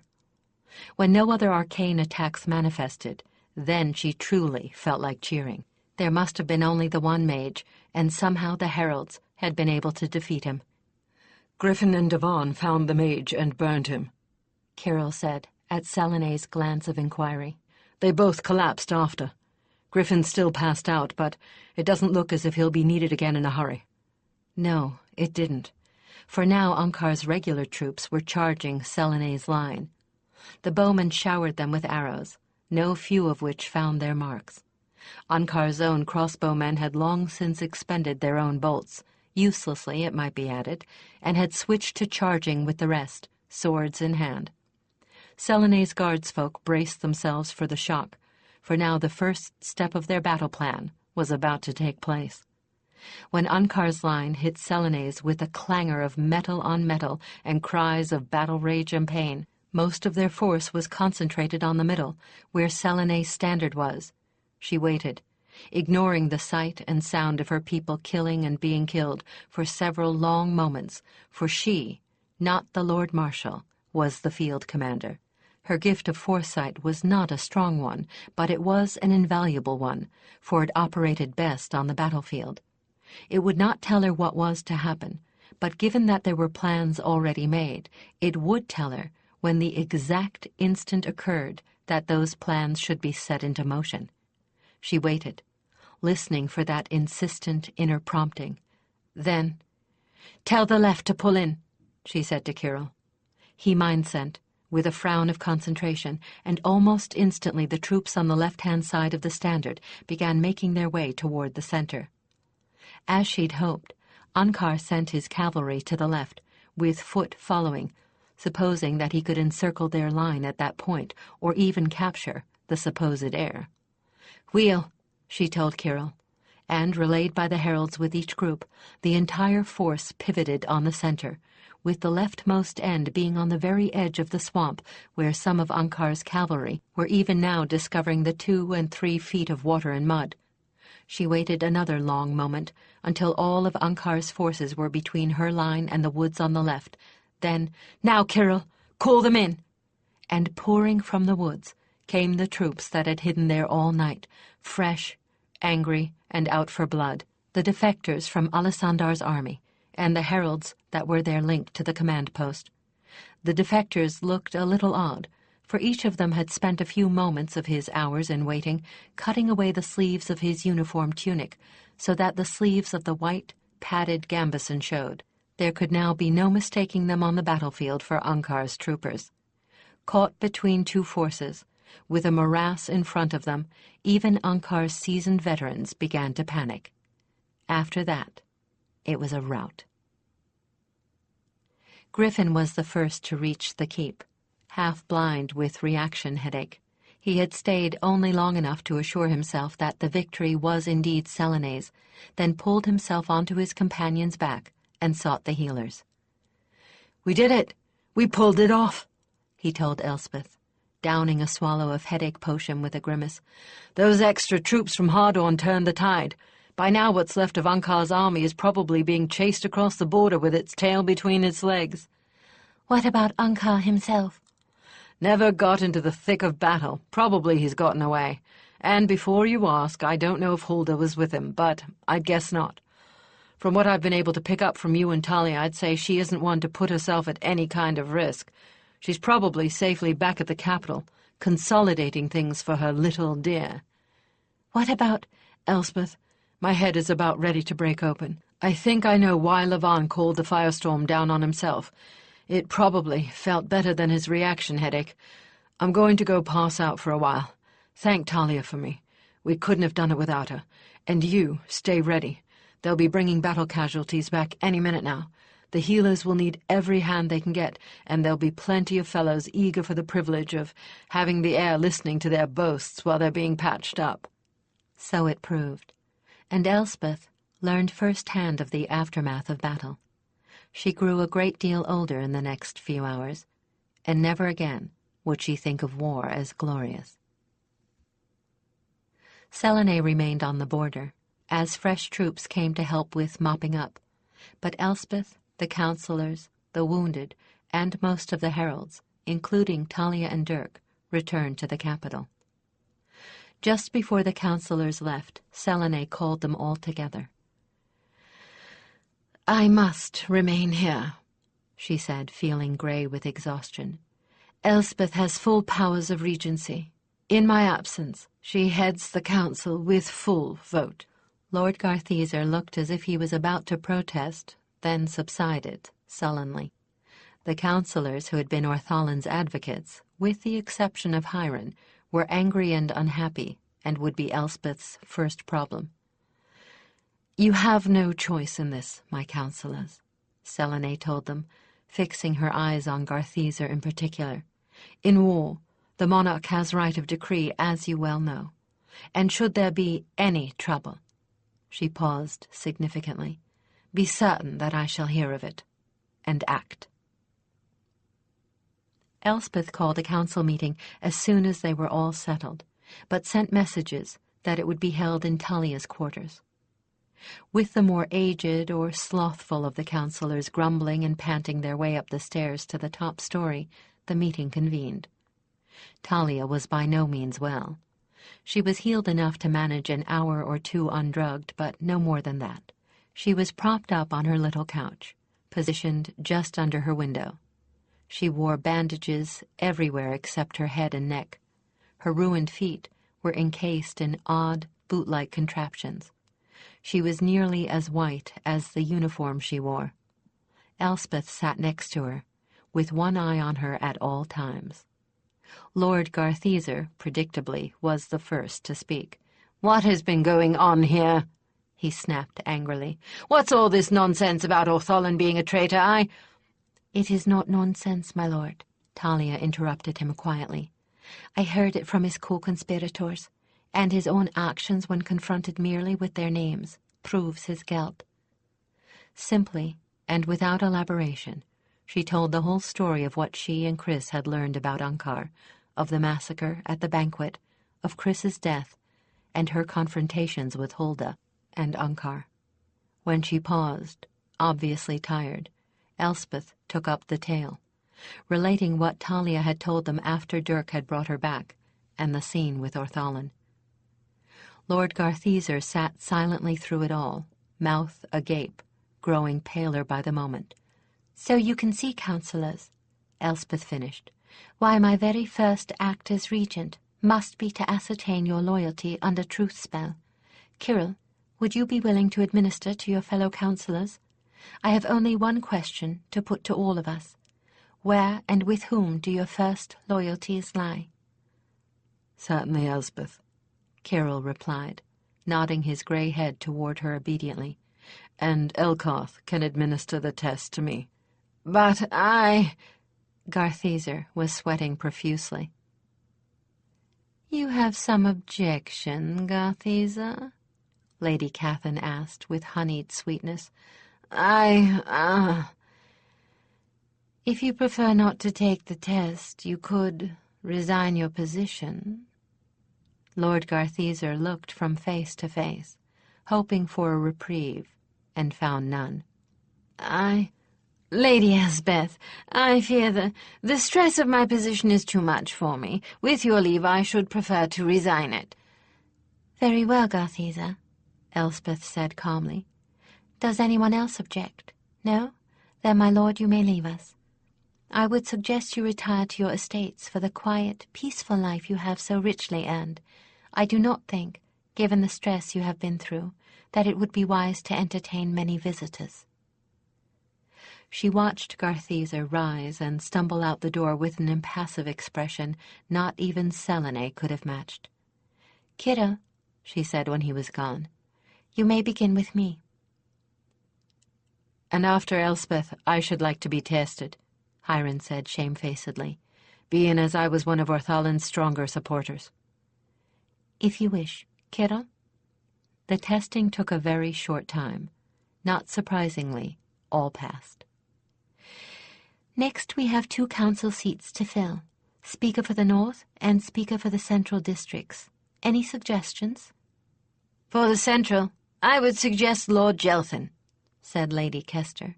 He's young, he's got some good ideas, but he's been lord of his holdings for nearly 14 years. His father died young. Anyone else? No? And the North? No one spoke, until Talia's whisper broke the silence. If no one has any other notions, I suggest Mayor Lushel of Trevendale.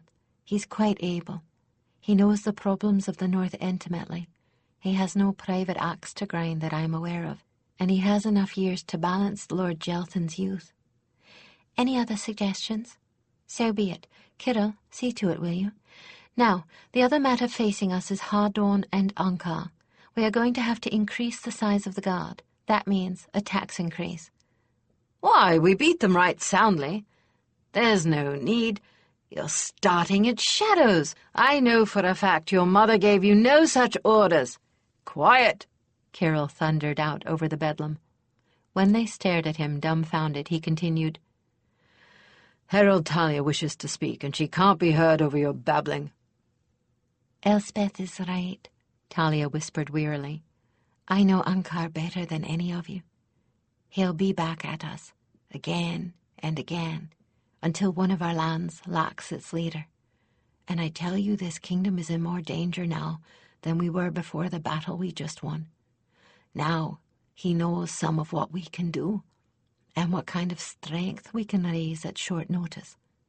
The next time he comes for us, it will be with a force he deems overwhelming. We must be ready to meet that force. And that means a larger guard, taxes to support it, and your help, councillors. Bard Hiron, the help of your circle especially, Talia continued. My circle? Why? Because as you ably demonstrated with Griffin, the Bardic Circle is the only source of information we have on old magic. Surely you overestimate these mages, Lady Wyrist began. Look here, and tell me I overestimate. Again Talia pulled gown and bandage from her shoulder to display the handprint brand, still livid and raw-looking. I will bear this mark until the day I die, and this was just a parlor trick for Hulda. Lady Wyrist paled and turned her head away. Ask the widows and children, and widowers of those slain by demons, if I overestimate the danger. I tell you now that what Ankar brought with him is likely to be one of his lesser mages. He would not risk the greater in battle.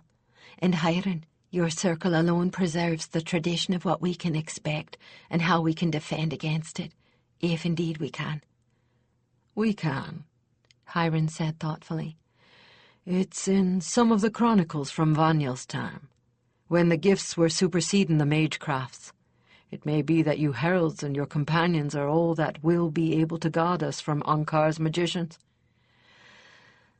Sounds like a rare good reason to have them by us, if you ask me, said Lady Kester wryly.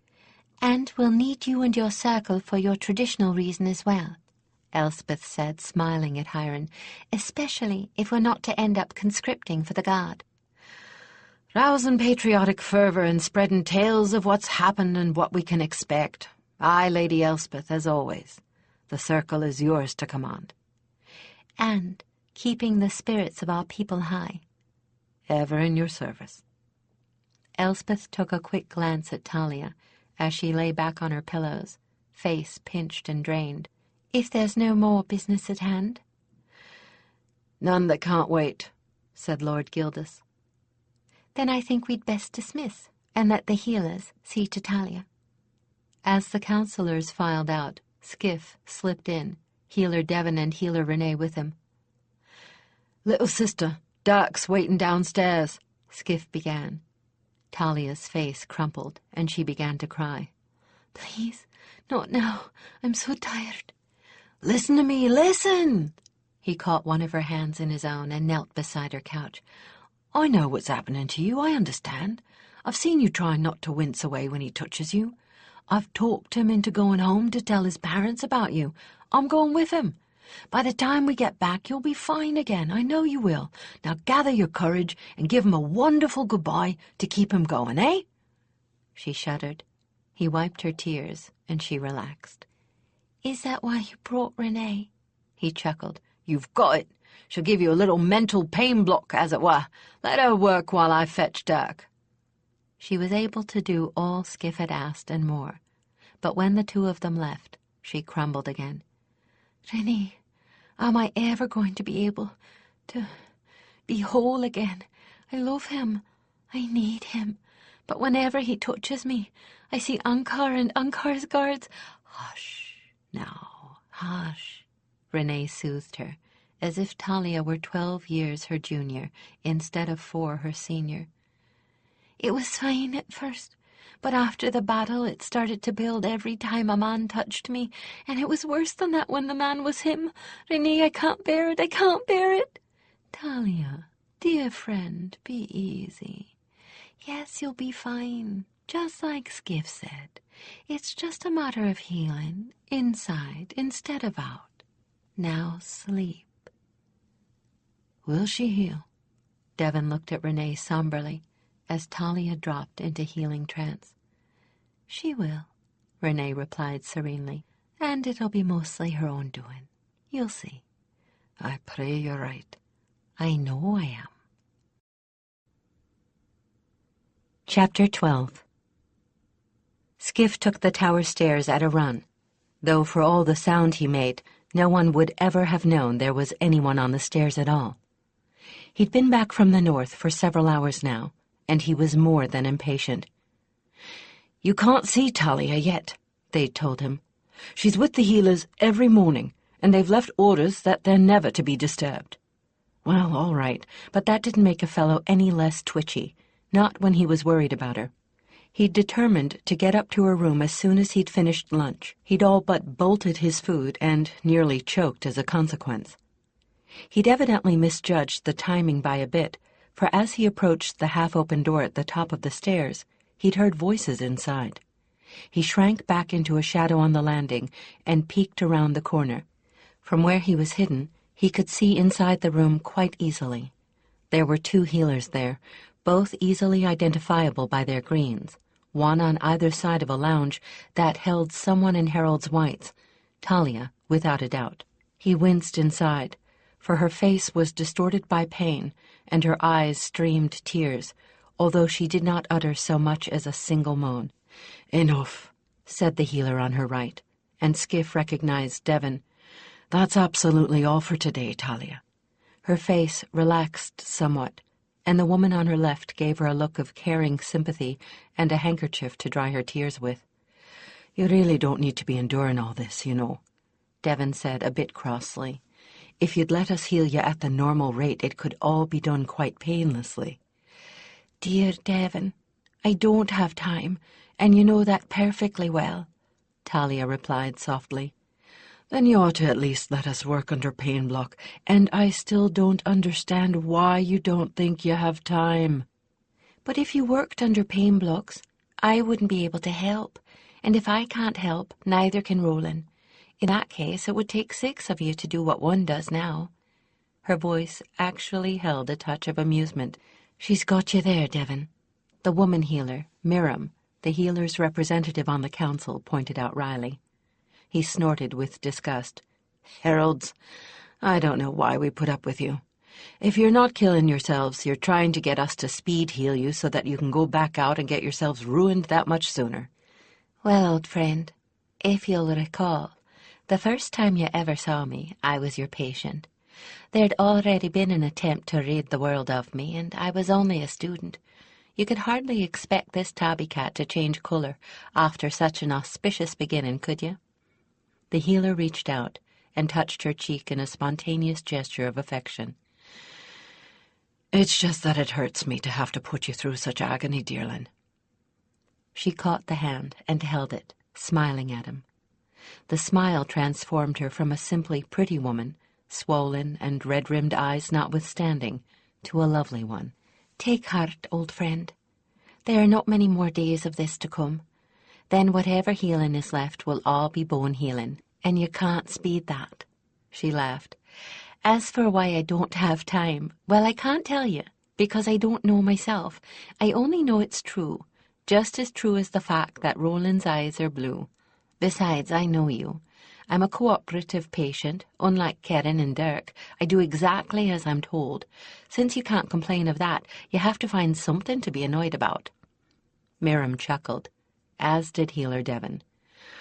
"Oh, you know him far too well, milady," she said, standing and stretching, "and we will see you on the morrow." They left the room and passed Skiff, without ever noticing that he was there. But Talia seemed to sense that someone was there. "Whoever's outside, please come in," she called out. "It can't be comfortable on that cold, dark landing." Skiff chuckled and pushed the door open all the way, to see Talia regarding him with her head tilted to one side and an expectant look on her face. "I never could fool you, could I?" "Skiff!" she exclaimed with delight, and held out both arms to him.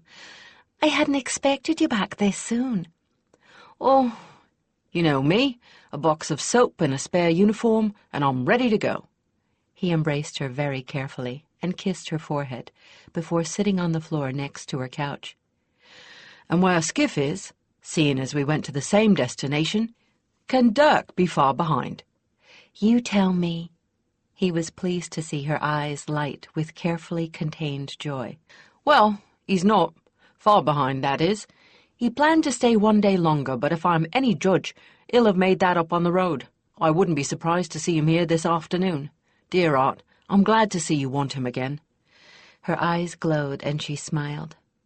"I didn't fool you either, did I?" "Not a bit. That's why I came up with the notion of sending him home to tell his family in person. I could see all that old fear of men and worse building up in you every time he touched you, and you trying not to show it so that you wouldn't hurt him." "Oh, Skiff, whatever did I do to deserve you? You were right. It was horrible. I felt like I was at war with myself." "Dearling, I served a border sector, remember? And my old home neighborhood was a pretty rough place. You weren't the first woman I've seen that was suffering the after effects of rape and abuse. I know what the reaction is. I take it you're..." "Fine. Better than ever, and half mad with wanting to see him again." "That's the best news I've had for a long time. Well, don't you want to know how it all went?" "I'm consumed with curiosity because if I know Dirk, he probably sent his family a 2-line note. I'm getting married, I'll be there in a week, and no further explanation whatsoever." Skiff laughed and admitted that that was just about what Dirk had written, word for word. "And a fine turmoil it sent them into, I can tell you, especially coming on top of the rest of it. Well, let me take it from the beginning." He settled himself a bit more comfortably. "We got to the farm just about a week after we left here, and it was hard riding all the way. Dirk didn't want to spend any more time traveling than he had to. Well, I can't say as I much blame him. When we got there, the entire clan was out waiting for us, since they'd had the children playing lookout ever since his message. Holy stars, what a mob! You're going to like them, Heart Sister. They're all as mad as he is.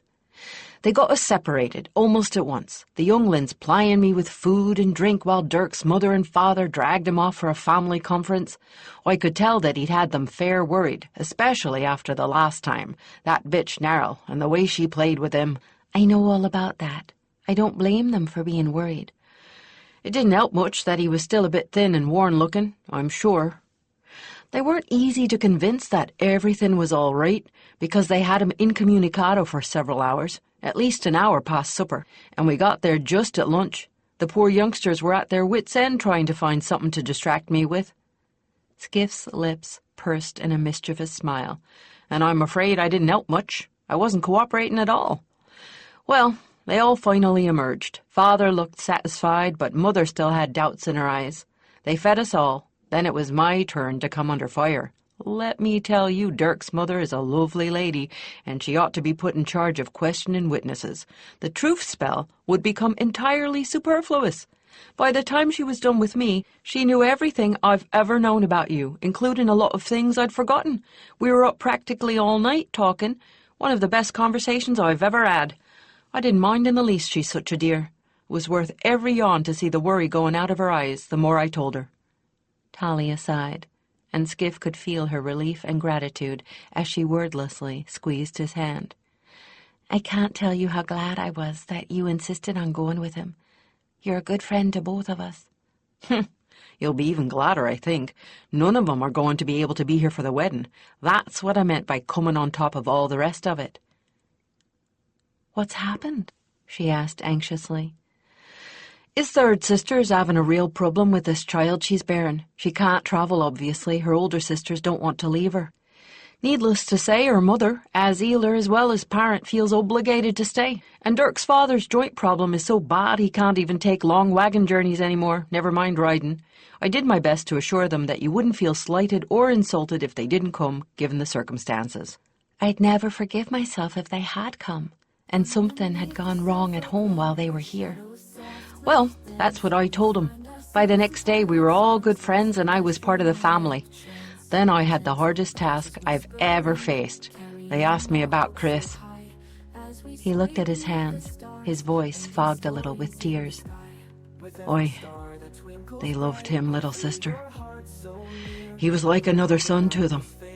I've never had to tell anyone how their son died before. He felt her hand lightly on his shoulder and looked up. The sadness that never quite left her face was plain in her eyes.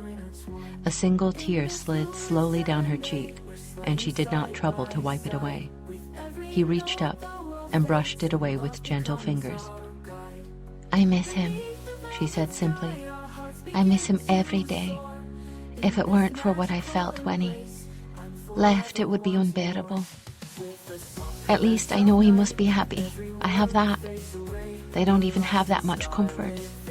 I'm glad I got Dirk to go home for that reason too, Skiff replied quietly. Chris was something special to him, more than a friend, more than anyone else could ever be, I think. When he finally let himself grieve, he needed his family around him.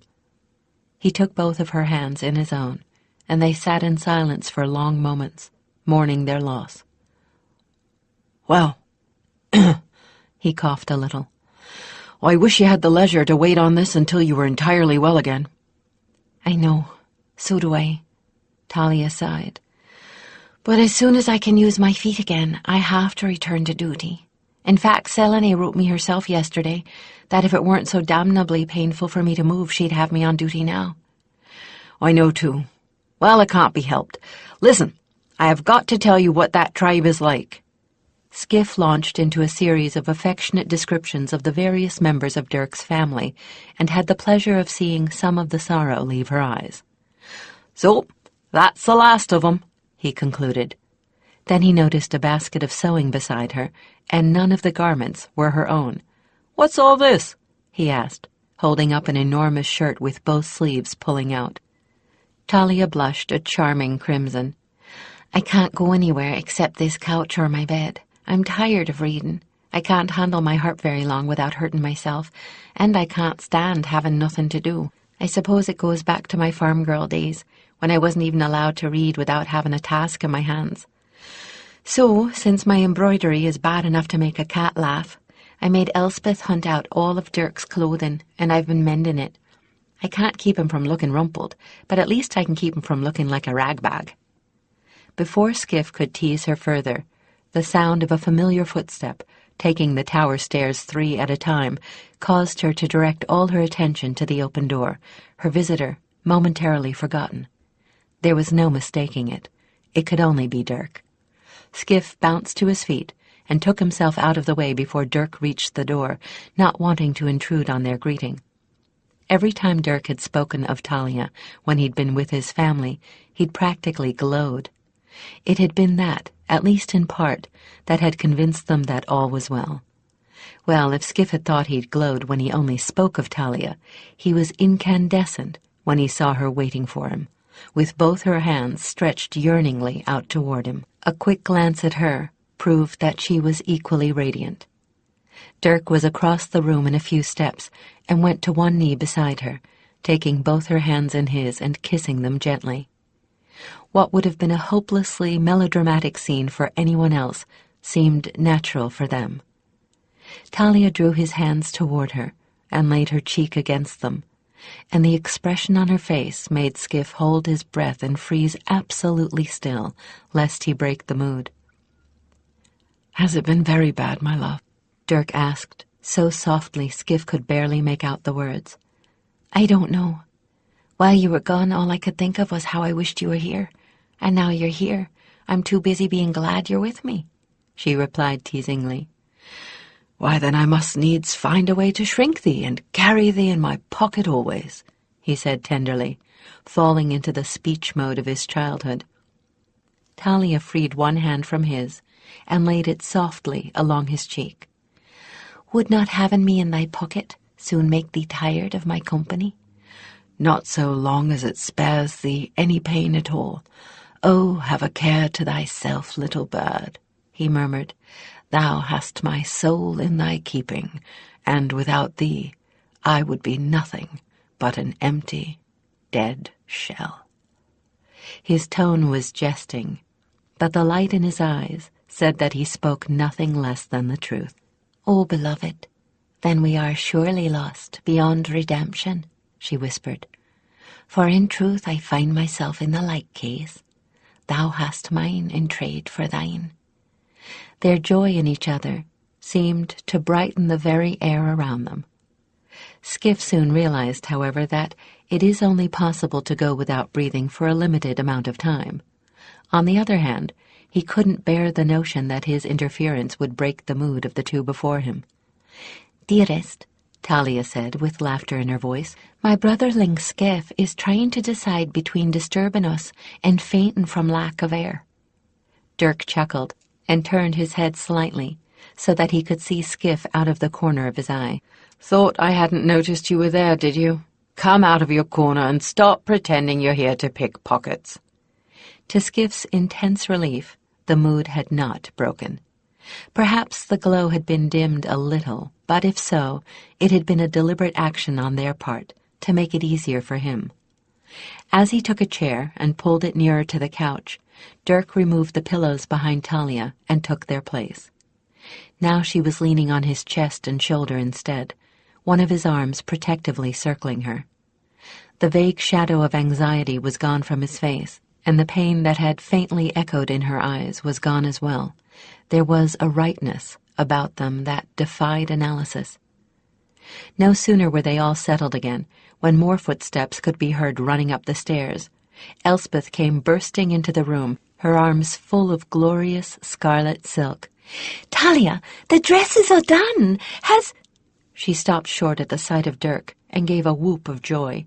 She threw the dress at Skiff, who caught it gingerly, and danced around to grab both of Dirk's ears and plant an enthusiastic kiss squarely on his mouth. "Well," he said when he could finally speak, "if that's how I'm going to be greeted on my return, I'm going to go away more often." "Oh, horse manure," Elspeth giggled, then rescued Skiff from the folds of the dress and planted an equally enthusiastic kiss on his mouth.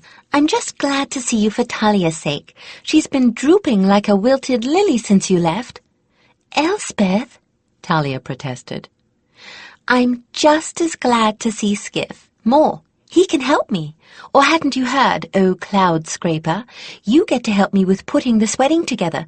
Talia can't, and Dirk hasn't been here." "And besides that, Dirk has no idea of what is supposed to go on at weddings," Dirk said ruefully. "If you told me I was supposed to suspend myself by my knees from a tree limb, I'd probably believe you." "Ooh, what a wonderful opportunity!" Elspeth sparkled with mischief. "Maybe I'll do that. No, I'd better not. Talia might tell you to beat me." "I'd do worse than have Dirk beat you," Talia twinkled back. "I'd tell Albrecht that I thought you were shirking your practices." "You are a beast, aren't you? Are you safe to hug, dearling?" "As of this morning, quite safe." With that assurance, Elspeth bent over the heralds and hugged Talia with warmth and enthusiasm, then tweaked Dirk's nose with an impudent grin. "I have been wanting to do that for eons," she said, snatching a pillow from the pile that Dirk had displaced and seating herself on the floor at Talia's feet. The hug or the nose? Dirk asked. Both, but the hug more. She turned to Skiff. You wouldn't know, since you were gone too, but you hardly knew where you could touch her at first. Poor Dirk, practically all he could touch were her fingertips before he left. Oh, I found a few other places, Dirk chuckled, and Talia blushed furiously. So, tell me, what new and wonderful plans for this fiasco have you managed to crush since I've been gone? You'll adore this one, and it's new today. The Lord Marshal thought it would be a grand idea to load Talia up on a flower-bedecked platform and carry her to the priest on the shoulders of half the heralds in the kingdom. You know, like the image of the goddess in the midsummer pageant. Oh, no! Talia, plainly, was torn between laughter and embarrassment. Oh, yes. And once I'd managed to convince him that poor Talia would probably die of mortification if anyone even suggested it, the Lord Patriarch came storming in, demanding to know why the thing wasn't being held in the High Temple. Lord of Lights, after I told him that since the companions had a big part in the rescue, they were being invited too, he agreed that the High Temple probably wasn't the best site. I can just see Dantris helping himself to the goddess's lilies out of sheer mischief, Dirk muttered. Dantris? Bright Havens, love. Roland and Arady would probably decide to watch from the choir loft and leave hoof marks all over the hardwood floor, Talia replied. And to think that all I ever wanted was a private pledge-in with a few friends. Then you shouldn't have been chosen Queen's Own, Elspeth told her sweetly. You're a figure of national importance, so you can't begrudge people their fun any more than I can. And I suppose it's too late to back out now? Out of the wedding? Or being Queen's Own? Dirk chuckled. Guess. I'd rather not. I might not like the answer. Look, Elspeth interjected, since Skiff is right here now, why don't I drag him off and tell him what I've gotten set up so far? That way we won't be interrupted. Good idea, Dirk approved. Elspeth gathered up her dress and drew Skiff with her into the bedroom, shutting the door after them. I really don't need any help in getting these things organized, but let's pretend I do, all right? And let's take lots of time about it, Elspeth said in a low voice. Being heir has some advantages. As long as it's me that's up here, nobody's going to come bursting in on them the way they do when the healers aren't with her. You'd think people would give them a little time alone, but even though he's just gotten back, they won't. But why? Why are people always up here? A lot of reasons. The Lord Marshal always manages to think up something more about Ankar he'd like to know. Kirill and Hiron are always asking about Hulda. Only the gods know what her powers could mean. Even her friends, Lady bless 'em, are always coming in to make sure that she's all right. Havens, I'm as bad as they are. Here, as long as you're here, you can help me. I want to show this off. She hid behind the wardrobe door for a moment, emerging in the scarlet dress. Lace me up, would you? Then there's the emergencies, though gods be thanked we haven't had any really bad ones, like the backlash of a herald getting killed. Her face clouded. Except for poor Nessa. Well, Talia fixed that quickly enough, once she was well enough to handle it. Gods! Does everyone in the world pop in and out of here? Sometimes it seems that way. You know, I don't think anyone ever really realized how many lives she's touched until we thought we'd lost her. That dress, for instance. Have you ever seen anything like that fabric in your life? Never. Skiff admired the gown, with an eye trained by thieving to evaluate it. It was of scarlet silk, and patterned through the scarlet of the main fabric were threads of pure gold and deep vermilion. It was incredible stuff. Neither have I, and I have seen a lot of court gowns. It came by special messenger, after Dirk had them keep watch for the trader who smuggled in the argonel and the arrows to her, then got the message out to Roland. Dirk was hoping he could find him and thank him and let him know she was all right. Well, he managed to get back across the border before Ankar closed his side, and he got Dirk's message and sent this in reply. The note that went with it said that among his people the bride always wore scarlet. and while he knew that this would not be the case among us, he hoped his little gift could be put to good use. Little gift! Mother said that the last time she saw anything like this, it was priced at a rate that would purchase a small town. Elspeth finished tying up the laces in back. Talia thought it would be lovely to use it for attendance dresses. I am not going to argue with her. Mother would never get me anything like this unless they discovered diamonds growing on the trees and sorrows. She wiggled sensuously. Then there was the other truly strange gift. Did she ever tell you about the woman she helped up in Berry Bay, the one they called Weather Witch? A bit. Out of the blue came this really elderly herald. I mean, he was supposed to be retired. That's how old. He came with a message from this Weather Witch person, the exactly perfect day to have the wedding, and you know fall weather. Since we're having it outside, we'd been a good bit worried about that. Talia says Maven's never wrong, so that's why we're having it then. She pressed her ear briefly against the door and giggled. I think it's safe enough to go out now, but I'll bet it wasn't a few minutes ago. Let's go show off. As far as Skiff could tell, neither Talia nor Dirk had moved an inch since they'd left them, although Talia's hair was a trifle mussed and both of them wore preoccupied and dreaming expressions. Well, what do you think? Elspeth asked, posing dramatically. I think it looks wonderful. No one in their right mind is going to be watching me with you and Jerry around, Talia said admiringly. Well, Elspeth and I are agreed. We'll take care of the wedding arrangements, Skiff said with a proprietary air. That will free you up a bit more, Dirk. That is, if you don't mind. I don't mind at all, and I think it's very good of you, Dirk replied, surprised, especially since you know very well that I don't have to be freed up to do anything except spend more time up here. That was the general idea, Elspeth said mockingly. Enough, it's settled then, he laughed, and much thanks to you both. Remember that the next time I do something wrong, Elspeth giggled back. She teased Dirk for a few moments longer. Then her face clouded with anxiety when she realized that Talia had fallen asleep. She'd been doing that a great deal lately, sometimes right in the middle of a conversation. Elspeth was afraid that this was a sign that she would never be quite well again. But Dirk and Skiff just exchanged amused glances, while Dirk settled the sleeping herald a little more comfortably on his shoulder. Elspeth heaved an audible sigh of relief at this. Surely, if anyone would know if something were wrong, Dirk would. Dirk hadn't missed the anxious look or the sigh of relief. It's nothing important, he told her, quietly to avoid waking Talia. He's right, honestly, Skiff assured her. Dirk's mother told us she'll be dropping off like this. It's just a side effect of speed healing. It has something to do with all the energy you're using and all the strain you're putting on yourself. She says it's the same kind of effect you'd get if you ran 20 or 30 miles, swam a river and climbed a mountain or two, then stayed up 3 days straight.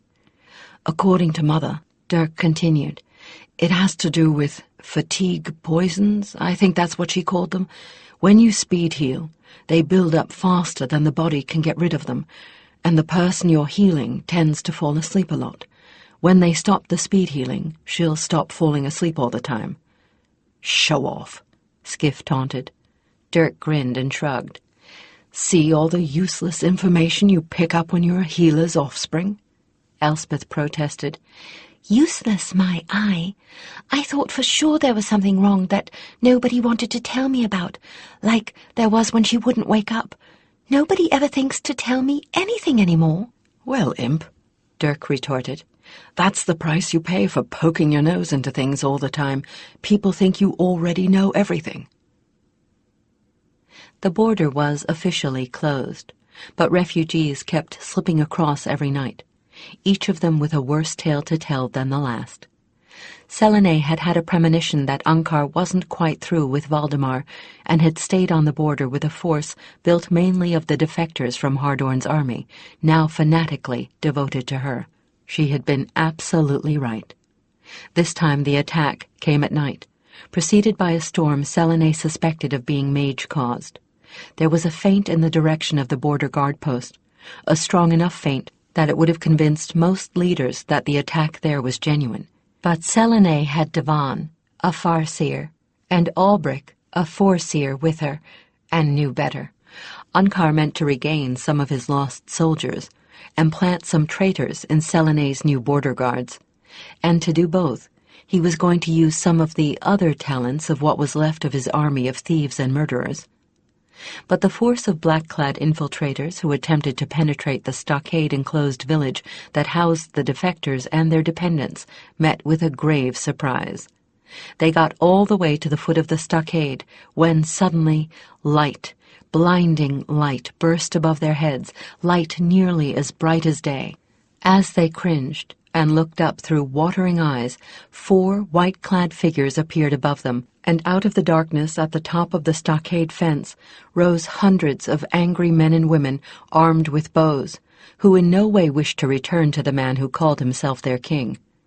Suspended from the trees by thin wires were burning balls of some unknown substance that flamed with a white ferocity.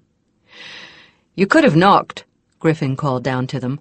"We'd have been glad to let you in, but perhaps it is that this is no friendly visit." Albric dodged, as one of those below threw a knife at him in desperation. "Begod, Albric, I believe you might be right." Devon dodged a second missile. "Majesty, take them," Selenay ordered shortly. A few were taken alive. What they had to tell was interesting. More interesting by far was the assortment of drugs and potions they had intended to use on the village well. Drugs that, according to those Selenay questioned under truth spell, would open the minds of those that took them to the influence of Unkar's mages, and Unkar himself. That told them much about what Unkar was currently able to accomplish. What happened next on Unkar's side of the border told them more. He fortified it, created a zone a mile deep in which he allowed neither farm nor dwelling place, then left it, and neither foreseer nor farseer could see him doing anything offensive for some time. So, for the moment, Unkar's knife was no longer at Valdemar's throat, and Selenay felt free to come home to resume her throne, and in time for Talia's wedding. Companion's Field was the only suitable place within easy reach of the Collegium that could hold all the people expected to attend. The wedding site had to be within easy reach, because Talia's feet were still not healed. The healers were satisfied that the bones had all set well, after so many sessions of arranging the tiny fragments that non-healers had begun to wonder if her feet would ever be usable. But they had only begun to knit, and she had been absolutely forbidden to put 1 ounce of weight on them. That meant that wherever she needed to go, she had to be carried. The healers had chosen not to put the kind of plaster casts on her that they had used to hold Karen's broken hip in place.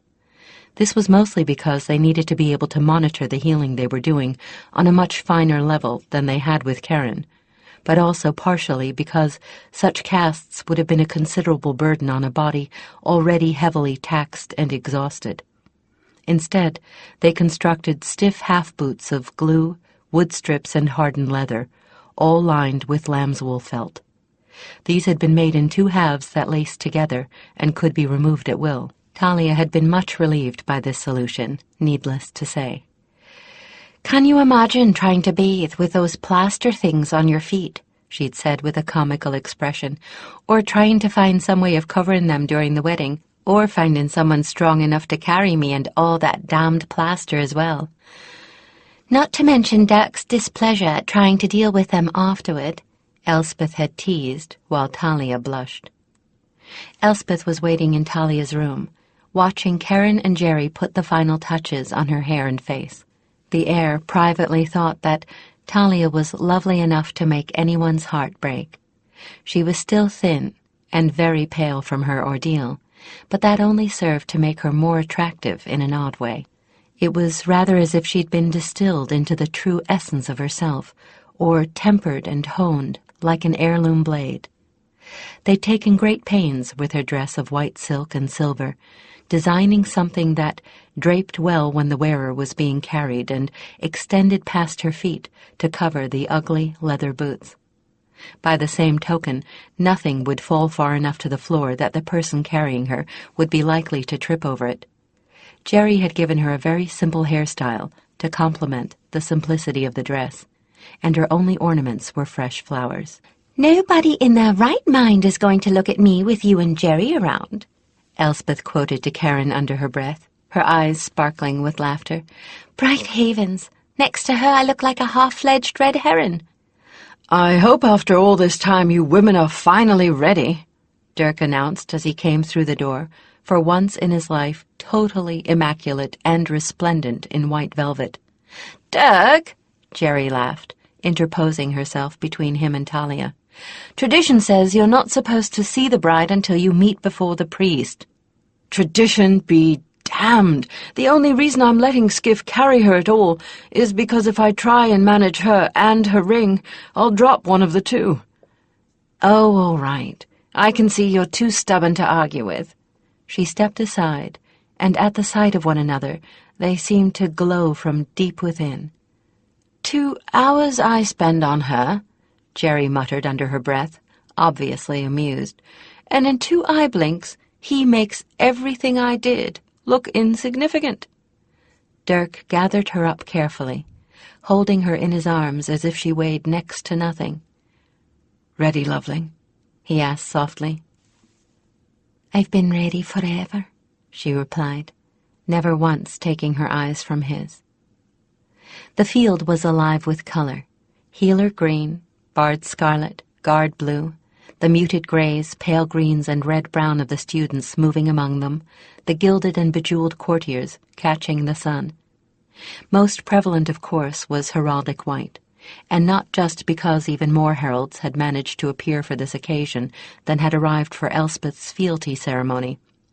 Half of the white figures in the crowd were companions, beflowered and beribboned by the loving hands of their chosen, and looking for all the world as if it were they who were being wedded. Even Simri's foal had a garland, though he kept trying to eat it. The ceremony was a simple one, though it was not one that was often performed, for the wedding of a life-bonded couple was less of a promising than an affirmation. Despite well-meaning efforts to the contrary, Skiff and Elspeth had managed to keep the pomp and ritual to an absolute minimum. Dirk carried his love as far as the priest, handing her very carefully to Skiff, who felt proud and happy enough when he did so to burst. Elspeth gave him Talia's ring, and he slipped it onto her finger. Skiff and Elspeth both bit their lips to keep from shedding a tear or two at that moment, partially because she'd moved Chris's friendship ring to the finger next to it, and partially because the wedding ring was still so large for her. Dirk repeated his vows in a voice that seemed soft but carried to the edge of the crowd.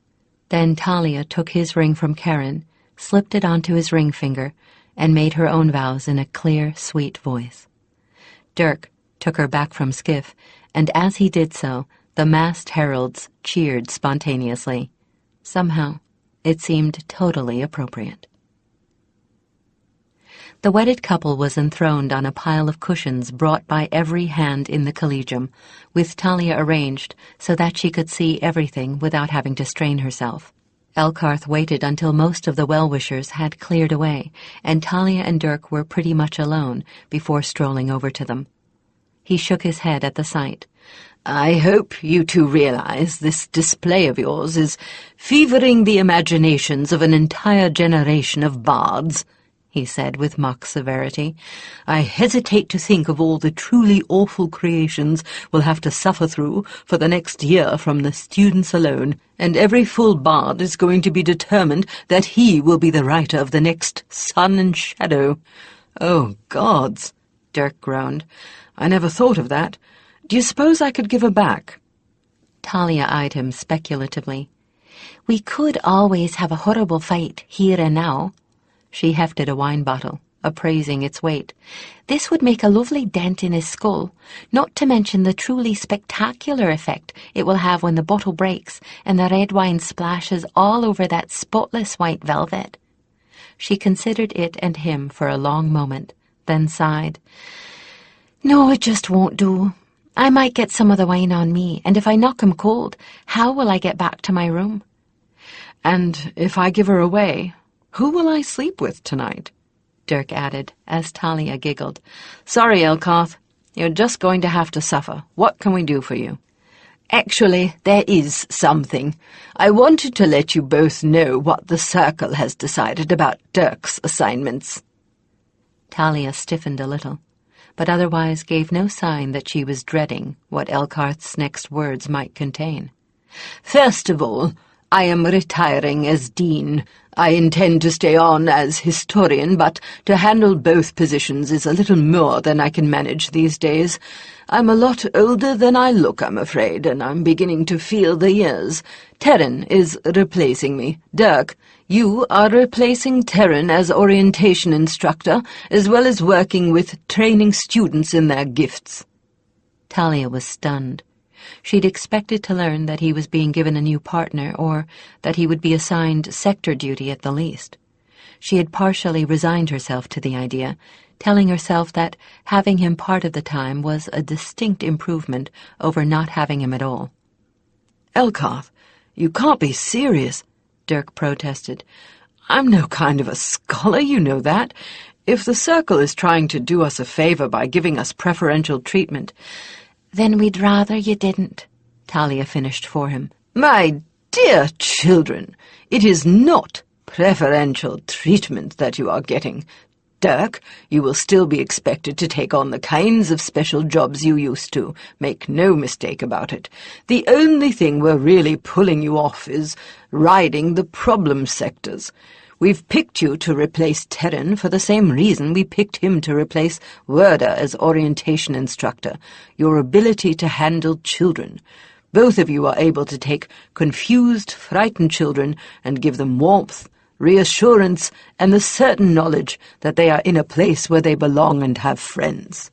Dirk, you have demonstrated that over and over in training gifts. The way you brought Griffin along, giving him confidence without once making him feel that his gift was a frightening or dangerous one, was nothing short of masterful. And look at the result.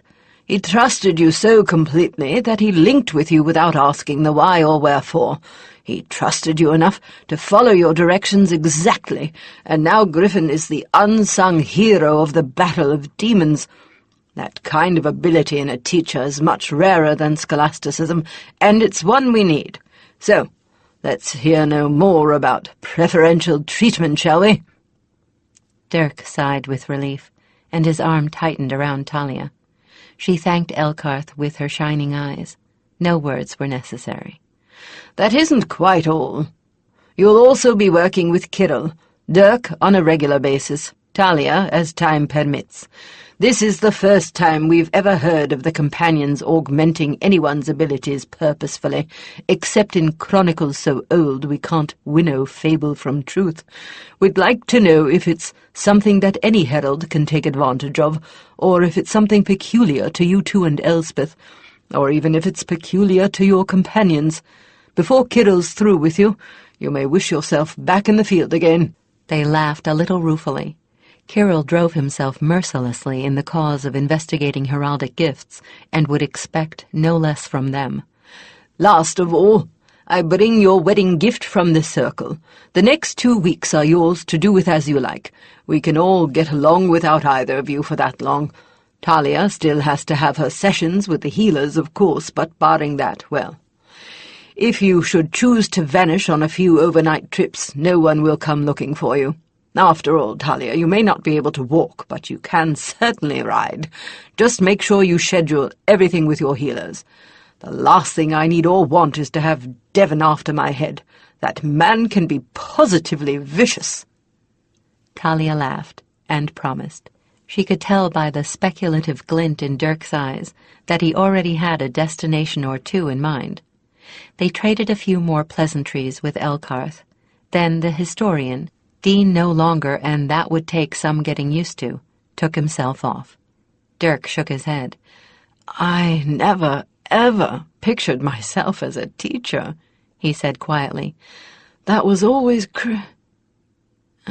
He choked off at the end of the name. That was what Chris wanted, Talia finished, watching him. You've been avoiding speaking about him, love. Why? Fear, he replied frankly. Fear that I'd hurt you. Fear that I'd hurt myself. I still don't really know how you felt about each other. All you ever had to do was ask, she said softly, and drew him into rapport with gentle mental fingers. After a moment he raised his eyes to hers and smiled. And you said emotions don't speak clearly. So that's how it was. She nodded. No more, no less. He tried to tell you, but you weren't hearing. I wasn't, was I? He sighed. Gods, I miss him. I miss him so damn much. We lost more than a friend when we lost him, she said, hesitating over the words. I think we lost a part of ourselves. He was silent for a long moment. Talia, what happened after he died? You said some very strange things when you answered my call and came back to us. She shook her head slightly, her brow wrinkled in thought. Love, I'm not sure. It's not very clear, and it's all mixed up with pain and fever and drug dreams. All I can tell you for certain is that I wanted to die, and I should have died, but something kept me from dying. Or someone. Or someone, she agreed. Maybe it was Cress. That's who my memories say it was. I have a lot to thank him for, and not just that, he said thoughtfully. You learned from him about loving before those beasts hurt you. It helped, she said, after a long moment of thought. Loveling, are you ready to go through with this? He asked after a pause. Are you sure? For answer, she kissed him with rapport still strung between them. When they came up for air, he chuckled, much more relaxed. Hedonist, he said. At least, she agreed, wrinkling her nose at him, then sobered again. Yes, there are scars, but you have them too. The wounds are healed. I'm not the only healer of minds, you know, just the only one that's a herald as well.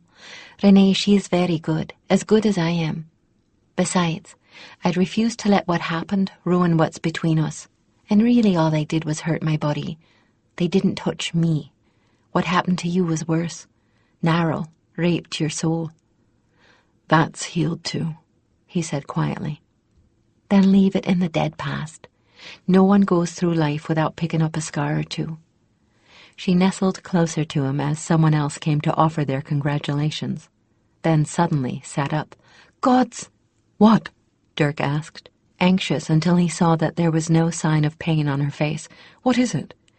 Back on my internship, that business with Maeve and Weatherwitch, she foresaw something for me, and I couldn't even guess what she meant then. Now I know. She said that I would see the havens, but that love and duty would bar me from them, and... She faltered. And? He prompted gently. That my greatest joy would be preceded by my greatest grief. Oh, gods, if only I'd known. If only I'd guessed. You could never have anticipated what happened, Dirk replied, with such force that she shook off her anguish to stare at him. No one could. Don't ever blame yourself. Don't you think that with all the foreseers among the heralds, if there had been any way of preventing what happened, it would have been done? She sighed and relaxed again.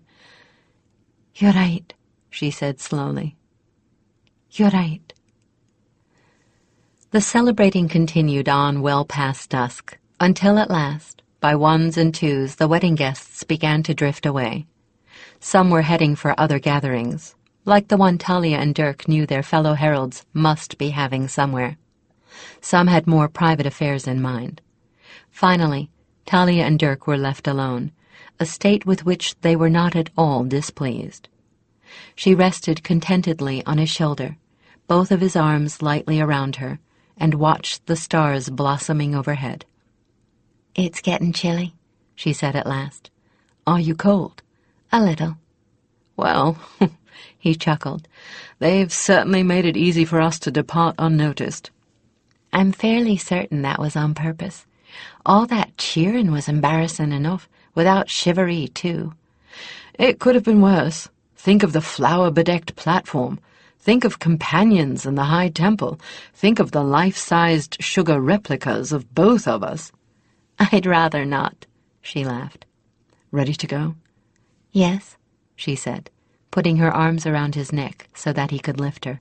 He took her up the stairs to her rooms, now their rooms, this time taking them one at a time, and slowly so as not to jar her.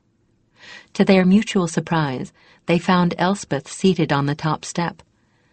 "What on earth are you doing here?" he asked. "Guarding your threshold, O magnificent one. It was the student's idea. We took it turn and turn about since you left this morning, except for during the ceremony itself, that is. We left the staircase booby-trapped then. Not that we're suspicious of anyone, mind, but we did want to make certain no one would get in to play any little tricks while you were gone. Some people have very rotten ideas about what's funny. Anyway, that's our wedding present." With that, she skipped down the stairs without waiting for thanks. "The caring heart," Talia said softly. "She'll be a good queen one day." Dirk nudged the door open with his foot, placed Talia carefully on her couch inside, then turned to close it and throw the latch. "Not that I'm suspicious of anyone," he said with a gleam in his eye. "But a certain earlier performance of yours makes me wish to be certain that we're undisturbed." "Not quite yet," she said with a smile. "First, I've got a bride gift for you." "A what?" "One good custom of my people. The bride always has a gift for her husband. It's over there on the hearth." "But—" For a moment he was speechless. "Talia, that's my lady. She's your harp. I couldn't take her." "Look again." He did, and realized that there was a second harp hidden in the shadows. He pulled both of them out into the light and scrutinized them closely. "I can't tell them apart," he admitted at last. "Well, I can, but I've had my lady for years. I know every line of her grain. No one else can, though. They're twins, made by the same hand from the same wood. They're even the same age. No," she held up a warning hand, "don't ask me where or how I found it. That's my secret. But in return for this one, you'll have to promise to teach me to play my lady as well as she deserves to be played." "Willingly, gladly. We can play duets like—" "Like you and Chris used to play," she finished for him when he could not. "Love, I think it's time for one last gift." And she touched his mind, sharing with him the incredulous joy that had marked Chris's passing. "Gods, oh gods, that helps. You must know how much that helps," he managed after a moment. "Now, if only... I wish I could know for certain that he knows about us. About now." He lifted her from the couch to move to the bedroom. "If I were to have one wish granted, that would be mine too," she replied, her cheek resting against the velvet of his tunic. "He told me once that it was his own dearest wish to see the two people he loved most find happiness with each other." She would have said more, but a familiar perfume wreathed around her and she gasped. "What's wrong? Did you hurt something?" Dirk asked anxiously. "There, on the bed." Lying on the coverlet, in the middle and heart-high, was a spray of the little flowers known as Maiden's Hope. Dirk set her down on the bed, and she picked it up with trembling hands. "Did you put this here?" she asked, in a voice that shook. "No." "And no one else has been here since we left?" In hushed tones, she continued, "When Chris gave me this ring, it was around a midsummer bouquet of those flowers.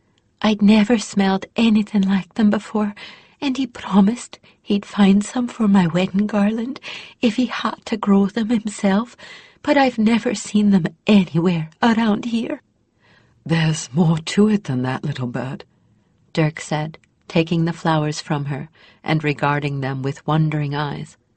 "This flower only blooms for the week before and after midsummer. We're well into fall. They can't be grown in hothouses. People have tried to find even one bloom. much less as many as this, would take a miracle. No human could do it. They looked from the flowers to each other, and slowly began to smile. Smiles that, for the first time in weeks, had no underlying hint of sadness. Dirk took her into his arms, with the flowers held between them. We've had our wish. Shall we give him his? She carefully reached behind her and inserted the blossoms into the vase on her nightstand. Yes, she breathed, turning back to him and beginning to touch him with her rapport, even as she touched her lips to his. I think we should. This concludes Arrows Fall by Mercedes Lackey, narrated by Krista Lewis. Copyright 1988 by Mercedes R. Lackey. This unabridged audiobook is published by arrangement with Daw Books Incorporated and was produced in the year 2018 by Tantor Media Incorporated, a division of Recorded Books, which holds the copyright thereto. Please visit tantor.com for more information on our growing library of unabridged audiobooks.